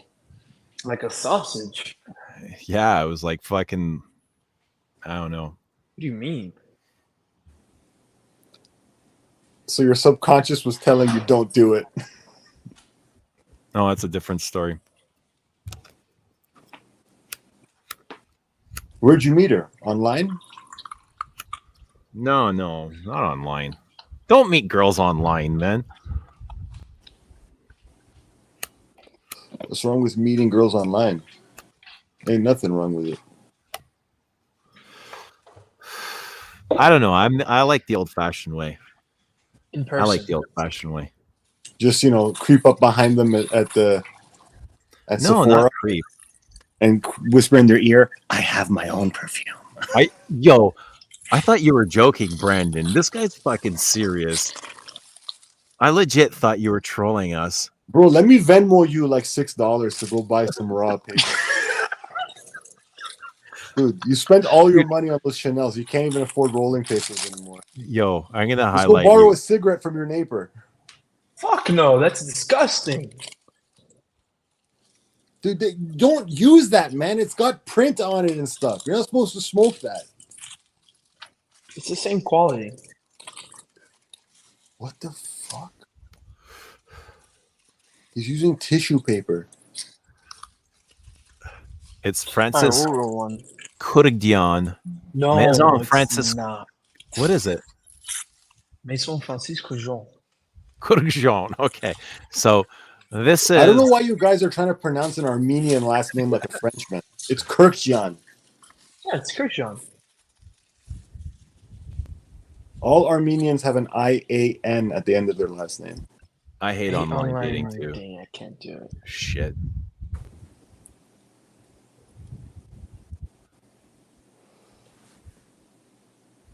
Right on, man.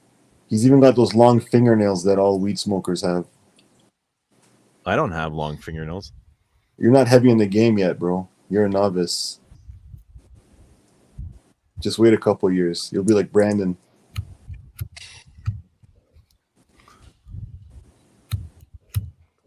I think I just have feminine hands. Oh, you got manly hands, just long fingernails. Kev, do you smoke weed? No, man. Why not? I don't vibe with it. That's exactly why I do, because I vibe with it. Yeah, I'm sure if I vibe with it, I'd smoke it. But I think it vibes at a very high frequency. It vibes at the same frequency as love, I find.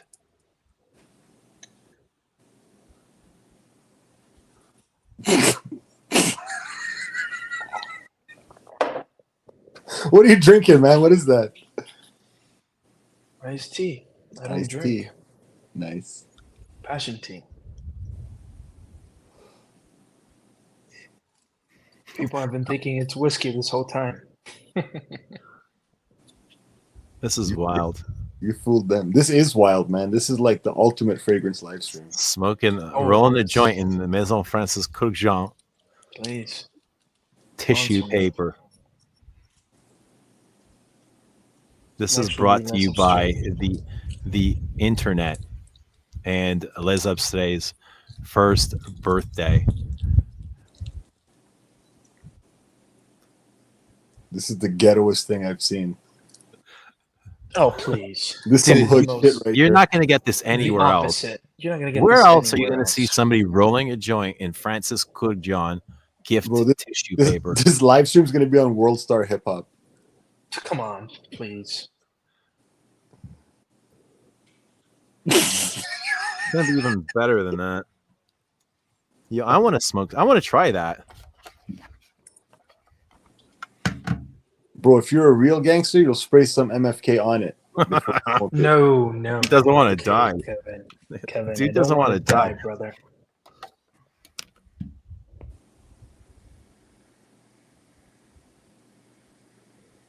Lick it, bro. No, it's too much already, Bobby. You know, this paper is really delicate. My apologies. I'll be right back, guys. All right, man. Quality content, man. First Hey, of you're- its kind. Hey, you're here, man. You could be anywhere else in the world, but you're here with us, right? That's it. Not so bad, is it? You know what my vice is? What is your vice? Chocolate. Chocolate? So how do you contain that? I don't. I give in to that sweet, dark mother every night. And I only like to eat it like right when I'm about to go to sleep. Like after I've brushed So you- and I'm in my jams, I'm in bed, under the sheets, ready to sleep. I'm like, let me take a piece of this dark chocolate and just let it melt in my mouth. So you give it to yourself. I give it to myself, man. That You dark allow yourself to give in. That's good. I think that's okay yeah, it's fine. because, I mean, you sacrifice a lot, don't you? You have to reward yourself, and if it's just a piece of chocolate, that's fine. Yeah, I don't mind. And But it's also, also like you enjoy that. That's something that you enjoy. Like, do you fully, thoroughly, like when you're having it, do you go into it and enjoy the shit out of it? yeah, man. That's how I am when I eat my food. I like enjoy every fucking bite of it. Yeah, I like just chocolate. You know, I don't like any Just nuts or savoring it. dark you know? chocolate, and I break it up into its pieces, like good chocolate, huh? Not like yeah. Cadbury milk or chocolate. Hershey's. No, like Lind, whatever. Here we go. This guy's looking well groomed. What's What's going up? What's up, Dunk? Good to see you, man. on? I only got about 20% battery. 19. The StreamYard will suck up a cell phone. Yeah, I will. Let's have a look at that beard. What's up, Dunk? Look at that beard. How are you? I had a my hero place. They started doing like a bowl, like a like a taco bowl. Yeah. They take a flour tortilla and they fry it. And I got the lamb taco bowl. And it's good. I gotta finish it. Why is it served in a cake box? You know what? Because it's to go, and exactly because it's to go, and and it's like the only thing. They don't know how big it is. So I told her, I said, don't close the lid. I don't want it getting soggy. And she said, oh, it shouldn't. It's a cake box. I said, I know it's a cake box, but don't close the lid. That's yeah, rad. That I looks got a awesome. little extra feta and black olives. I like black olives. I wouldn't mind some of that right now. I haven't had dinner yet.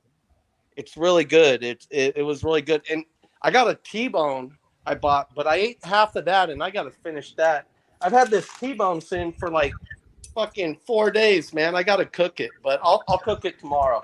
I'm eating meat on Friday. Ask him to show you his pantry, man. He's got the most exciting pantry. And What do you got? A dead body in there? You don't want pantry stuff. Oh, we got noodles in there. We got noodles and what else we got? Well, I should turn on the light.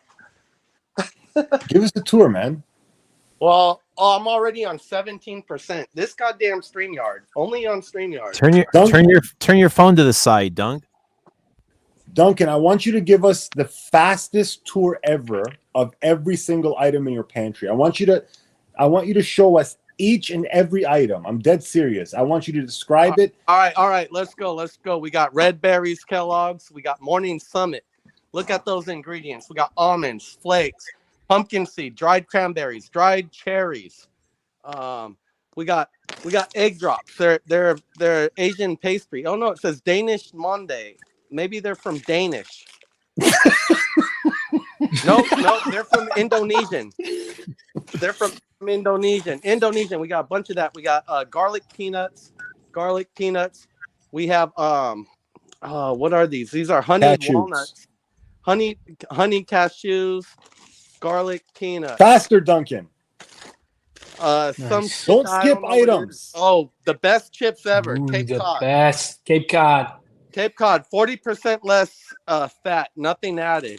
Here's some biscotti type of shit. Butter biscotti. Biscotti type of shit. So I got regular tonkatsu instant noodles. I got black garlic tonkatsu, and I got udon. These are all really great. This brand is really good, great. We got the spicy seafood nigiri, instant noodles. We got a bunch of this. I don't know what this is. Some sort of pastry my wife eats. She's got like a dozen graham cracker. It looks like a graham cracker. Yeah, something like that. Where's the baklava? Those are good Don't for interrupt s'mores. him. Keep going faster. Those are good for s'mores. Get some marshmallows and chocolate. My wife hates cinnamon. Oh, Indomie. Indomie is an Indonesian brand. They make great instant noodles. I got more instant noodles. Oh, for you, Kev, right here, dude. You gotta get these tasty bites. Indian Madras lentils. You just cut the thing in microwaves in 60 seconds, pour it in a bowl, and you're in heaven. These things are great. I've been chowing down. There's an 8-pack, and I got 3 left. So keep going. Don't slow down, Duncan. Keep going. That's for you, Kevin. Faster. Get these at Costco. Oh, we got towels. Oh, of course, 3-in-1 instant coffee. It's coffee with the sweetener and creamer in it. That's why they call it 3-in-1. It's made in Vietnam. There's a bunch of other shit in here. I don't know what this shit is. Some sort of crackers from Indonesia. More crackers. Hella crackers from Indonesia. There you go. That's the pantry. Oh, here, more chips. We got sweet plantain chips. These are real popular in Texas. I got roasted cumin lamb skewer flavored Lays. You'll probably never see those ever. Where'd you get those? In China? No, I think my wife just got them at the Asian market. She's got like 15 brands of like plantain chips, and she never eats any of them. I'm like, why do you keep buying them? You don't even. Faster, Duncan. Faster. We get free peanuts here in Texas. If you go to Texas Roadhouse, I always grab a few bags, keep them up there with the nuts. I got my popcorn, my microwave popcorn. Look at all these different instant noodles. Oh, I got the super spicy one, volcano chicken. I got the best fucking sauce is Rouse. Then you got to get into the tuna and the sardines. Of course, Kippered snacks, the good ones. Yeah, and then I got some Japanese cheese crackers that my wife brought back a month or two ago. They're still good though. There you go. Pantry. Done. Nice. But Love it. I bought a couple fragrances for a friend today. Show us your fragrance pantry. Kevin, can you tell Oh, everyone I've to lick the stream, already- please? Fragrance pantry. Hey, all the folks at home, lick the stream. Arrogance. There you go. Say please. Say If please you lick the don't know, now you know. Please lick the stream. If you don't know, now you know. This is a great fragrance. Yes, it is. I love Yes. arrogance. Does that been in does that the smell like vintage Antaeus at all? Does You're arrogance familiar with it? does arrogance smell like Antaeus at all? No. Well, you know what? I've tried different formulations. I've tried a modern, an older, and a kind of older, like 80. This is the 80s, 90s. The earliest ones, Aram once said that they smelled like barbecue, and I didn't know until I got a bottle from a friend, Barbecue. and it did. But this one. What do you mean it comes out- smelled like barbecue? This one comes out smelling like oak moss and herbs and spices. But I mean, herbs and spices, you're halfway into barbecue, you know? Yeah. So, oh, these are the Like ones. barbecue sauce or smoked charcoal? Like, what are you talking about barbecue? He Like said barbecue. I don't know. barbecue sauce? No, kind of like the smoky facets of like maybe smoked meats. Facets. Patchouli 24 has that barbecue vibe. Like, Patchouli 24 doesn't smell like patchouli. It smells like, I don't know oh, if it smells like patchouli, all right. you've Patchouli and tried, birch tar, yeah. have you tried Lefroy Scotch? No. It's aged in peat moss burnt barrels with peat moss, right? Yeah. And Lefroy whiskey smells just like that patchouli 24. I mean, they're almost 50. They're identical almost. You could probably just wear that whiskey. That's interesting. But I bought this for a friend today. What is that? It's an old one. It's Paco Rabanne metal. And it's all sealed up and found it at a decent price. And I also bought this one, which is another kind of vintage. Nemo. Nemo smells really good. I might ask him if I could get a little bit out of that, maybe just a little 4 ml. You're a big fan of the classic vintages? Yeah, I kind of like anything that smells good. Are you more vintage or modern? I don't know. This is what I've been wearing. This is my little cabinet in Texas. I have an unopened Aramis I bought because it seems like you're leaning heavily classic, way more classic than modern. That's modern. Cologne, Etique Libre d'Orange. This is kind of an Italian style. Says made in France, but it's an Italian style citrus. It's a lot like those Aqua de Parmas. I've smelled that. Yeah, it is. This is my favorite amber. I don't care. I know there's hundreds and a lot more expensive, but Amber 114 is my favorite amber fragrance. Better than Shalimar? Better than Shalimar amber? Is there a Shalimar amber, or you just mean Shalimar in general? Well, Shalimar is an amber perfume. Yeah. For me, yes. For me, yeah. Oh, okay. For me, yes. Escada Porom. This is a good one. George said he met Miss Escada wearing Escada Porom back in the late 90s or something. He was wearing. Awesome. This is a great fragrance. Show us your deodorants, because I feel like the folks at home, they really need to know about it. Oh, here we go. Love it. Look at the size of the dent you put in there. How much do you love that? It's a 2004 bottle. It smells good still. I'll be honest. I have a modern bottle and I like it. Yes, I enjoy it for what it is. Yeah, I don't look too much into like a fragrance like that. I'm just like, yo, whatever. It's It's I'm Aqua de Joe, man. It's a classic. yeah You on a got to hot be a day, nasty, nasty person to and not like it. I know I'll never get like any complaints, right? But I'm not a fan of the Profumo at all. Me I neither. got a The modern. Profumo is violent. I got my modern Antaeus here in Texas.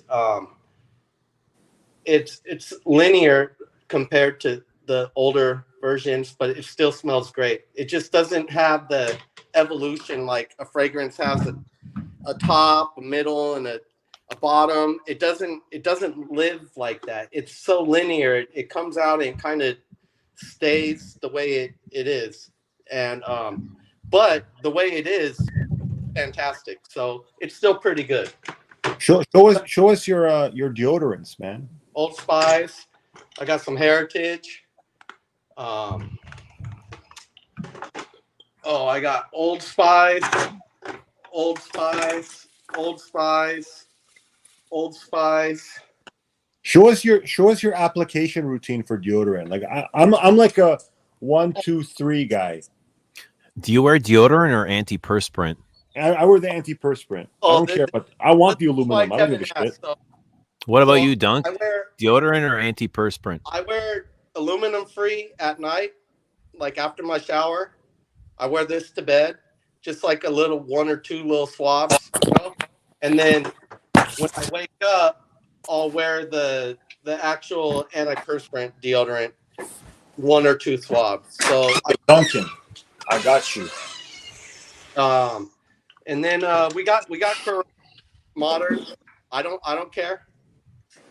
Give that a nice spray. This is one of my favorites. Mamba King, there you go. Yeah, but do you have both of them? But I use this one. Yeah, Pure Sport is good. This is a great one. This one is good at all times. You've got a lot of vintage masculines there. Oud Wood, yeah, Blur, Spice Bomb, Tear, Allure Home Sport, Extreme. What's that one in the front in the tube? Oh, Platinum Eagle East. Yeah, what's that? Oh, what that's is the it? aftershaves. Oh, Does yeah. Zaharoff do beard oil? Yeah, he does, but they're limited runs because he uses an outside company. So when he does, I think they're just kind of until they sell out. He does like 1 run of them. Valentino Uomo. Your home. Very nice. You're not supposed to keep them out in your bathroom like that. I don't give a good god shit, bro. I'll store them wherever the hell I want. I hope they go bad. I get rid of this shit hobby. That's right. That's right. You know what smells better than all that stuff, though? I'll tell you. You buy yourself some Sage Sweet Sheets. Hey, this is Sage Sweet Sheets. What is that? You just spray this on your bed after you wake up. Hey, Good stuff. Good stuff right here. You can still get it for like $20 online. Carlo Corrento is it's like a herbal citrus powdery thing. You'd think I wouldn't like it because of like fragrances like Habit Rouge, but this is like a refined Habit Rouge. This has like everything that's wrong with Habit Rouge. This fragrance fixed. It's like a powdery citrus herbal, and real cheap. Carlo Corrento, another little vintage one. Gianfranco Ferre. Nice, that's a vintage. Yeah, it kind of is. I love. I scratched a big line so I could Oh, see. I'm sorry. It doesn't have the glass. It doesn't have the glass, so it's I not the do have- vintage. Well, I have 2 bottles of the vintage and 2 bottles of the modern, and I think they're damn near the same, regardless of what people say. I actually think the newer one lasts a little bit longer. That's cool, man. So I love the more modern one. Sartorial is good. I put this on today in the morning. Here's a Rich Mitch recommendation, Homme de Grace. And that's another lemony, musky little affair. Here's a little niche. My wife got this one. It's Boudoir Vanilla from Boudoir or Bordeaux. I don't know how to pronounce that French shit. This is really good, and all of their fragrance line is probably about maybe $100 to $120, and they have a lot of really good fragrances. My wife loves this. I bought it for $6.99 at Marshall's, and she absolutely loves it. It's when I first sprayed it, I thought it smelled like YSL L'Homme, and I looked it up on the Fragrantica, and sure enough, I was right. This is some really good $7 fragrance right there. Yo, girls always like the cheap stuff because it's like light and refreshing. That's what women like. They like light, refreshing scents. No one likes that crazy shit. This is the first one I bought in 4 months. Patchouli Nosy Bee from Perry Monte Carlo. I haven't bought a fragrance in 4 months, and this was the one I jumped on because it's always been in the back of my mind since my first smelling, and this mom and pop shop had it for like, I think it was 140, 150. So I was like, you know what? I better get it while I'm here. That was better than the eBay price. So this is a really, really good patchouli. It does have cocoa in it, cacao, but it's not like Cacao. It's not like that psychedelic type cocoa. It's not that strong. It's in the background. Patchouli is the main player here, and it's in my top 3 patchouli fragrances. How do you feel about psychedelic? I love it, but people say it's strong, but you got to wear the shit out of it, and it will be strong. You give it like 10 sprays, and you'll get it throughout the day. He's gone. I knew he was going to do that. I knew he was going to do that. You knew it, huh? I'm telling you, he's got about 8 minutes left in him before he dips and lets this thing roll out.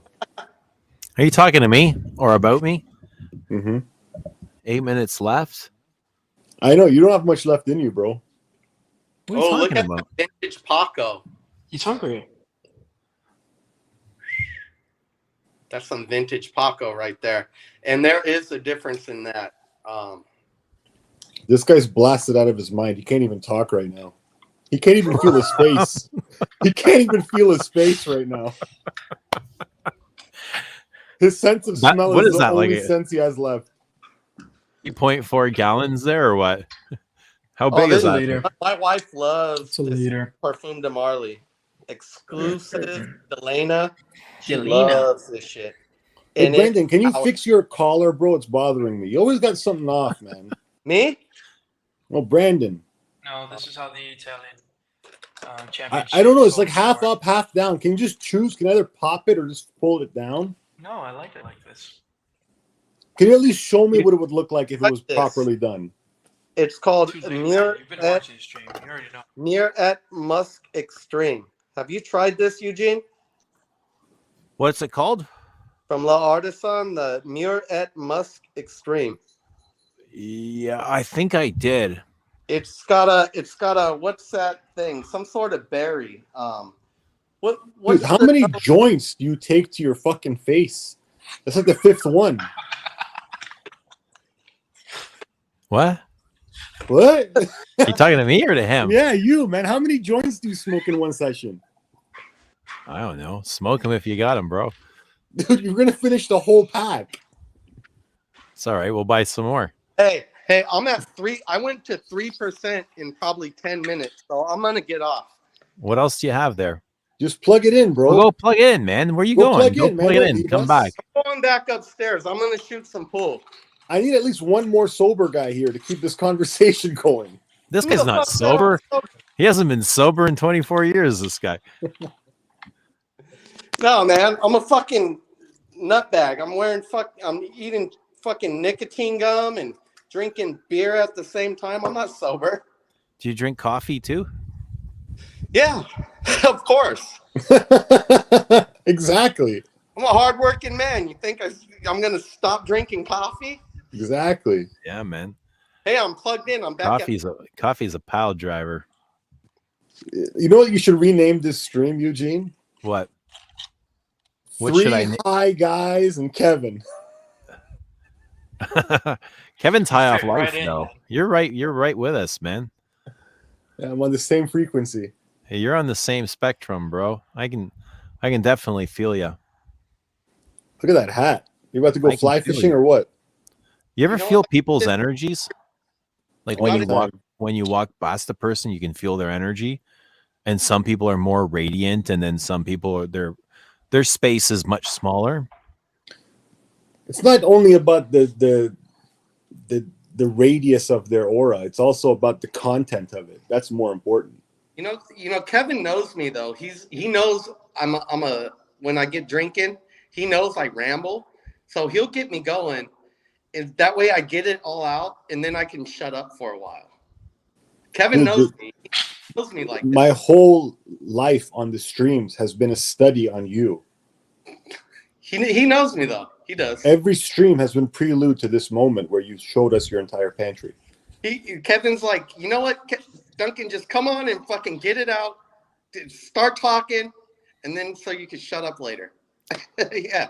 Kevin's been manifesting this moment for who knows how long. An eternity. Brandon's trying to count his toes right now. He's trying to make sure there's still 10 of them.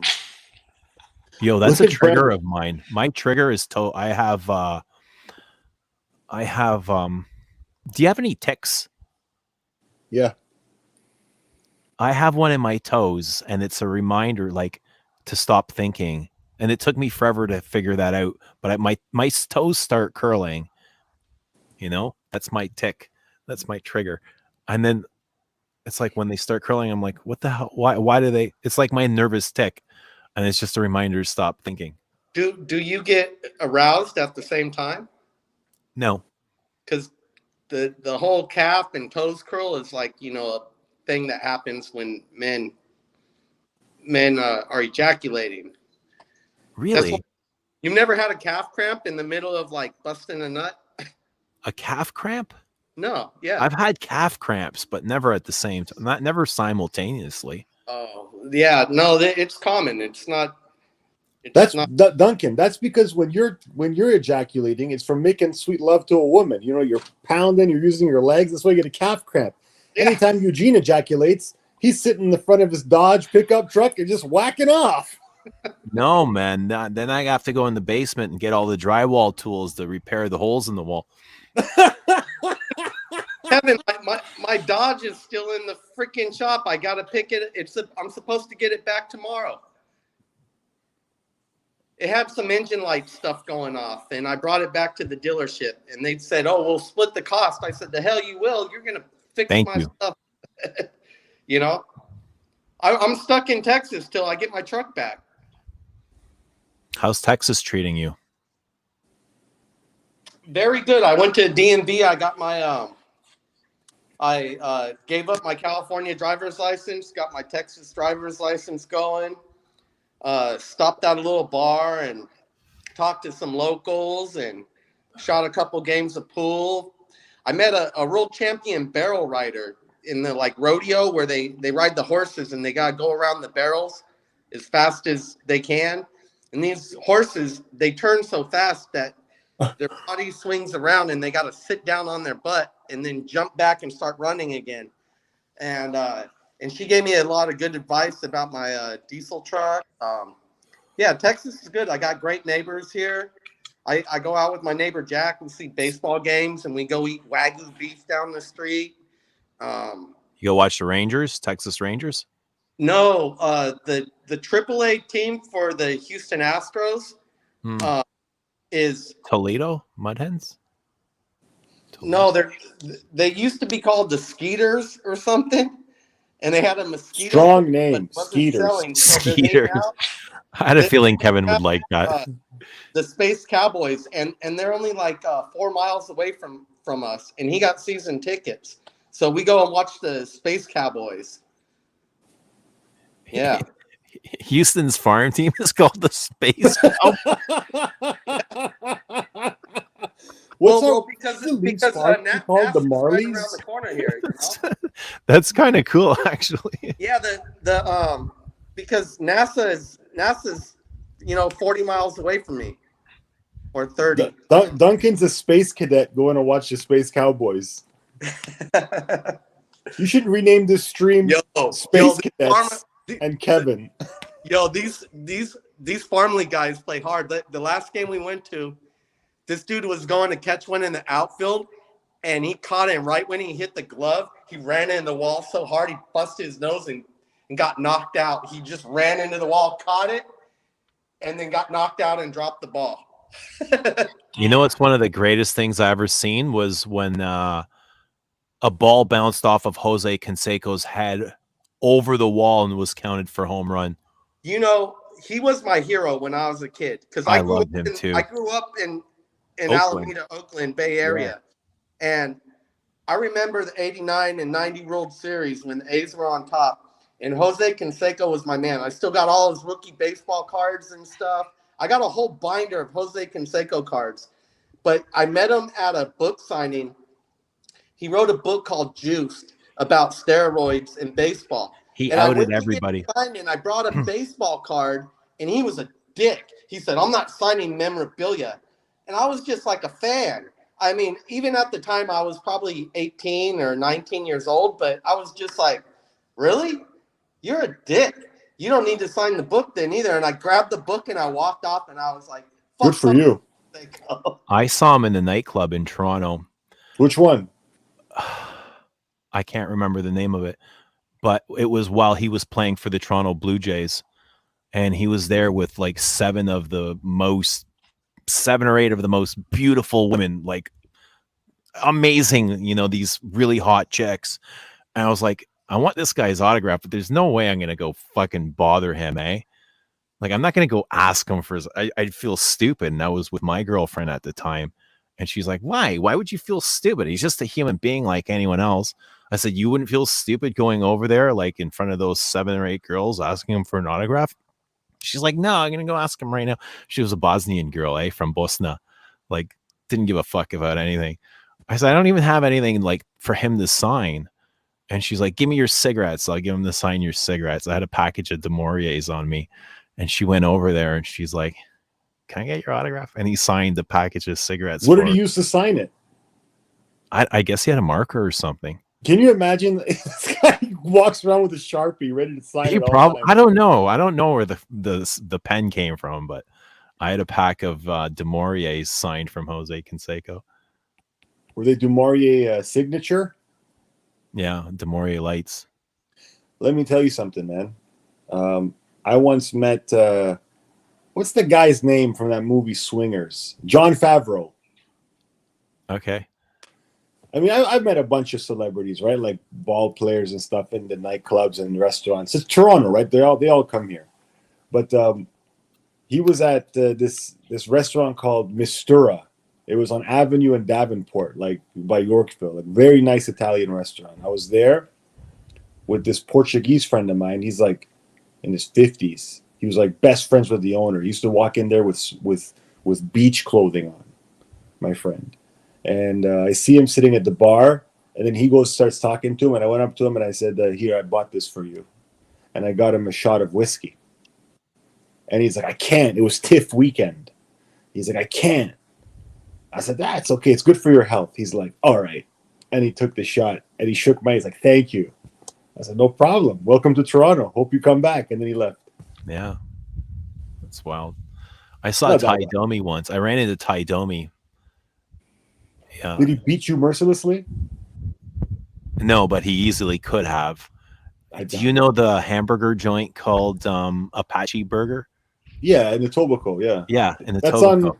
That's down the street. It's Kipling and Dundas. Down the street, yeah. So I had He's Albanian, isn't he? He's partly Albanian. I was at the Leaf game that night with a friend. We went to go see the Leafs, and they were shit. They were so bad for so many years. The Domi area, they were really shit. Like they sucked. With Matt Sundin and and it was the Leaf fans were starting to get like, because he was a dream player here for a long time. Like fans idolized him. Like we adore Ty Domi and Wendell Clark and Matt Sundin.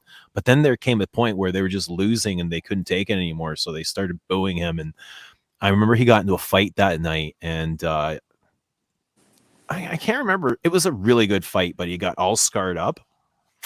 And then after the game, I was walking into Apache Burger and he was coming out. He had a chauffeur with him. He had a limo outside and his wife was with him. And he was walking by. I remember seeing like the cuts and the scars on his face and his cheek and his nose. And I made eye contact with him. And I wanted to say something in support and say like good game, even though they got lost and whooped and he kind of got whooped too. But I was so scared. It was like Ty Domi, you know what I mean? Like the toughest, nastiest guy in the NHL. And I was just like, yeah, he was an enforcer. Just enjoy the moment for what it is. And now he does commercials for phone lines. Yeah, now he's doing something with David Beckham, I think, up in the cottage country. Yeah, they all do something. They open up doing wine or a whiskey or something.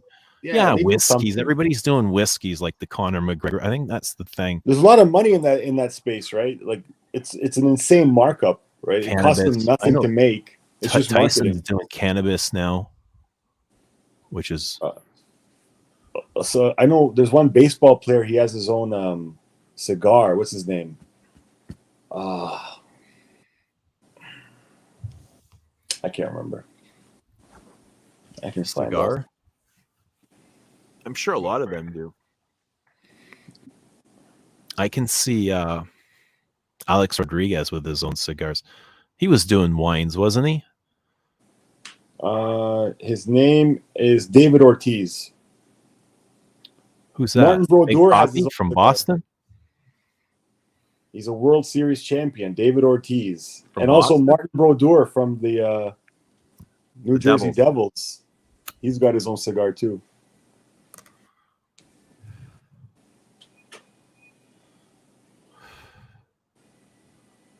When did Duncan leave? I don't know. It just ended. Was he even here? Was that real? When did How do you we stop know? going out? When did you stop going out to the clubs? How old are you? It was right around the time when I first got married. You're like 30? Yeah, I was about. You were in there for a while, man. You were in there for about 7 years too long. Didn't you feel like you were like expired while you were in there for the last few years?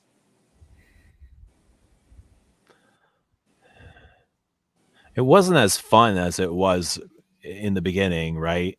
There were some nights where you just felt like you're doing it out of routine and this is what you do. But yeah, this is what we it do. was nice. It was nice to fall in love and, for the first time, like to truly fall in love and discover something new and to get out of that, just to change life up a little bit. Are you still in touch with any of those guys you went out with? Not really. Yeah, I'm not either. No. I went out with a bunch of Montenegrin guys, like 5-6 of them, all from Montenegro. Yeah. But, I can understand because it's, you're tall, right? Like I'm tall, but you're really tall. And in the nightclubs, being tall is like the number one thing because you just like peer over the crowd and girls love that shit. And all my friends were tall too. Yeah, because you're all a bunch of dirty Balkans, man. You're all just fucking tall. It was like people would move out of the way. Yeah, man. If we came to a crowded bar, it'd be a crowd, and within like 2 or 3 minutes, we'd have our own space. Like people. It was the same with me, dude. I was like, this is awesome. Like we don't even have to wait. We don't have to push for a drink or anything. Dude, I was the second shortest one in our crew, and like because they're all tall Montenegrin guys, like 6'3", 6'4". Like two of them were bouncers. They'd come out on their nights off. They were so, and then when they were working, we'd go to their nightclub where they were the bouncer, and it's the ultimate combo because you just get in right away. And then he would walk us to the bartender and say, "These are my friends, take care of them." But yeah, it's tempting for you to stay in there because you're just winning all the time. You're just in the club. It's like fucking scoring nonstop. It's like, why would I stop this? There's always something happening. Yeah. There's always something to see or do. Or And now I understand why you were fist fighting so much. that was like, a part why of not? just being a dude here. You know, Yeah. that's a part of life. Society is. No. Oh. It's not a part of life. You'd be surprised. I'm sure men it's have a never way been- of life in some places. We're lucky it's not that way here. Yeah, but you know what, man? It's not most. I think most being in people Toronto, never- I think it's a pretty safe place. Like there's never a fear of life here. Even if you get into a fist fight, there's still no fear of like your life being taken from you. You know, that all that stuff was fun back then. Yeah, well, the whole idea of clubbing back then was like, be prepared to fuck or fight, right? That was like the MO when you go to the clubs. It was either we're gonna fuck or we're gonna fight. One of them is happening tonight. Sometimes both. Am I right or am I wrong? That was it. It was like you're just ready to get into a fist fight. You had to be ready because it's always like lingering, like this could happen. This should happen. This will happen. Yeah, it depends on who you were with, though. If you were with different people, there was a different mindset, and it wasn't always the same goal. Yeah, that's true. It's too. weird. I knew if I went out with certain people, it wouldn't happen. If I went with another guy, I was like, oh, It's for sure. weird.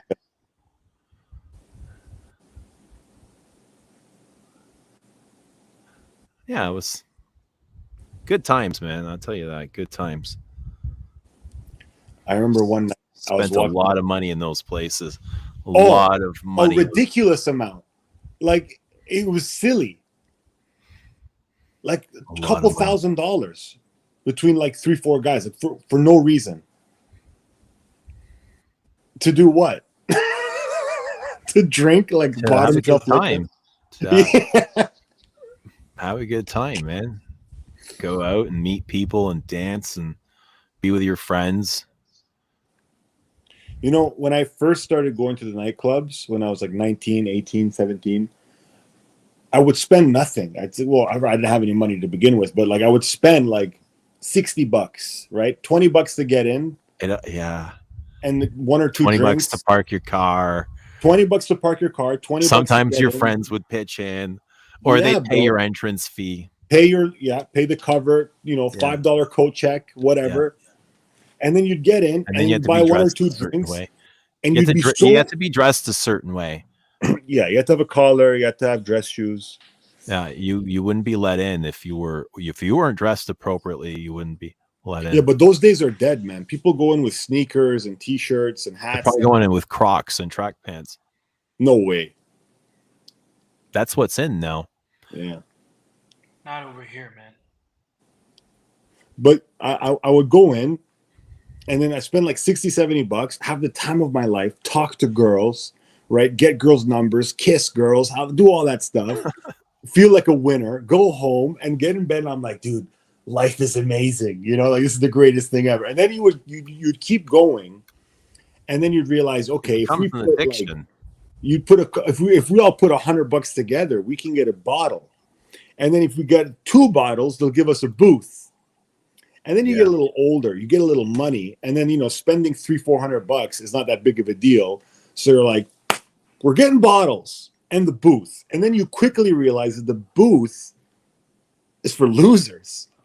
You just buy the bottle at the bar because all the girls are walking through the bar. So you would just stand at the bar with your bottles. When they come to buy a drink, you're like, no, I'll pour you a drink because you're not going to finish all this booze. And then eventually you get bored with talking to the girls and you have more fun just drinking. And that's when it all starts going downhill, is when you're just more interested in drinking with your friends than talking to the women. The clubs are for talking to women. That's the point of it. As soon as you're not talking to women in the clubs, you need to stop going to the clubs. That's my theory. Yeah, I don't remember a whole lot from back then, man.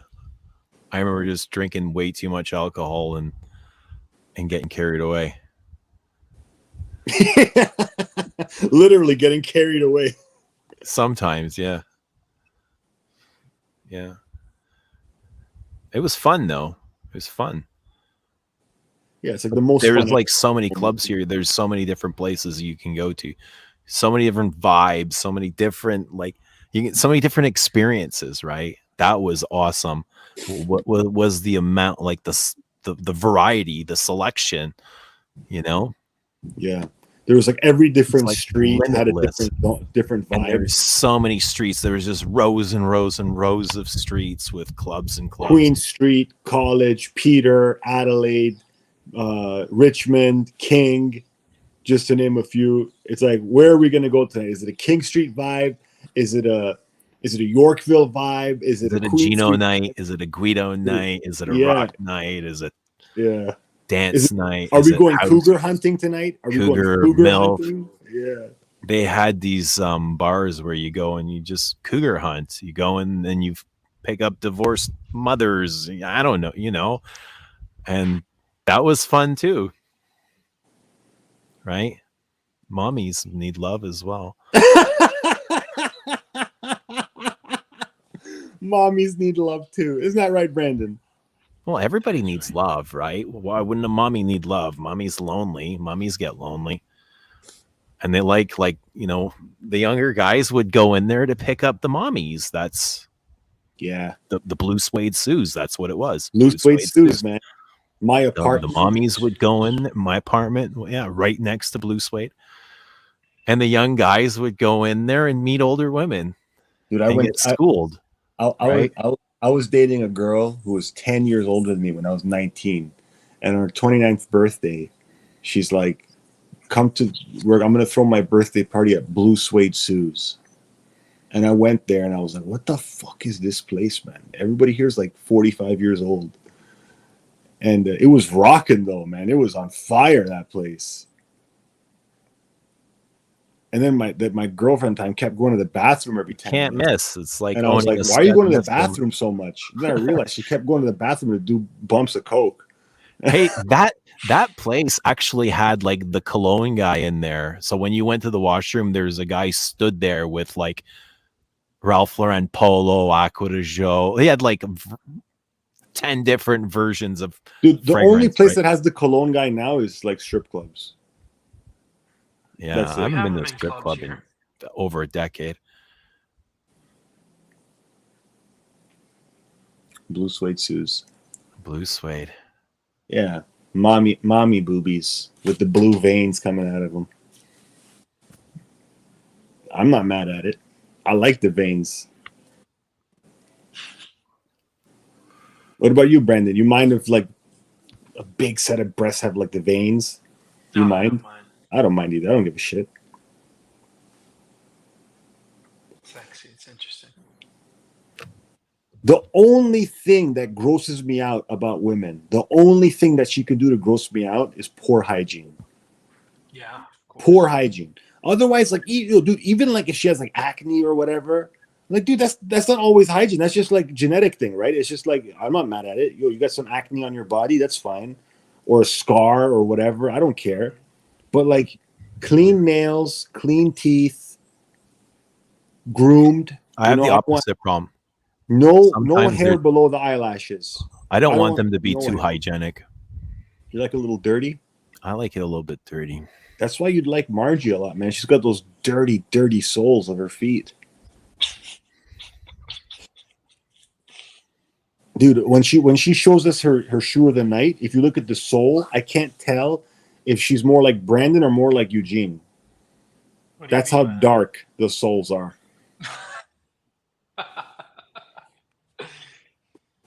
This guy. Yeah, you need a little bit of filth, you know? Yeah. It's for a reminder, keeping this memory bank. Gives you something to think about. Margie's watching. Oh, I told you she's watching. I told you.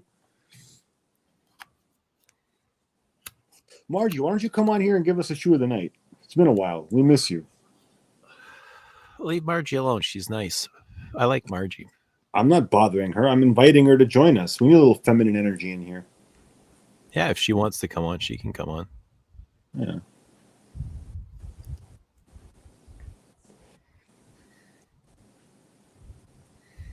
You gonna drop the link or what?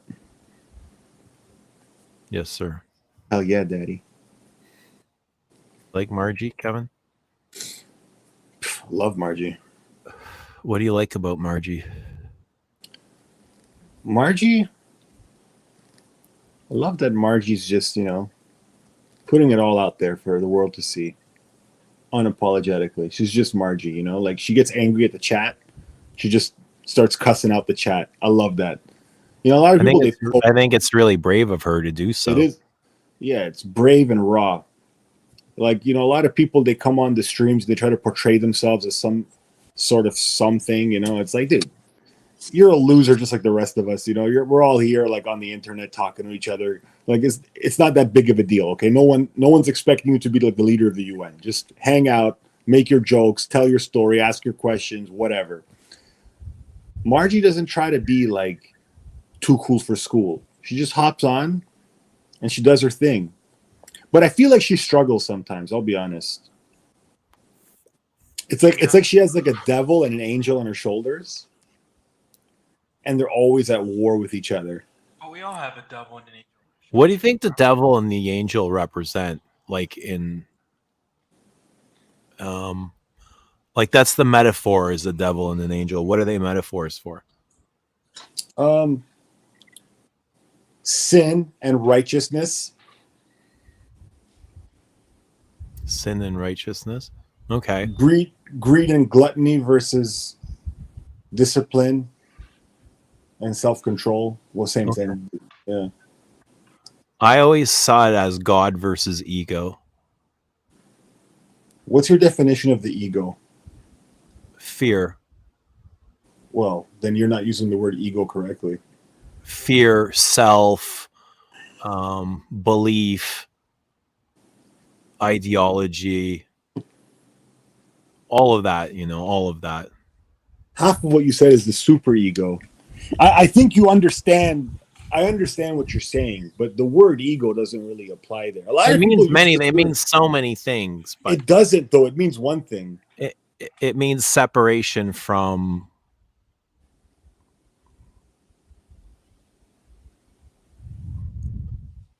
it's a self. The ego is the self. It's the belief of a self, of a person. Let's look of an identity. Ego is an identity. It's who you believe you are, or who you believe society sees you, how you think society sees you, or how you think society thinks you see yourself. Self-esteem. It means so many things. It's you can't describe ego with one friggin' word or sentence. Self, I would say self. But you can, Eugene. Just hold the fort. Ego, it's a noun, which is a person, place, or thing. A person's sense of self-esteem. In psychoanalysis, the ego is the part of the mind that mediates between the conscious and the unconscious, and is responsible for reality testing and a sense of personal identity. But those things that you were listing, those are called the superego versus the id. Anyway, philosophy in metaphysics, a conscious thinking subject.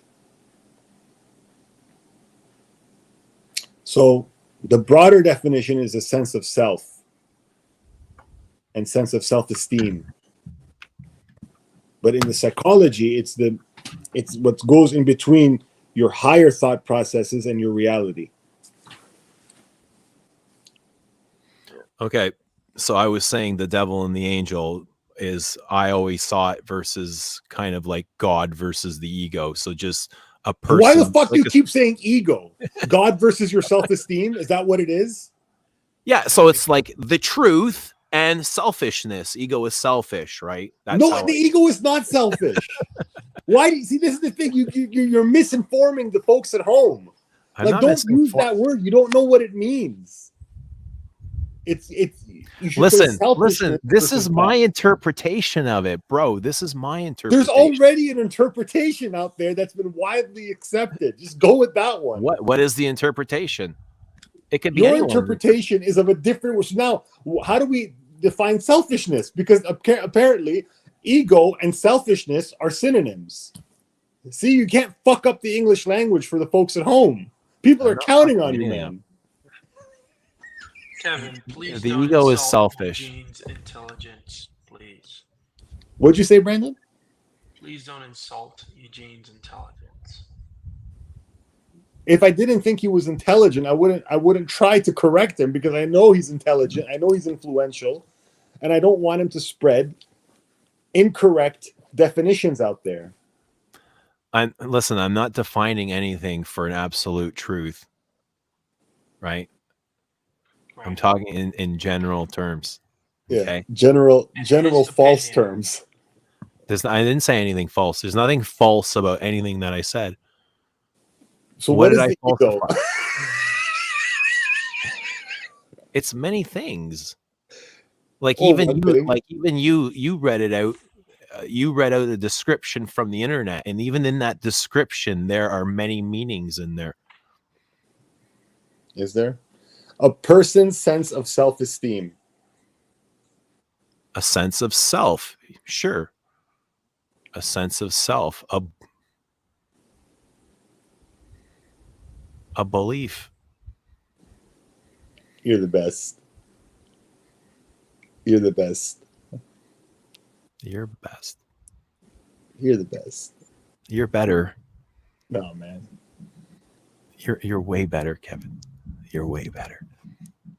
Vous êtes meilleur. Kaimak. We need I gotta Margie, you know? I got to go to the bathroom really bad. Hey, man. Let it flow.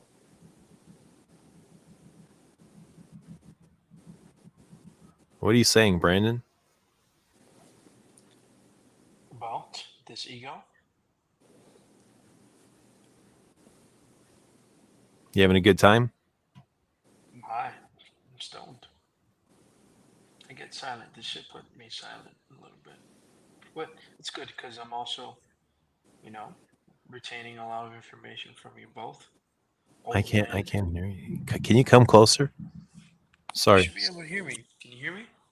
No. Can you hear him? This guy. That's cute. He is cute, eh? I think you made him feel a little like he felt something when you said that. You know, that tingled inside of him. Me? Yeah. That I'm cute? Yeah. You felt Yeah, a I'm tingle, didn't you? You felt a little sensation. I can feel that. I can feel your energy. I'm a cutie pie, dude. It's a well-known fact. Tell us, how did that make you feel? DJ Cutie Boy.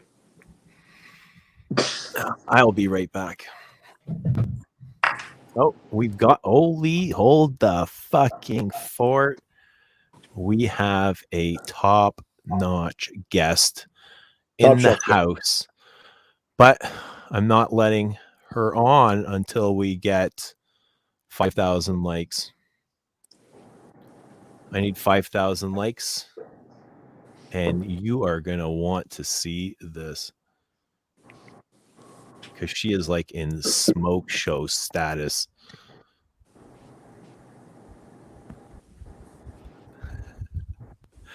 Everybody say hello to the one and only Margie Louise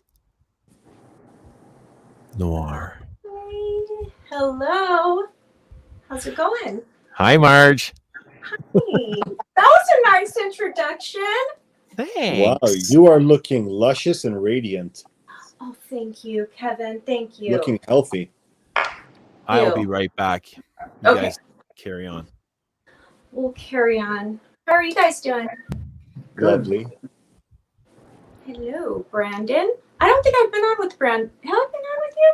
No, I don't think I have been on with you. No, we have not. No. But I've seen you on, so nice to meet you. Nice to meet you too, Yeah. Mark. Brandon's a young man. He lives in Florida. He's into vintage fragrances, Chanel's. He's an You're not in enthusiast. Florida. Are you in Florida? I'm in Miami. Brandon? Where? Miami. Oh, okay. I didn't realize. Yeah, he's in Florida. Okay. He's a young man. He's into vintage fragrances. He's stoic. He's always calm. He's level. He's Yes, quite he's intelligent, dashing, charming, handsome young man. all of those things. I've been watching. And he's So. hopelessly addicted to marijuana. But other than that, he's great. Are you, Brandon, really? No, I'm not. I'm just going Oh. through a rut. As Kevin puffs on his vape. Yeah. Right?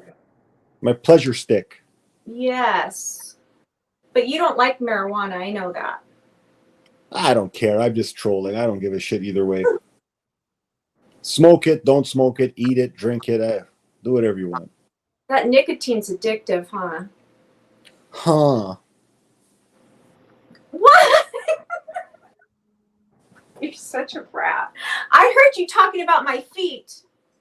My feet are so clean. Give me a break, Kevin. Yeah, stick that foot up right now. Let's see. I'm not going to put my foot That's up. what I thought. It's a dirty Foot soul. is very clean. No. Does you have hairy toes? Is that what you said? I get pedicures every month. I scrub my feet. Oh, they're once a week. I was walking around. Yeah, show us. Show us. Oh no, it's for my shoes. Look at. Yeah, I told you. No, my show shoes. Us that dirty soul. No, it's because it rubbed. Literally, it's because I don't care why. I just No, want I'm not going to show you my feet. Do you see what? Okay, well, at least confess that you have dirty soles. At least confess it. Confess it right now. Tonight, my shoe, the black like dye on my shoe has rubbed off on my feet. Yeah, so you have dirty black soles? No, that's not what I'm saying. Don't try to get me to say that. Mm-hmm. You heard it here, folks. Margie Noir has dirty feet. Stop, Kevin. I heard you have hair on the knuckles of your toes, too. No, you're so lame. Kevin always has to take it too far. Kevin, do you have a foot fetish? Huh. Hell yeah, I do, bro. I can tell. I have like 3 accounts on Feet Finder. Oh, Feet Finder, please. Eugene, you missed it. She just confessed that she has dirty feet. No. Wasn't someone talking about this earlier? Patchouli Nosy Bee? Was Duncan talking about this? He was, huh? And then I was like, oh my God, I got a sample of that. So I'll have to smell that in a minute. But hi Eugene, how are you? I'm good, Marge. Thanks for asking. How's it going? I kind of had a little bit of a weird day. I was supposed to go somewhere out of town and it didn't happen. So it's just kind of. Where were you supposed to go? I was supposed to go visit family, and then it just didn't work out. Are you glad or that you didn't go? I'm relieved because it's just a really bad time for me to go. So I'm relieved, but I feel bad because I just feel bad that I'm not going. You know what I mean? But right. But it works out on your end. Yeah, it's a number of things, but I do feel bad. But I had to like just go with what my gut was telling me was just to stay home right now. So yeah, I always go with my gut too. Whatever feels right. Yeah. So that was just that, and then a lot of work, but work's going well. Busy but good. So I've been kind of down tonight, but I figured I'd get on here and harass Kevin. Is everything okay? Yeah. No, I'm fine. Cool. I haven't put any perfume on today at all. All day? You went the whole day with it?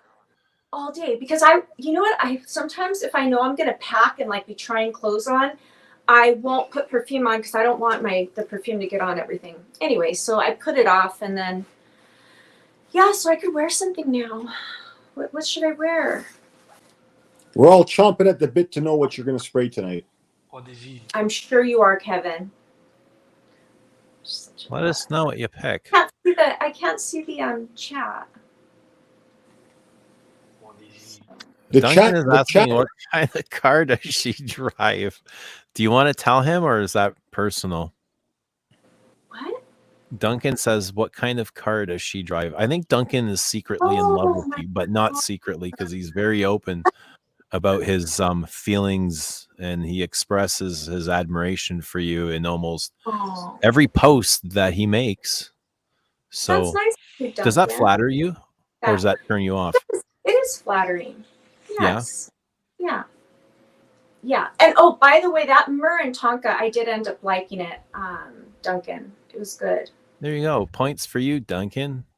That Joe Bonus Malone. points for Duncan. Yes. Because I sprayed a little bit and I had it on a blotter, but Any it plans was of not- moving to Texas? moving to Texas? No way. I No, wouldn't you wouldn't move to Texas, not even for Duncan. No. No. What about Southeastern Sorry, Ontario? Would you move What? to Ontario? Southeastern Ontario, Canada. I'm Any not plan? going anywhere right now. This is my home base. She's not going anywhere near you, Kevin. I wasn't talking about me. Oh, yes, you were. I just Oh thought a couple of good-looking divorcees. You guys both have a common interest in French Hey, perfumery. you don't need to be divorced to get into anything. I'm just saying, you guys have a lot of common ground. We certainly do. We certainly Yeah. do. Both in your 40s, both good-looking, both fans of French Kevin- perfumery. You're silly. You're so silly. Both. I heard you guys talking about your clubbing days. Yeah. That was interesting. I didn't realize you guys clubbed that much, like for that long. So it was It over was a lot of years. crazy here. Really crazy. I was never really. But I big in heard it. like San Francisco was even crazier than Toronto. Like that's what they kept saying. Oh They're really? like, Toronto was great, but San Francisco Yeah, was when in amazing. the 70s. No, around the same time.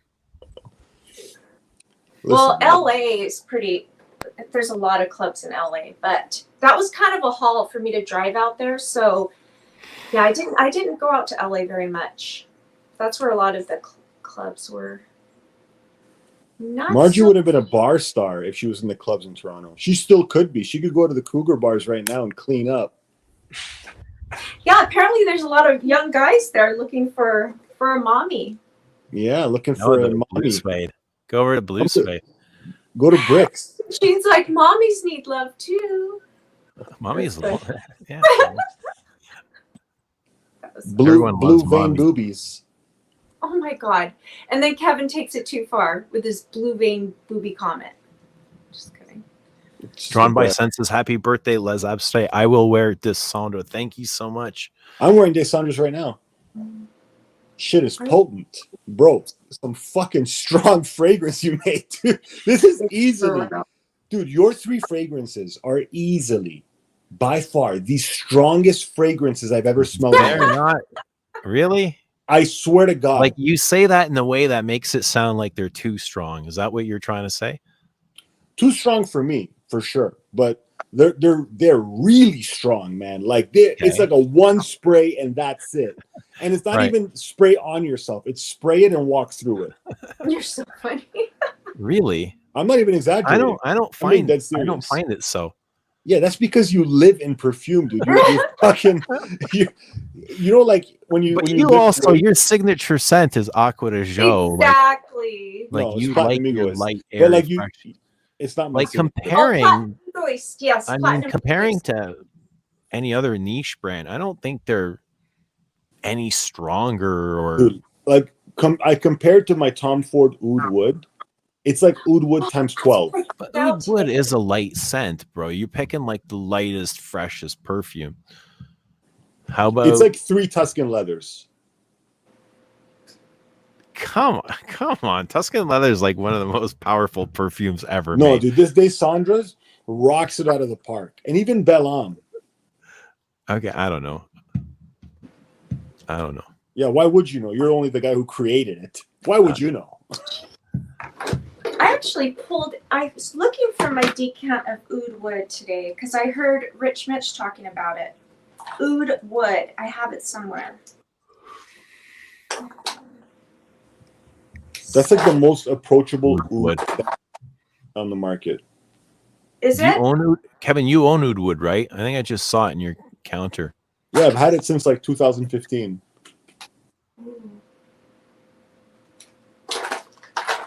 Don't mind me. I'm just. I bought it at Nordstrom's in Calgary, Alberta. $500, something like that. Some silly price. Why'd you buy it if you I thought it didn't. was One of my girlfriends bought it for me. One of your girls. Was it 100 milliliter? Yeah. Okay. I remember telling her, I'm like, don't spend your money on this. Don't do this. She's like, no, I want to. I want you to wear really good perfume. I'm like, all right. She liked you. Well, it's that, and also I spend an astronomical amount of money on women. So for them to make one purchase, they can justify it in their head. I guess. That's a big gift. Did you guys see Rudy's video today on Lalabo? I think he posted it today. That was kind of interesting. Have you seen it yet? I've been on here for the last 5 hours. I haven't seen That's but I like Rudy's video. No, I was surprised with the price. Those Lalabo city exclusives are like $500, which is a lot. Oh goodness. See, there's matchmakers in the chat too. Hold on. I can't find my oud wood. That sucks. Brandon, do you have any plans of reviewing fragrances?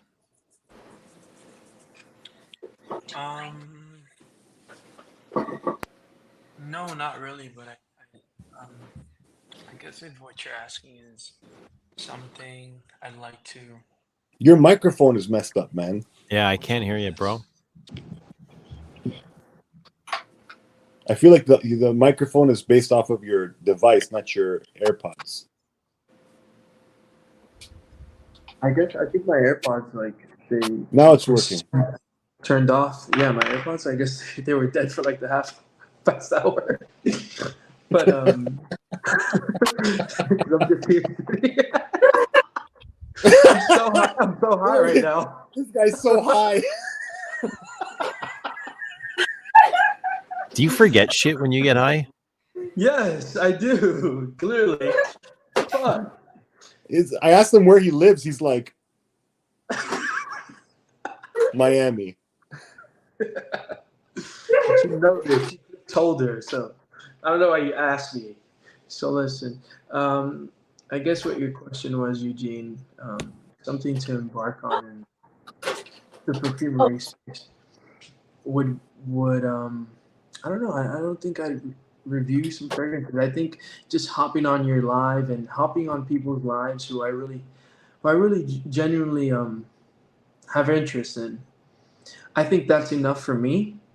But something I do in the perfumery space would definitely be a publisher, just like you, honestly, because a what? A publisher in a way. You know, like, I don't know if you ever would like to compose a perfume in the near future. I would love that. You know, the next nose for Les Abstraits, Eugene Nizik. But I'm sure that's time to come. But I'd honestly start off just like you know, contracting some perfumers I really have grown on and start that way, because I have this taste and I definitely would like something of my own one day. Yeah, but bro, you want to sell it too, right? I don't know. I think selling has to come in the end. I think. But you want to just create a perfume and just have it for yourself and not sell it then? No. No, he wants to start a perfume brand. He wants to start his own perfume brand. Yeah, but you realize that the only reason Eugene has any success in it is because he's got a following on YouTube. Otherwise, it'd be mostly obscure. Well, that's not true. There's been millions of people that have started perfume brands without any YouTube presence. No, but I'm saying you in particular, the reason this has just been my route. This has been my journey. But how is Brandon going to make any money just making a perfume? No one's going to buy his shit. He'll have to figure that out for himself. That's his journey. Brandon, I'm going to tell you, you have a blueprint for success in the top left corner of your screen. Follow it to the T. Get 10,000 subscribers. Make them understand that you know perfume, and then make your perfume, and then people will buy it. Understood, and I think that's an amazing layout. But that's not my priority right now. I'm in the School of Medicine. You know? You're in the what? I'm in School of Medicine, man. Like, I have other things, you know. Oh, you want to be a doctor? No, I want to be a scientist, and I want to be a big investor in big pharma. I want to open a lot of pharmacies, and yeah. Wait a minute. You want to be an investor in big pharma, or you want to open up? Because pharmacies are not big pharma. No, I know that. He wants to sell big pharma products. Yeah. In your own pharmacies. Yes. So you want to be a pharmacist? No, I want to be an investor. Why? Let me ask you why. Why in big pharma? This is really interesting. Because they run the world. They absolutely do run the world. I think this is a classic God versus ego thing, Eugene. Yeah. Maybe. What do you? This is a very slippery topic, actually. Why? Let's slip, bro. Let's slip and fall. Let's see what happens. It's a very deep rabbit hole. I don't know if I have enough weed for this. I'll give Raw you... dog it, bro. You don't need that weed for this, man. Actually, I do. I have enough. Trust me. How old are you, Brandon? Like 20, 21? 22. 22? Yes, You're in sir. university? Yes. Just keep studying, bro. Don't even think about your career. Just keep studying. It'll come to you. Don't worry How about old it. are you? How old are you, Brandon? What did you say? 52. No, you're not 52. That's silly. How old are you? 30? 32, I think I heard. Yes, 32. Marge. Baby. He's even 10 years younger than that. Are you serious? Oh my God. Brandon, are you trying to put the moves on old Margie here? Screw you, Kevin. No, this is not Seuss LaBouche, right? What is Blue that? Twig Suze.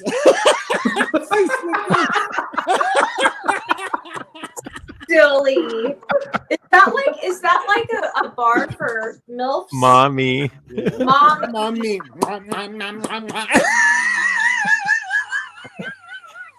Kevin. What? Why are you looking at me? It was Eugene who brought it up. I just laughed. I didn't say anything. It was you, Kevin. It was all I love when the last time I was on, like all the feedback was like that Kevin derails the conversation, real immature. Meanwhile, who's the guy talking about sucking my nipples? It's Eugene. Oh my God. I get typecast. Gee, I wonder. Yes, you wanted me to act like a child and suck on the boobie. Like that's what you do. You come on here and you wind me up and you're like, let's get Eugene to act like a little child and get him to suck on my boobies and Oh my God. Dude, I'm not doing anything right now. You're doing that all by yourself, dude. not I don't now. have any control over you. Have you always been this way, Kevin? See, you have this knack. You have this knack of really Yes. like you Kevin get has people this ability. wound up. I agree. Listen, it's the thing is, passive aggressive. it's not passive aggressive. It certainly is. No, it definitely isn't. It's like making a judgment but clearing yourself of conscious. No, Totally is. not when it's blatantly obvious what I'm doing. It's mind games. It's No, not when it's blatantly obvious and outwardly stated that this is my MO. Like I've said it fucking 6 times in the last week. I'm like, if you let me on, I'm probably gonna troll you, right? Especially when I hear ridiculous things being said. Like, what do you want me to do? Do you want me to engage in this silly conversation? Like, do you want me to dive into it and give it my all? Like, come on, man, give your head a shake. Silly. Dude, there's some points in these live streams where even the host is looking at his guests and he's like, what the fuck are they talking about? I've seen it happen. I've seen it happen. I don't want to name names. Kevin. I can't find anything right now. I mean, I'm looking at a young man, high out of his mind, doesn't even know his AirPods are dead, telling me he wants to be a scientist, that he's in the University of Medicine. He wants to work for Big Pharma as an investor and open up 3 pharmacies. What the fuck is he talking about? Does he even know? I'm sure he's totally like intelligent when he's sober, but the guy's hot. He just smoked weed out of wrapping paper. What do you want me to do with this information right now? Do you want me to like bust up my IQ? Give your head a shake, man. I hate to You be feel so- me, Eugene? I You hate to bet be me. so Do you reactive. feel me? I hate to be so reactive to this moment, but I love your energy, man. I love your energy, man. Kevin, I would have already spanked you if you were here. I mean, I love you guys, man. Like, I'm having a great time. Thanks for having me. But give your You're head a totally shake. trolling, though. Dude, you're totally trolling. And you're doing a great job of it. It's not supposed to hurt anybody's feelings. I just can't engage in mind-numbing conversation for more than like 3 minutes before I'm like, okay, time to But you switch. do. Sometimes you do. Sometimes you engage. I guess it's if you're interested in the topic, you engage. Yeah, if I'm interested in the topic. But sometimes then- the topic is not even intelligible. Like I can't. I don't even know what to make of what Brandon said. I'm sorry, Brandon.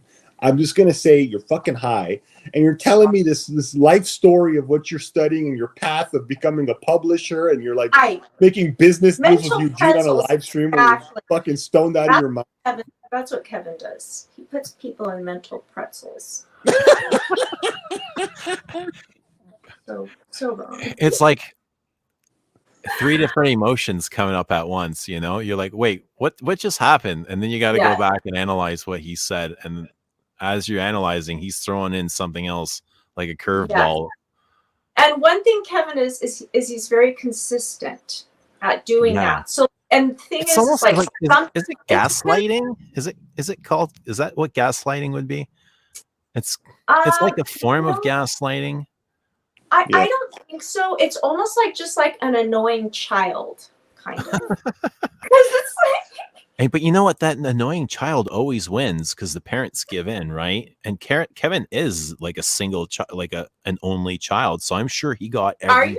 That makes a lot of sense. The parents probably give him everything. You know why? Everything except for the top 2 buttons of every shirt I own.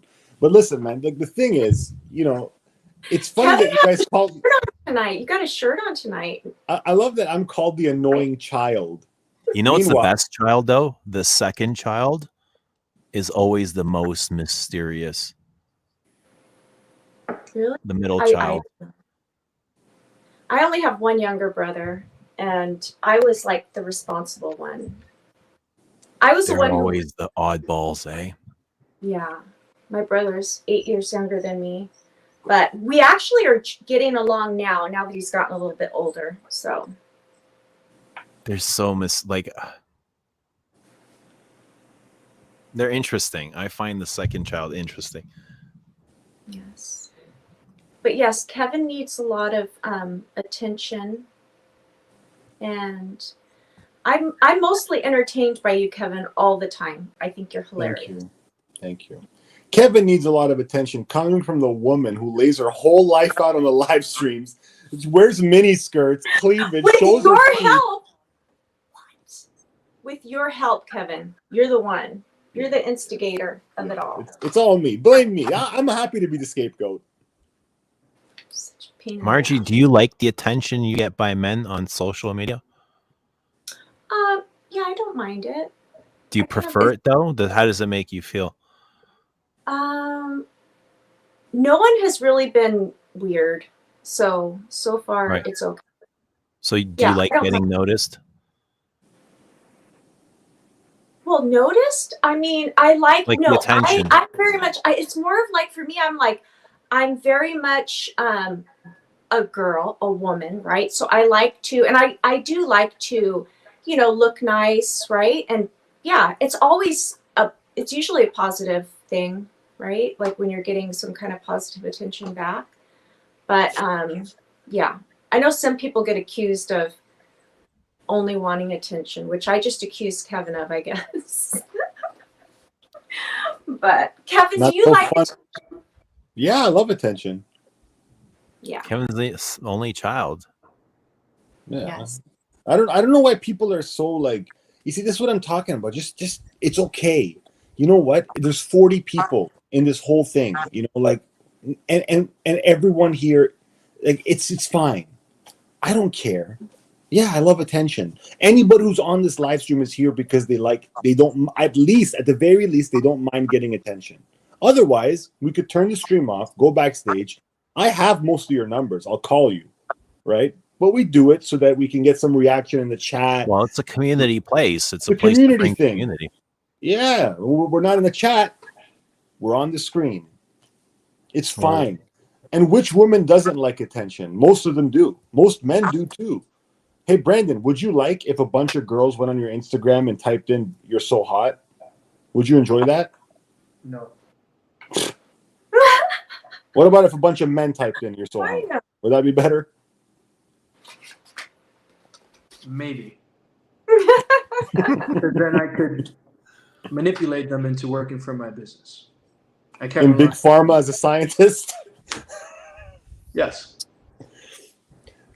Eugene, do you like attention? Such a pain in the ass.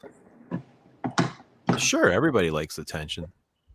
Do you? It's like nice to be seen and heard, understood.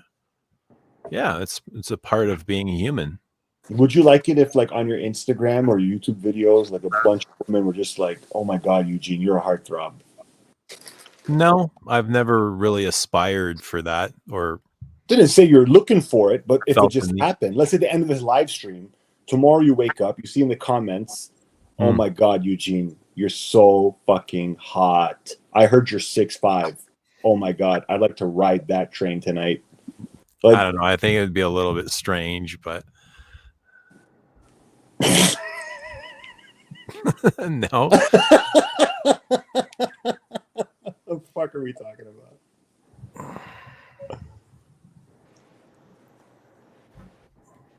You should get a poll going, man, for all the folks at home.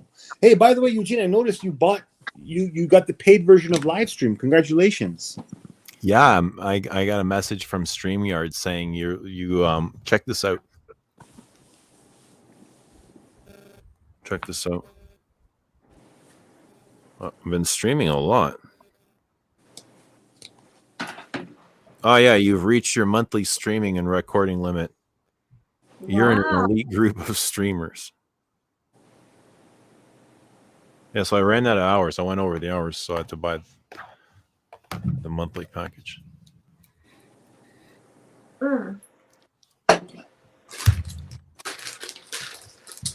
So Margie, how does it feel to be sober? It's like been a week now, no?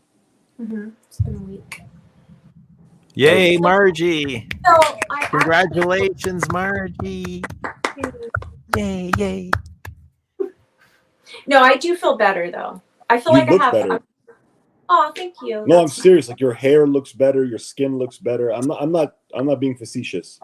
Thank you. I appreciate that. Yeah, but no, I definitely feel just calm. I feel more calm. It's so funny because alcohol has the opposite effect, right? It's like you think you need it to calm down, but in fact, it gives you anxiety, the next day. What are you laughing at? I'm laughing at Duncan about StreamYard. But yeah, so I do feel better. Thank you for asking. Well, I'd like to share a little milestone with you guys, if you don't mind. Please do. This past Tuesday was officially 6 months for me. Congratulations, my friend. Wow. Thank you. No alcohol. No alcohol. Excellent. That's great. How do you feel? I lost more than 15 pounds. I'm stronger in the gym. My sleep is better. Right. My sexual performance is better. Yeah. My behavior is something I'm more proud of every morning when I wake up. Right. I'm saving a lot of money. Yeah.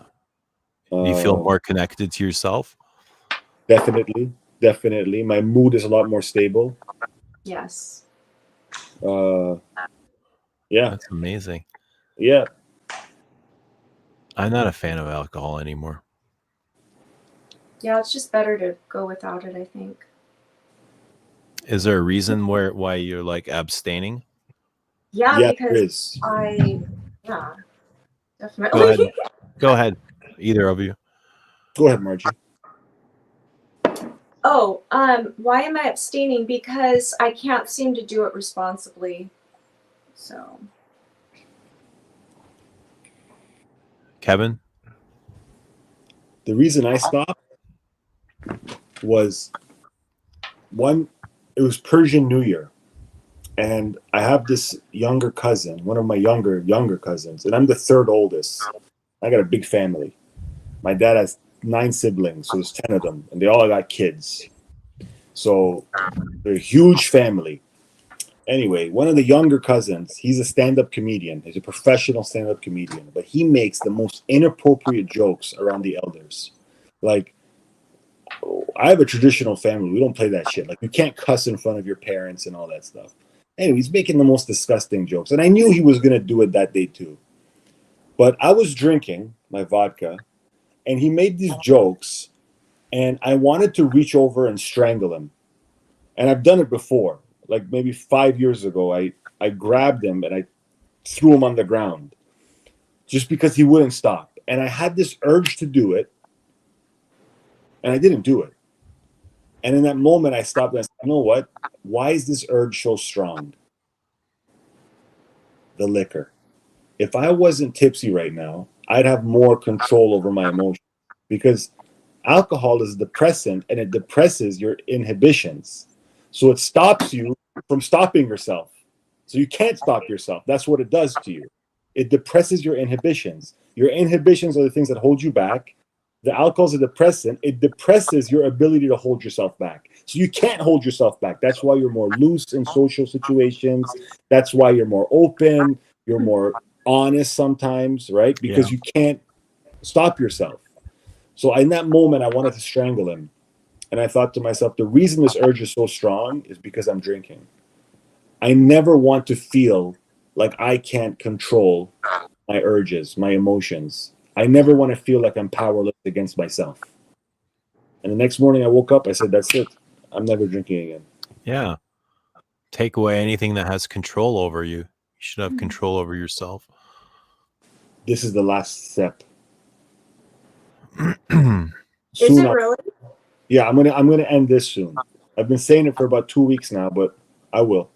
I'm not proud of this. I will end it soon. Was that a replacement for cigarettes? Oh, Did you ever yeah. smoke? Dude, I was smoking a pack and a half a day.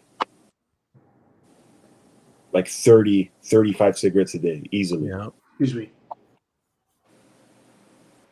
Yeah, for me, it's always been about anxiety, because I'm just a very anxious person. I've been my whole life, but alcohol became a crutch, because it was like, I have anxiety. If I drink this, my anxiety will come down, right? And that's just kind of, how I've used it. But exercise is a great way to fight anxiety. Yes, and I just need to make I think that. exercise is the best natural remedy without having to take like anything, any medications. Oh yeah, no, I exercise is great. I've been actually walking pretty much like every night, just walking. So that's been helping. But yeah, it's like alcohol. It's a total trick, because you think it helps you relax and get rid of anxiety, but it does the opposite thing. And that's the, cycle I was in, because I just had a lot of anxiety. So, but I already feel better. That's the crazy thing. When I stopped drinking, it was like, whoa, my mood's like leveling out. It takes 72 hours for alcohol to completely leave your system. So like 3 days. So after those 3 days is when you start to really feel the benefits, right? Like the thing is, most people are perpetually hungover. Like people don't even realize the level of alcoholism they have, right? They think, I just drink Friday and Saturday, and then sometimes Monday I'll have a couple glasses of wine, and Wednesday I'll have a beer. It's like, dude, it takes 3 days for it to leave your system. So you're perpetually hungover. You're nonstop most people who drink are just hungover all the time. And what happens with hangover? The anxiety, the depression, the lethargy, right? Totally. Yes. And fun fact about alcohol only feels good. Those perceived good feelings that you have when you drink, they only occur on the way up. So as your blood alcohol content is rising, so from the moment you take your first sip, it takes, let's say, so many minutes for it to be fully absorbed into your blood. It's like this. This is what happens. It goes up, Here's your emotions. It's getting better and better. Okay, now you've reached all the alcohol that you can absorb from the amount you've consumed.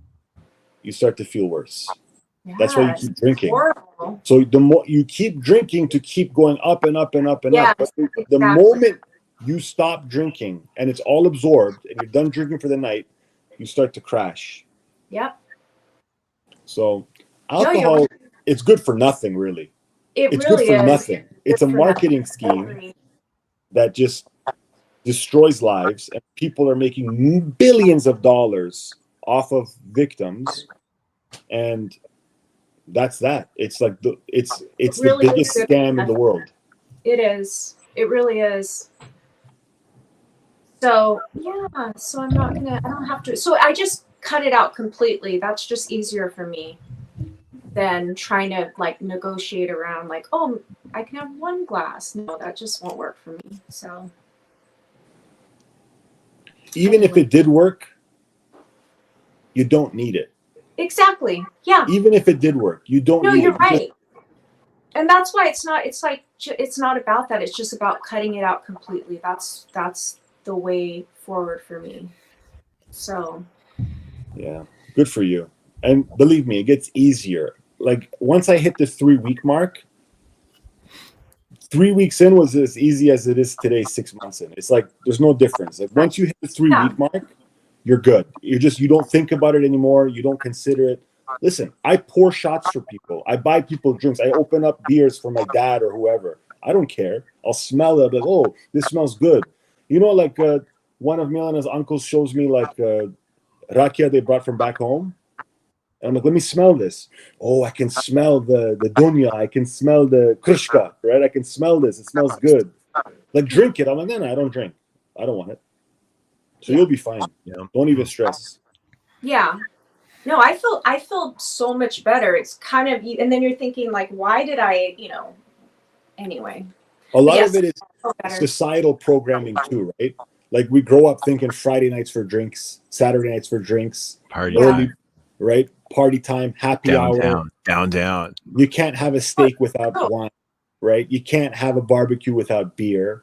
You can't watch sports without a beer or whatever, right? So we have this idea like a romantic evening involves red wine or white wine or whatever. No, it's true. It's a party all the time. And that's the thing, because I don't have any like social responsibility other than because I'm by myself. So I'm like, as long as my work is done. Mm-hmm. Yeah. Oh yeah, exactly. Now you and your feet. Shut up. Kevin, are you a foot person? Dude, I got specifically Margie's feet. He hates foot fetish, dirty Californian souls. I love that. Shut up. Guys, I'm gonna have to excuse myself. It's been a pleasure chatting, and Kevin, you're an amazing guy, brother. I'm trying to keep up with you, puppy. Eugene, pleasure. Hey, thanks so much for coming over. Buenas noches, cabrón. Vatos locos para siempre. Thank you for your patience with me, and have a good night. Hey, we'll see. We'll talk to you soon. Good night, Brandon. Good night, guys. Eugene, do you have like a Big Brother program going on with Brandon? I feel like you're his dad or something, man. You're his role model. This guy loves you. No, it's I don't know. He reminds me of my kid and his friends. He's just a young guy. He's like 21 years old.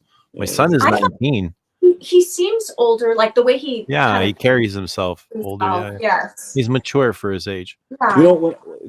Not to rant about this, but like with the alcohol, when I first stopped drinking, I'm like, well, what am I going to do on Friday nights, right? What am I going to do Saturday night? What am I going to do when I'm bored in the evening? Yeah, because that's when I would drink. I would drink at the end of the day, like 10 p.m. I'm at home bored, and I'm like, I'll drink. But it's like, well, it's 10 p.m. You're not supposed to be bored. You're supposed to be winding down, getting ready for bed, not drink until 1 a.m. Yeah. And I started to think, well, what am I going to do? Well, you think about what you're going to do until you stop drinking, and then you realize, holy shit, there's so much to do. Yeah. Right? So all of a sudden, I fell in love. Like I heard you talking about going for walks, Eugene. I've been walking all summer. You met Chico, the little dog, Eugene. Oh. Yeah. Man, Eugene took Chico and cradled him like a baby, and the dog loved it, like belly up. We should have got pictures of that. A little Yeah, that's chihuahua. what fellas do. That's what men do. Is like we hold little cute puppies and take pictures of them. Yeah. So Come on. I started walking the dog, and then I started like working out more often, and I started to like watch really good movies and read, right? Yeah. Or even things that are not so noble, like cleaning. Like I would just clean more, and there's so much to do. Call somebody up and have a conversation. Oh, you're right. There's so It's many amazing how much time better you waste. things to do than drink. Oh, So many yeah. better. Yeah. They're all things that give you self-worth. Yes, exactly. Yes, Yeah. that's a good way of putting it. Yeah. That self, and you have to make a decision at some point that there are things you can do that will make you feel proud of yourself the next morning, and there are things that you can do that make you feel ashamed of yourself. Yeah. And shame and guilt have proven to be the worst feelings that can be experienced by humans. Of all the emotions, shame and guilt are very are powerful. the most Sure. damaging. So Yeah. what do you want to do? Do you want to live with shame and guilt, or do you want to live with pride and feel proud of yourself? When you drink, it's very seldom that you'll wake up the next day and think, I'm so proud of myself for drinking.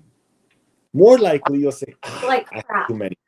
Or of the things that I've done while I was drunk. Exactly. Yeah. Right? So make a decision. Do you want to be proud of yourself, or do you want to be ashamed of yourself?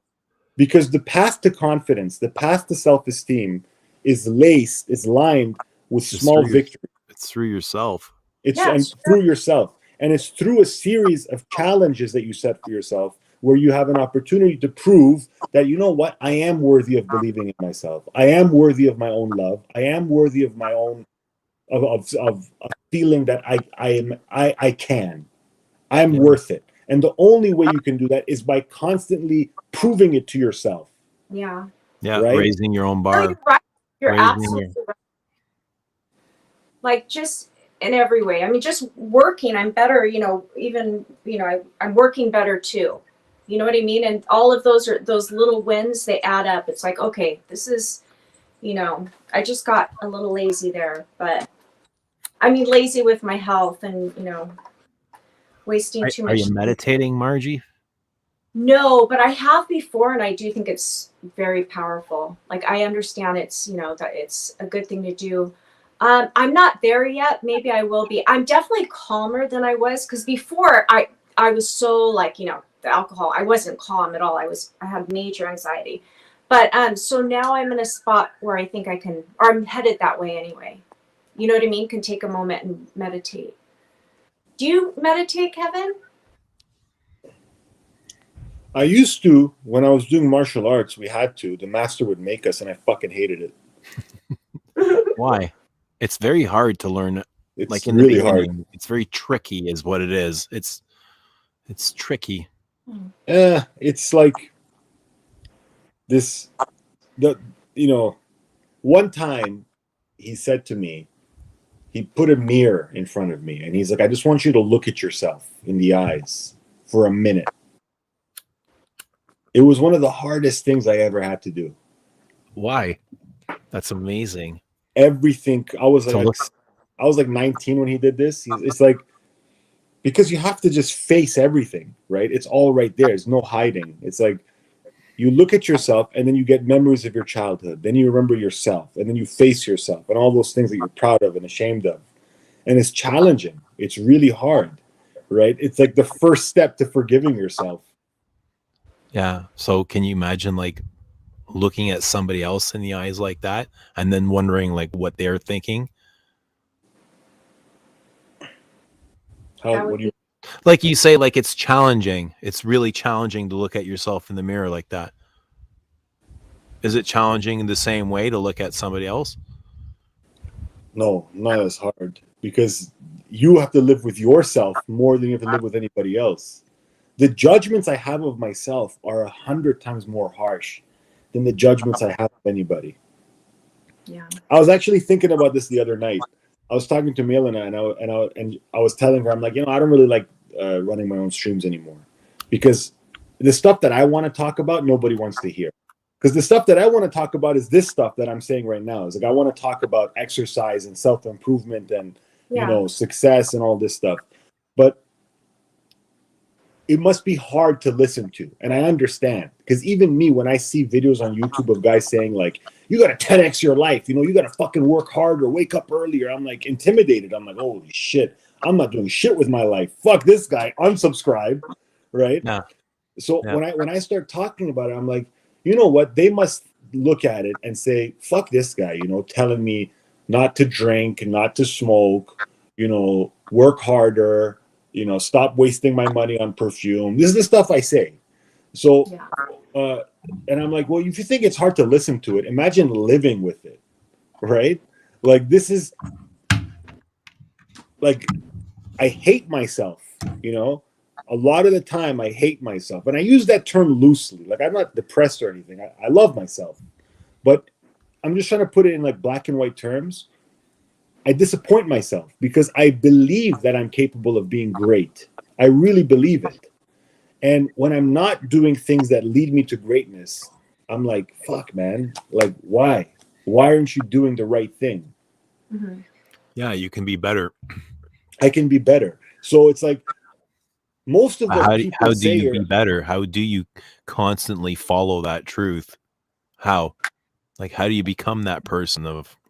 Dude, I'm having a hardcore, what's it called when the black cat walks by twice? Deja vu. We talked about this like 3 years ago, this exact conversation, you and me. And here we are, full circle. Here we are again. Dude, 1 year later. Congratulations. Oh, thank you. Thank you so much, Kevin. You're a cutie pie, man. But listen, thank you. Thank you again. Like, how do you do better?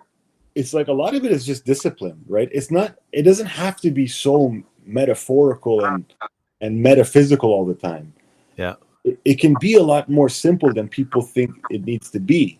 Like Margie, like you were just telling Margie right now, like exercise is a great... Just setting the habit, creating the habit and then setting it and being persistent.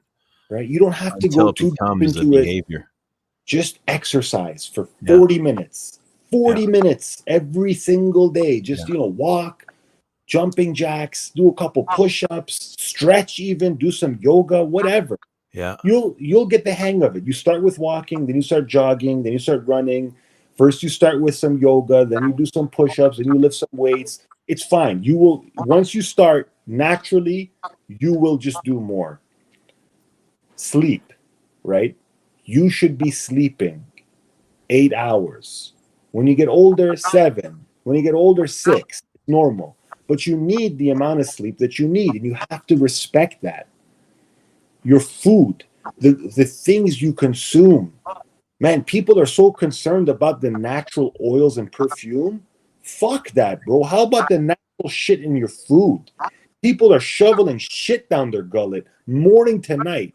And then they wonder, why do I feel like shit every day? Why am I depressed? It's like, why do you think you're depressed, bro? You're just eating sugar and fat and garbage from morning to night. And then you wake up, you're like, I don't feel so good. Of course you don't. Yeah. That's all low vibrational shit that's going to keep you in a low vibrational state. That's another way of putting it. Exercise, you're going to raise your vibration. Be out in nature, you're going to raise your vibration even more. Eat healthy foods, you'll raise your vibration. Watch the content that you consume to stay at a higher vibration. That's a big one. Yeah, that'll dysregulate you from yourself, all those emotions. You know what my master used to do, man?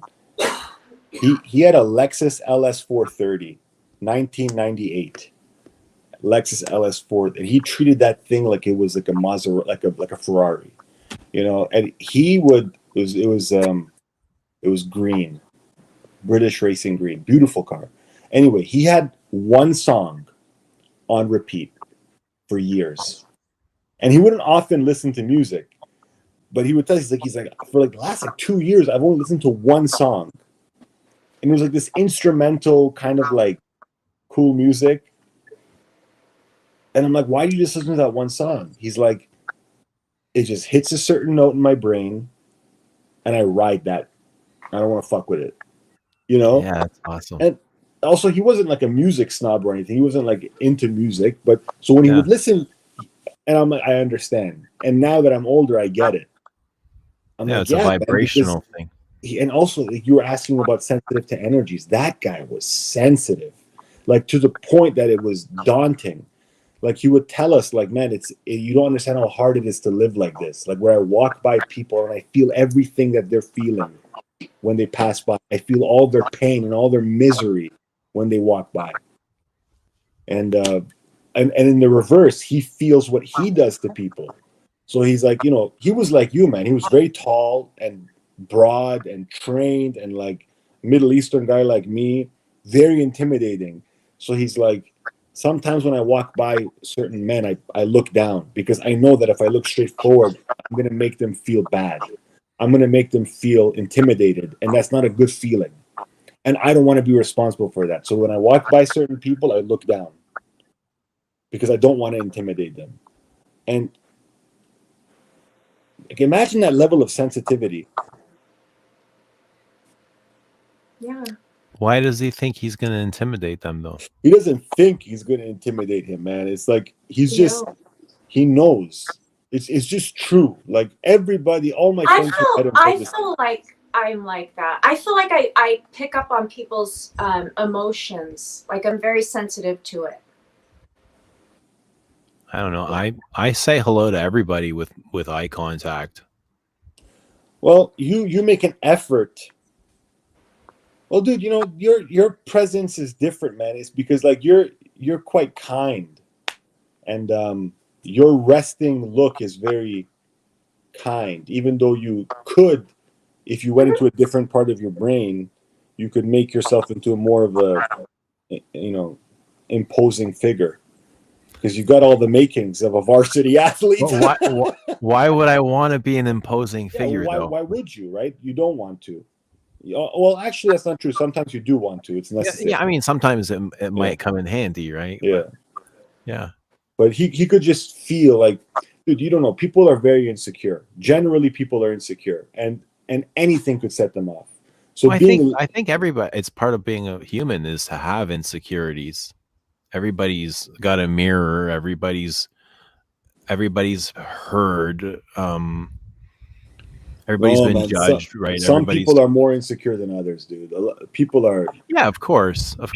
Why do you think Instagram even exists? Is to feed on our vulnerabilities. On our vulnerabilities, dude. It's all a bunch of horse shit. Minus it's a great invention if used properly. It's a great depends on what you're looking at. It depends on what you're looking at. I mean, if you're looking at fitness and body image type of stuff, yeah, it can leave you feeling like crap. I don't look at a whole lot of that stuff. Dude, that whole Instagram space, the whole social media space, even YouTube, it's like, this is what it is for the average person. Not the guy trying to sell something, okay? If you're trying to sell something, like you're marketing something, dude, I respect your hustle. If you're a girl, show your tits. If you're a guy, show your abs, show your cars. Right. I get it, man. Like, I respect it. Sure, okay. Just like YouTube fragrance shills. Yeah. Bro, get your money, bro. I'm with you. Like, Erica wants to show some cleavage. Dude, she's been on live streams and said, it sells. It's a proven method. I'm like, girl, get your money. I'm proud of you. If that's what you're going to do, then do it. Okay? Right. You show those titties. I'm proud of you. That's fine. But like talking about normal people, let's say me, right? Or Margie. Margie's not trying to sell anything on the internet. Neither am I. So what do people like us do that are Instagram? They take pictures of themselves in what looks like interesting places with what seems like interesting people doing what seems like interesting things, making themselves look as beautiful as possible with filters, so lying about their appearance, right? And they do it for what? So that they get a bunch of likes and people commenting, You're so pretty. You're so hot. Yes. And then what do they put beside it? An inspirational quote. You meet the guy, you realize he works at the fucking bank as a teller, right? He drives an old Honda Accord. And where does he hang out? Like at fucking Applebee's, right? Well, yeah, we all have our life. I mean, And then, dude, like it's gotten to a point that I don't even know what's real anymore. Because even scary part. That's the scary fucking part, scary part. It's like, no, you know it's not real. It's like your gut says this is not fucking real.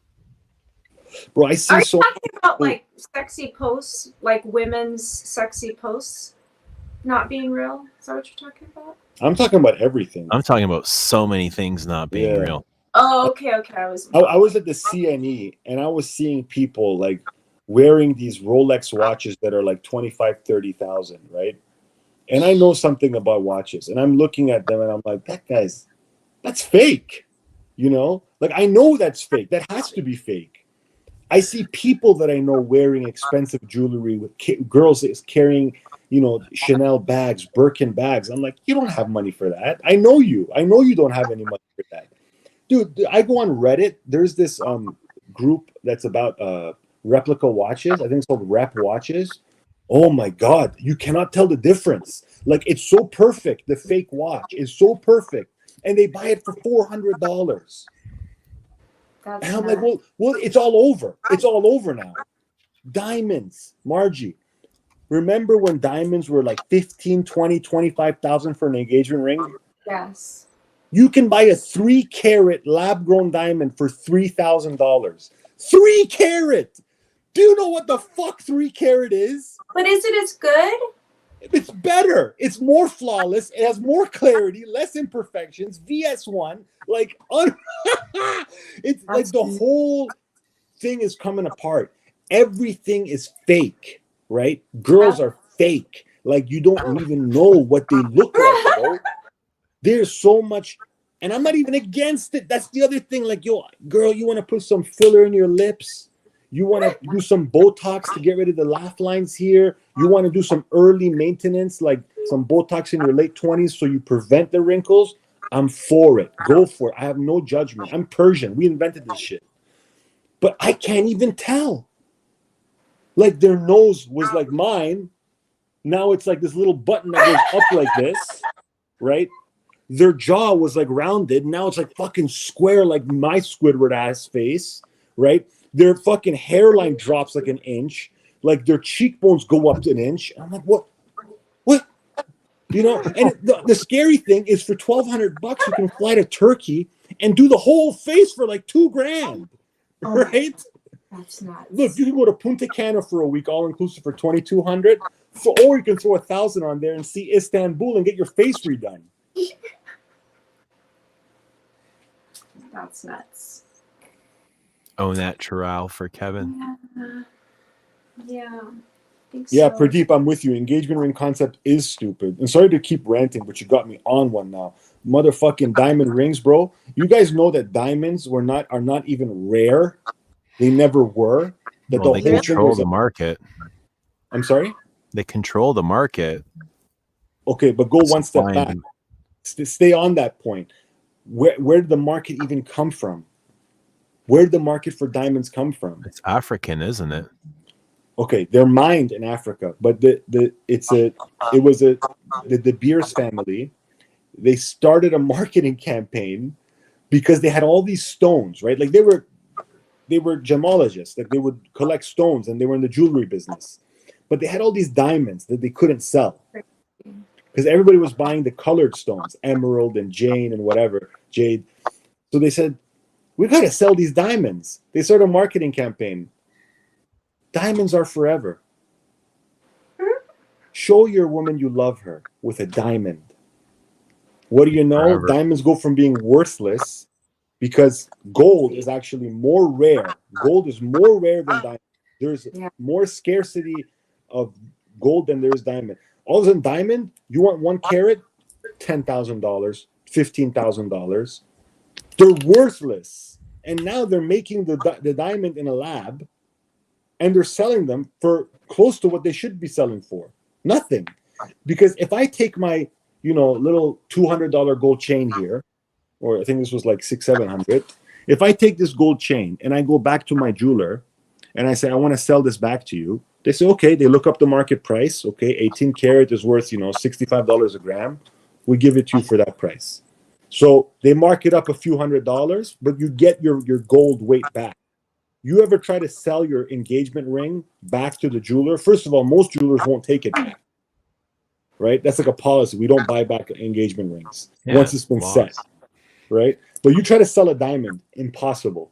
Really? Your best chance is to go on like Craigslist and say, anybody want an engagement ring? I don't need this. So that synthetic diamond that you were talking about, is it the same quality as a? It's better quality. It is a diamond, and a jeweler, a gemologist cannot tell the difference until they. How see are they making these? They make them in a lab with carbon. They just speed up the whole process. I don't know exactly, but it's made from carbon, just like a regular diamond, but they just do it in a lab. And what happens is they make them for next to nothing, and because it's made in a lab, it's like VVS1, like perfect color, no imperfections, perfect clarity, like the highest grade diamond, and it's cheap. That's crazy. You can buy a loose 3-carat diamond. And no one would know the difference. No, dude. My girl's friend just got engaged, right? They live in Hamilton. The man, you know what he does for a living? He's a high school teacher.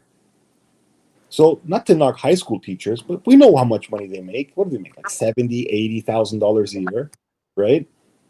The guy bought her a 3.5 carat diamond ring. Do you know how big 3.5 carat is? That's huge. To put it in perspective, when Kobe cheated on his wife, he bought his wife a $250,000 5 carat ring. 5 carat. Yeah. Remember that? It was 5 carats. Rappers talk about 5 carats. A high school teacher who makes no money at all, 3.5 carat. That's ridiculous. No, it's not, because the lab grown diamond, he bought it for $4,000. Oh, he got a lab grown. I didn't ask him, but that's the only way. Yeah. He didn't spend $80,000, $100,000 on no diamond. Yeah. That's insane.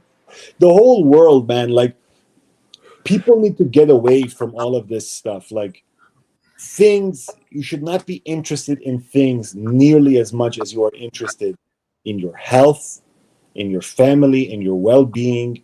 This is the stuff that matters. When you die, nobody cares what car you drove, which chain you had, how big your ring was. You know what they're going to remember? What did you do for other people? How did what you did do change other people? Like, Eugene, I talked to you about this before, but like your fragrance, the most important part of it, it's not, the most important part is that it's a piece of you is going to be left behind forever, right? It's a legacy. It's always going to be there, right? It's like you've added to the catalog of perfumery in the world. You'll always have a place in there now. You'll forever have your place in the perfume universe. It's like all these academics who want to publish their works. One reason is they want to advance academia, right? That's one big part of it, because they're in that field. They want to see it progress. That should be the goal of every academic.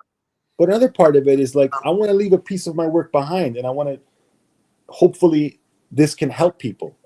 People can reference this and they can use this to continue the studies. And your fragrance, just like Antaeus, right? Just like Aqua di Gio was a pillar. I don't care what anybody says. It was like the rebirth of aquatics after cool water, right? Just like La Male, just like whatever. You guys know perfume better than me. It caused a paradigm shift, right? And who knows, maybe one day Desandras or Bellam or Le Douleur Exquise, or maybe one of the next two works, they will cause an inspiration for somebody else, and then they will work from there, right? Like Aventus came, and now there's like a whole genre of fragrances. Bro, I haven't smelled something like Desandras before. Very unique. Yeah, you never know, man. You never know what the world is. But that's your legacy. Maybe not in your lifetime. Maybe it'll be in the next lifetime. Maybe in like 50, 60 years it'll happen. Yeah, but wouldn't it be amazing to be able to experience that in another form? Like to come back in 100 years and experience that? Or let's I'm say not high enough to enter that conversation. well, let's say even in your own shoes, if you were to leave something behind, you know, and then come back in another lifetime and then be able to not only find it, but appreciate it. To leave something behind, you know. I mean, I my goal with that is to have kids, right? That's my goal, to leave something behind. Kids, yeah. Kids, I think that's the ultimate legacy. Because your goal is to like make yourself so great and so strong in every sense, like but your kids are going to eventually have their own goals and legacies as well, right? And they're going to leave. Bro, the idea, right? The idea is to make them and raise them and get them to where they need to go, and then to let them go. Like you need to let them go out into the wild and for them to create their own lives. You can be there to help them, but don't do it for them. Well, that's their opportunity. Well, a way to make them really great, a way to assist them in becoming really great, is by raising them to be really great. And a way to make yourself ready to do that is by making yourself great, right? Strong men raise strong children, strong women, strong people, I should say. So I say men in the biblical sense. Like strong people raise strong people.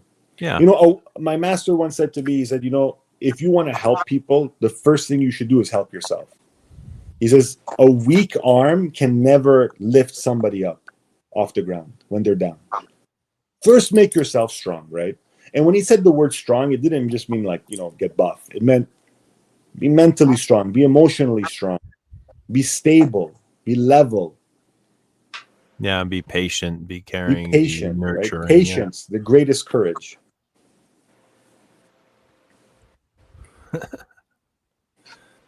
Yeah, man. Be patient. I feel like a lot of people in this community, I'm gonna throw some shade now. I'm missing some people here in the chat. I saw some. I'm not ignoring anyone. I'm just enjoying my conversation with Kevin. I feel like a lot of people in this community, just like any community where they collect and, you know, they obsess, it's a really convenient distraction from bringing it back to that thing I said earlier about putting the mirror in front of your face, right? And I find myself doing it, not with perfume, because I'm not as into perfume as you guys, right? But I have my own things, right? Well, I'll just dive into it, and it's to no end and to no purpose, right? Like, Eugene, you're fortunate, and it's of your own doing that you made it purposeful, right? But let's be honest, the majority of people, it's to no end, right? It's nothing but a drain that helps nobody, not even the person involved in it, right? Like they spend thousands and thousands and they sacrifice so much to buy these. Go ahead. Maybe for some people it might be a drain. Might not be true for everybody. Bro, it might be obscure to them that it's a drain, but it is a drain. It's I think it can be. But I think for me it was perfect just the way it was. That's not yeah, it was. It got me to exactly right here, to where I am right now. Now, in hindsight, you're looking back at it. Hindsight, yeah. Right? But that in you that made moment, something out of it. Yeah. But imagine you didn't make something out of it. What would you be saying? Then I wouldn't realize. I wouldn't be aware of it. Because you'd have nothing to be proud of. No, I'd probably have like 1,000 bottles right now. I'd probably have 1,500 bottles if I wasn't aware of it. Do you ever feel overwhelmed by the amount of bottles you have? Never. Oh, okay. Never. See, because there's no way you can love every one of those bottles.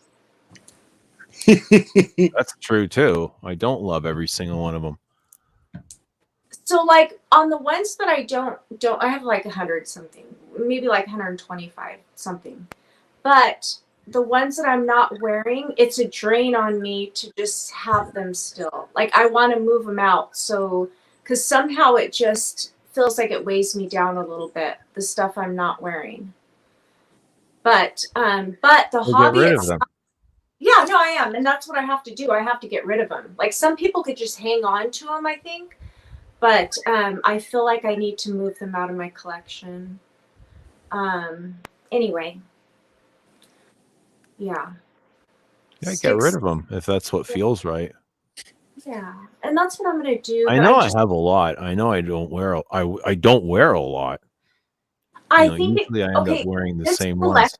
Yeah, the perfume collecting thing, it could eat up a lot of your time. You know, like it's if you think about it, you could be maybe doing other things, but I think it was a distraction at first. Hey, Duncan. Howdy. Oh, hi. Pat Lester just Anu says I fully endorse fragrance addiction. Dude, I just saw Pat Lester's comments. So are you telling me DiCaprio died for nothing in blood diamonds?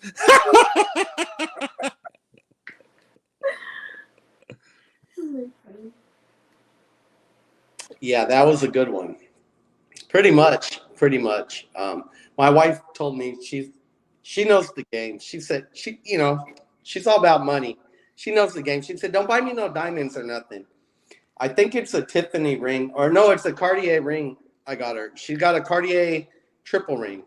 It's got white gold, yellow gold, and rose gold, and they're all connected and they fold into each other. Ooh, that sounds cool. Can I just say, Duncan?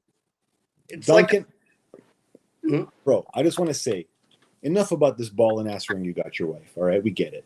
Duncan is the biggest mind fuck enigma in the whole fragrance community. Hey, you were right though, Kev.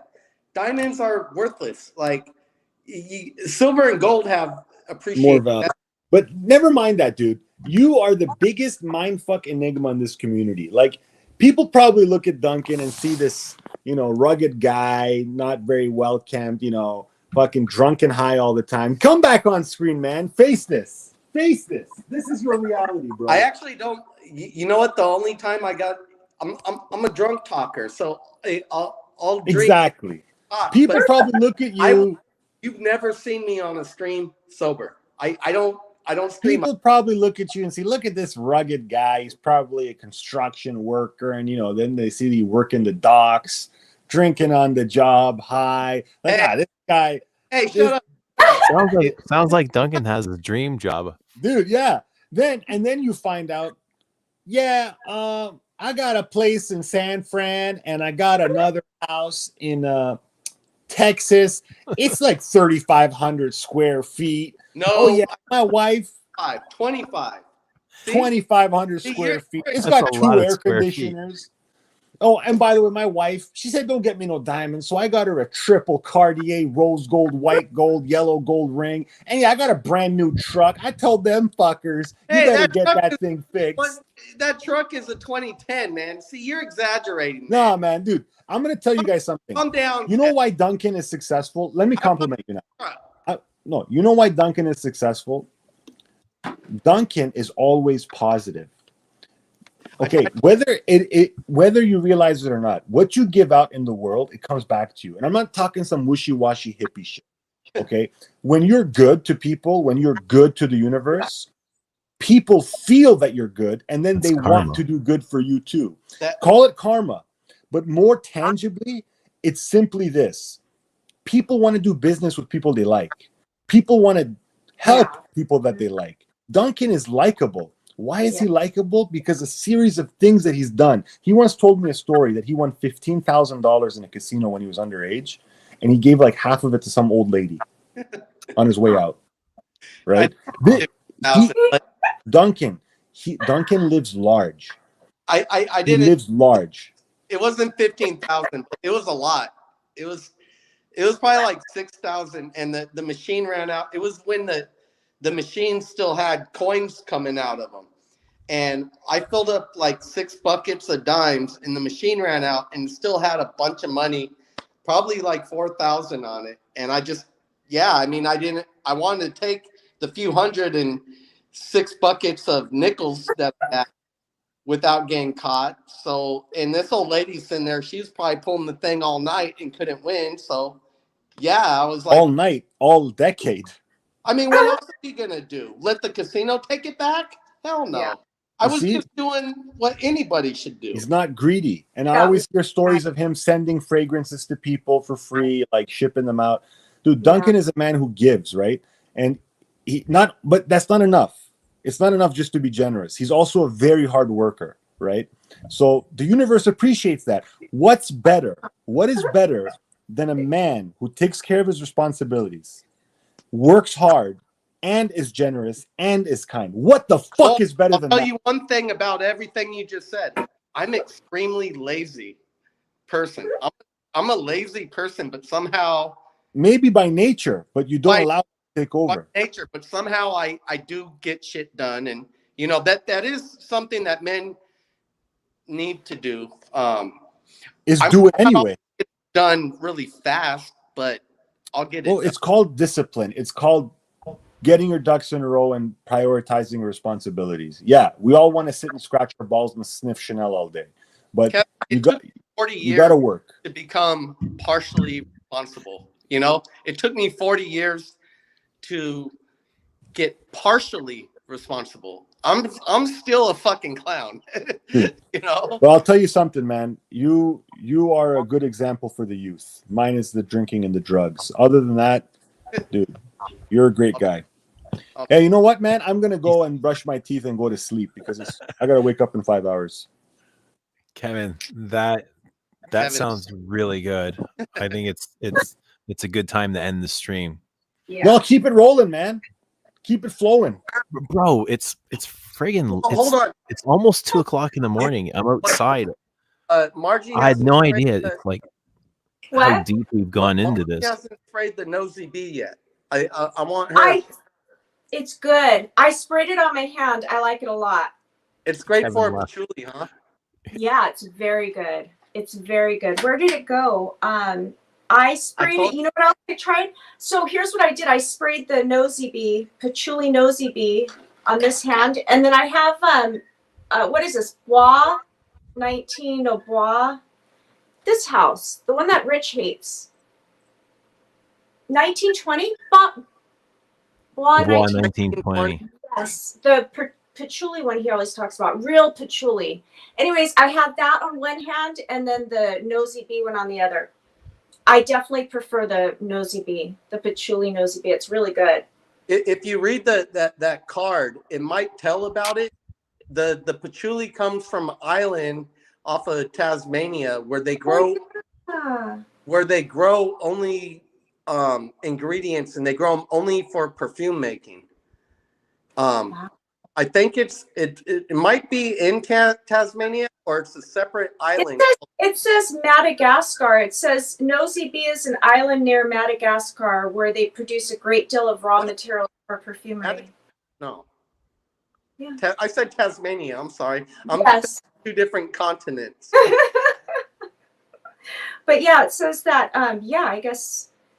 So they call it. Oh, they call it Perfume Island. That's cool. Exactly. Yeah. It's, For the first time in history, patchouli is being grown on the island. The unique oil obtained is more natural and dry. See, I like it. It's good. Like, okay, so I'm thinking of this other one. I think what is it? Incident Diplomatique. Is that the patchouli one? From Incident Diplomatique. No, that's your boy, but the patchouli one is psychedelic. Psychedelic. Yes, psychedelic, I think is what I'm thinking of. Anyway, I like this. This is better. This is perfectly like it's not too dirty, it's not too wet, and it's not too dry. It's like perfectly balanced patchouli. It does go like the psychedelic, but it doesn't. The cocoa is toned down, and so is I think the maybe vanilla, which keeps it from going too sweet. Yeah. It smells more natural. I agree. I like it a lot. It's really good.